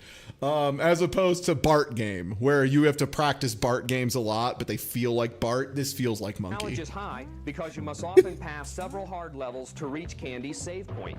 The 2-player game option is awesome, since you can press A to let another player play. What's even cooler is the way the game lets the next player pick up where the last player died without interrupting gameplay. I truly think this is like the lowest form of co-op, is other than like one person dies and then the level starts over and it's the other player's turn, you know? If you want the other player to play, just press A. These features and so much more make Donkey Kong Country the game of the decade. He loves Donkey Kong. He sees that monkey and he's like, that's the monkey from movies. And then he ends on the screen of Donkey Kong getting beat up. Game over, bro.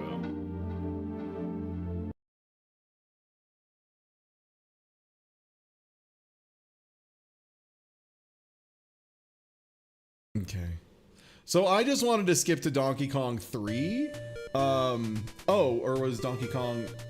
Oh, he didn't do 3. He did Donkey Kong Country, Donkey Kong Country, Donkey Kong Country 2, and a music video for Donkey Kong Country 2. We've shown you sneak previews of Donkey Kong Country 2 in previous shows before the game came out. But you're probably wondering if we would And then there's Chunky. Who is that?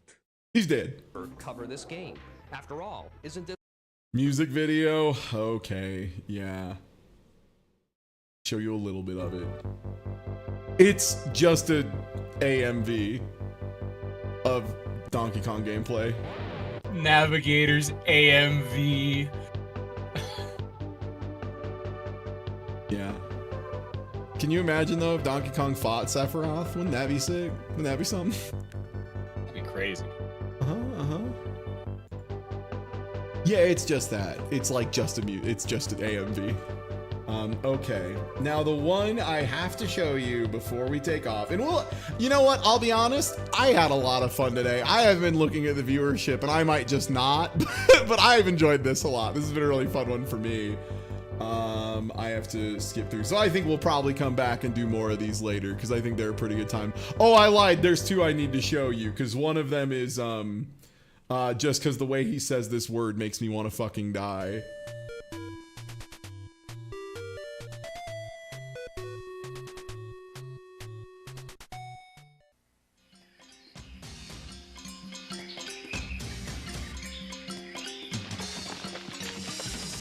A pink-haired, people-biting cave freak stars in a game which bears his name. Calling Tomba a freak feels mean. I feel like that's like a little rude to Tomba. Like, he's just a little caveman guy. He's not a freak. That's just who he is. He's a little guy. Tomba. This cave dude makes... Also, yeah, sorry, I was fucking yapping. A pink-haired, people-biting cave freak stars in a game which bears his name, Tomba.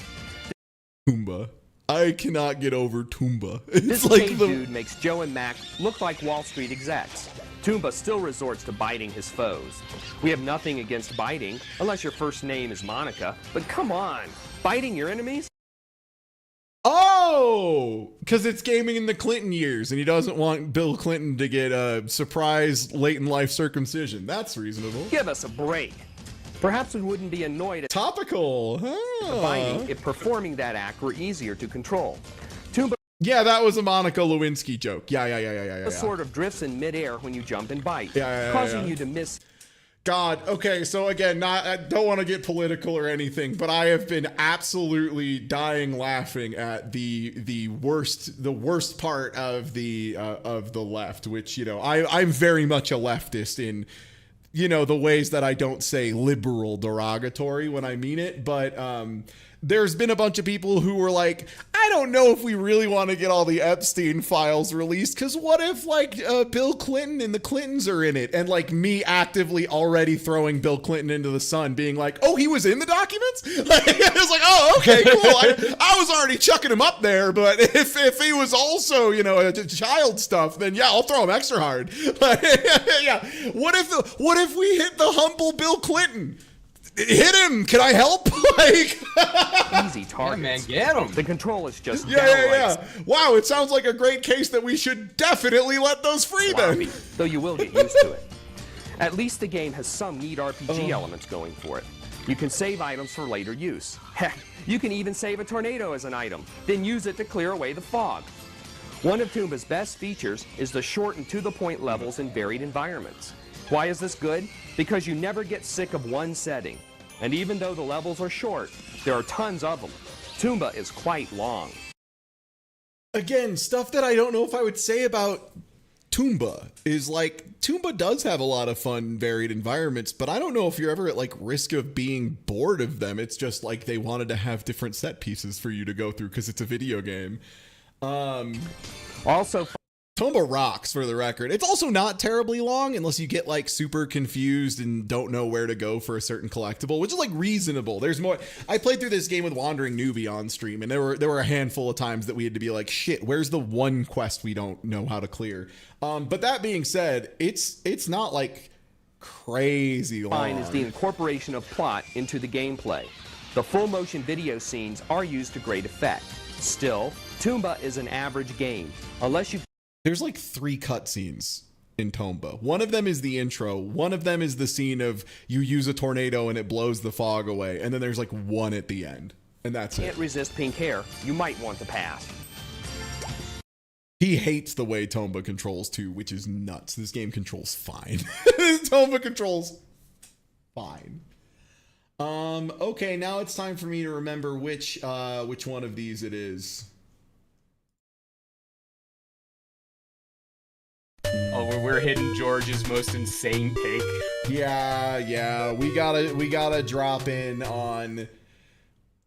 So I mentioned every so often George has like an idea based on I like movies and comic books, and I'm very sick of people saying my medium is not art and it's just for kids. So I'm gonna like try to inject adult elements to make it art, because again, for some reason there's this misunderstanding that like maturity of subject matter is what makes art, which like if you think about that for like a single second, you're like, that's crazy. That's a crazy metric for art. Much of Tomb Raider 2 is set outside, a refreshing change from the original. You will explore the tallest heights and the lowest depths of the earth. The mountain area looks pretty cool, and so does the underwater area.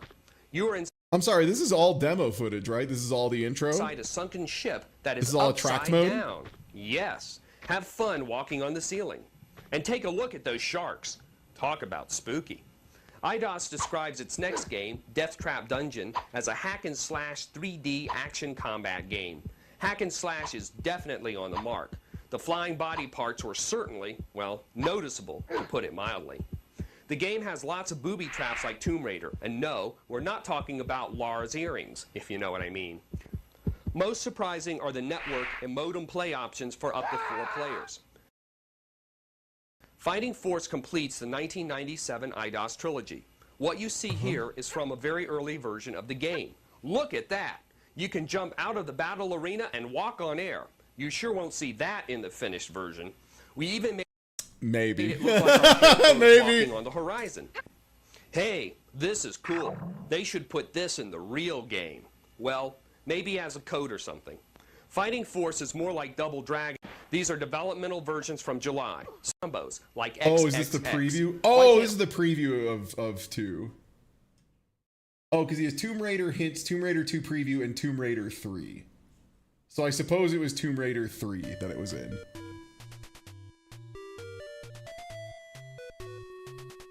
Because I thought he was suggesting it was a new plot. Tomb Raider 3 is great. Make that stupendous. But before we wax poetic on the series' 3rd installment, let's get the negatives out of the way first. All of the problems are control related. For the first time ever, the game star Lara Croft is it like a controllable separate with the analog joystick. Do yourself a favor.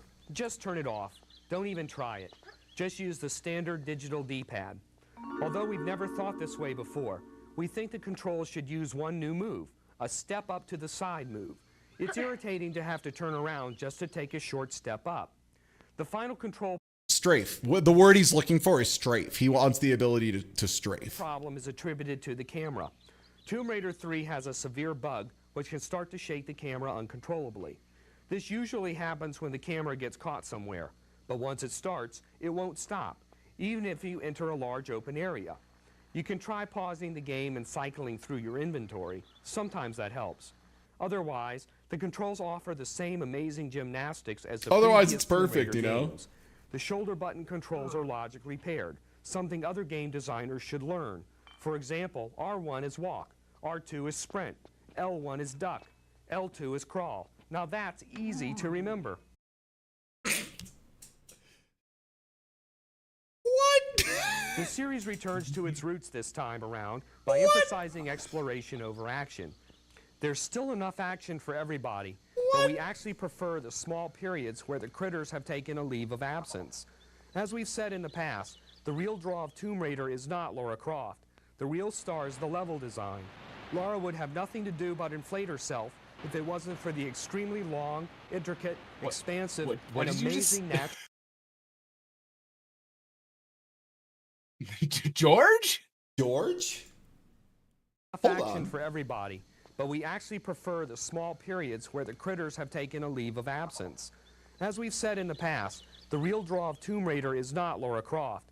The real star is the level design. Lara would have nothing to do but inflate herself if it wasn't for the extremely long, intricate, expansive, and amazing natural levels. What are you talking about? Am I stupid, bro? Matt, am I dumb? I don't understand what these words mean in this order. What? I like guess, maybe, kind of? He's taking some sort of dig, but like at what? And what's the punchline? I don't know. They're simply a wonder. Inflates herself like a balloon because titty big? So we don't know if the in-game cutscenes are as graphically poor as they were last year, but we do know that the full-motion video scenes are remarkable. Here's a clip to prove it. Whoa, that's like a real alligator. Okay. Let's watch the one I was looking for. That I think just somehow got misplaced in the directory. The all-timer, negative. Yeah. It's no big surprise that IDOS is moving up the video game food chain considering last year's mega hit Tomb Raider. The sequel uses the same formula to great success, with minor control changes for sidestepping, and of course, all new worlds and vehicles. The game starts off with a peek at ancient China. A dragon attacks the Great Wall, and a soldier notices a dagger embedded in his chest. Oddly, removing the dagger results in the dragon's death. Weird. You play Lara Croft, complete with front-loaded anvils, searching for the dagger centuries later. Your Front-loaded anvils. What a strange way to say many Tomb Raider character has the big path back. to the dagger will take you just about everywhere. and that snow speeder kicks a major you-know-what. Tomb Raider has slightly more action than exploration this time around, but you may not notice the difference. This is good, because that way everybody's happy. Obviously, we're giving Tomb Raider 2 a good review. We fully expected to do so. We knew the game would be great, and it is, and we've only just scratched the surface. In answer to Laura's giant earrings, however, we have a challenge to Eidos. Okay. So for anyone who's not aware of what George Woods is about to say, I need you to like give me a second of your attention and really focus, because George is about to issue a challenge to the developers of Tomb Raider. Expected to do so. We knew. Look at the Rizzo Dalvik. Yeah. There's something else. So I've only heard tales of these legendary reviews, and I'm having a fantastic time experiencing things fresh. Knew the game would be great, and it is, and we've only just scratched the surface. In answer to Laura's giant earrings, however, we have a challenge to Eidos. In Tomb Raider 3, create a storyline in which Lara gets breast cancer. Imagine the drama of a vulnerable Lara Croft still persisting in her worldly adventures despite her illness. Yeah, man, sure. Like, would it change anything? Because the way you're describing it, it's just like at the beginning, she looks at the camera and goes, I have breast cancer. And then at the end goes, I still have breast cancer. Like, that's like all of it. It needs fleshing out, no pun intended, but we guarantee the gaming world would be shocked, stunned, and moved at the effort to make Lara's character more meaningful. I like that he was like, we need to make people respect Lara Croft. How? By making another plot point entirely about her tits. Like, that's what we need to do. That'll make people be like, now that's an artistic piece of work right there. We love Lara. Meaningful is when my character has breast cancer. Yeah. We had a big shock for a change. It's no shock that Tomb Raider 2 is excellent. Everyone should buy it. Period. The end. It's like fine. It's like fine. I feel like that's like a fair review. Oh, sorry, I'm bouncing around a couple things. I feel like it's like fine. You know, it's like fine. Yeah. And hey everyone, thanks for hanging out for a little bit of Content Farm Friday. I am now pulling up the window for the bounty, but I may have been caught by shaders compiling, which I should have expected in retrospect, but hey, that's life. But yeah, hey everybody, if you aren't already following, please do. I hope to see you here tomorrow. It's gonna be awesome. I had to make cuts to the game list, and then I talked to my friends and had to unmake cuts. The list is currently at 53 games, and a couple of them I'm not cutting because it was like the funny Tarzan game that my friend Smite gave me, specifically because he's like, this is bad and I don't know if anyone else has played this shit. It's something special. Let me go ahead and get this capture working. Maybe may require OBS to be run as admin for that capture to work. Okay, sure. How about this one then? I'm gonna get some dinner. Good luck, gamer. Yeah, I'll catch you later.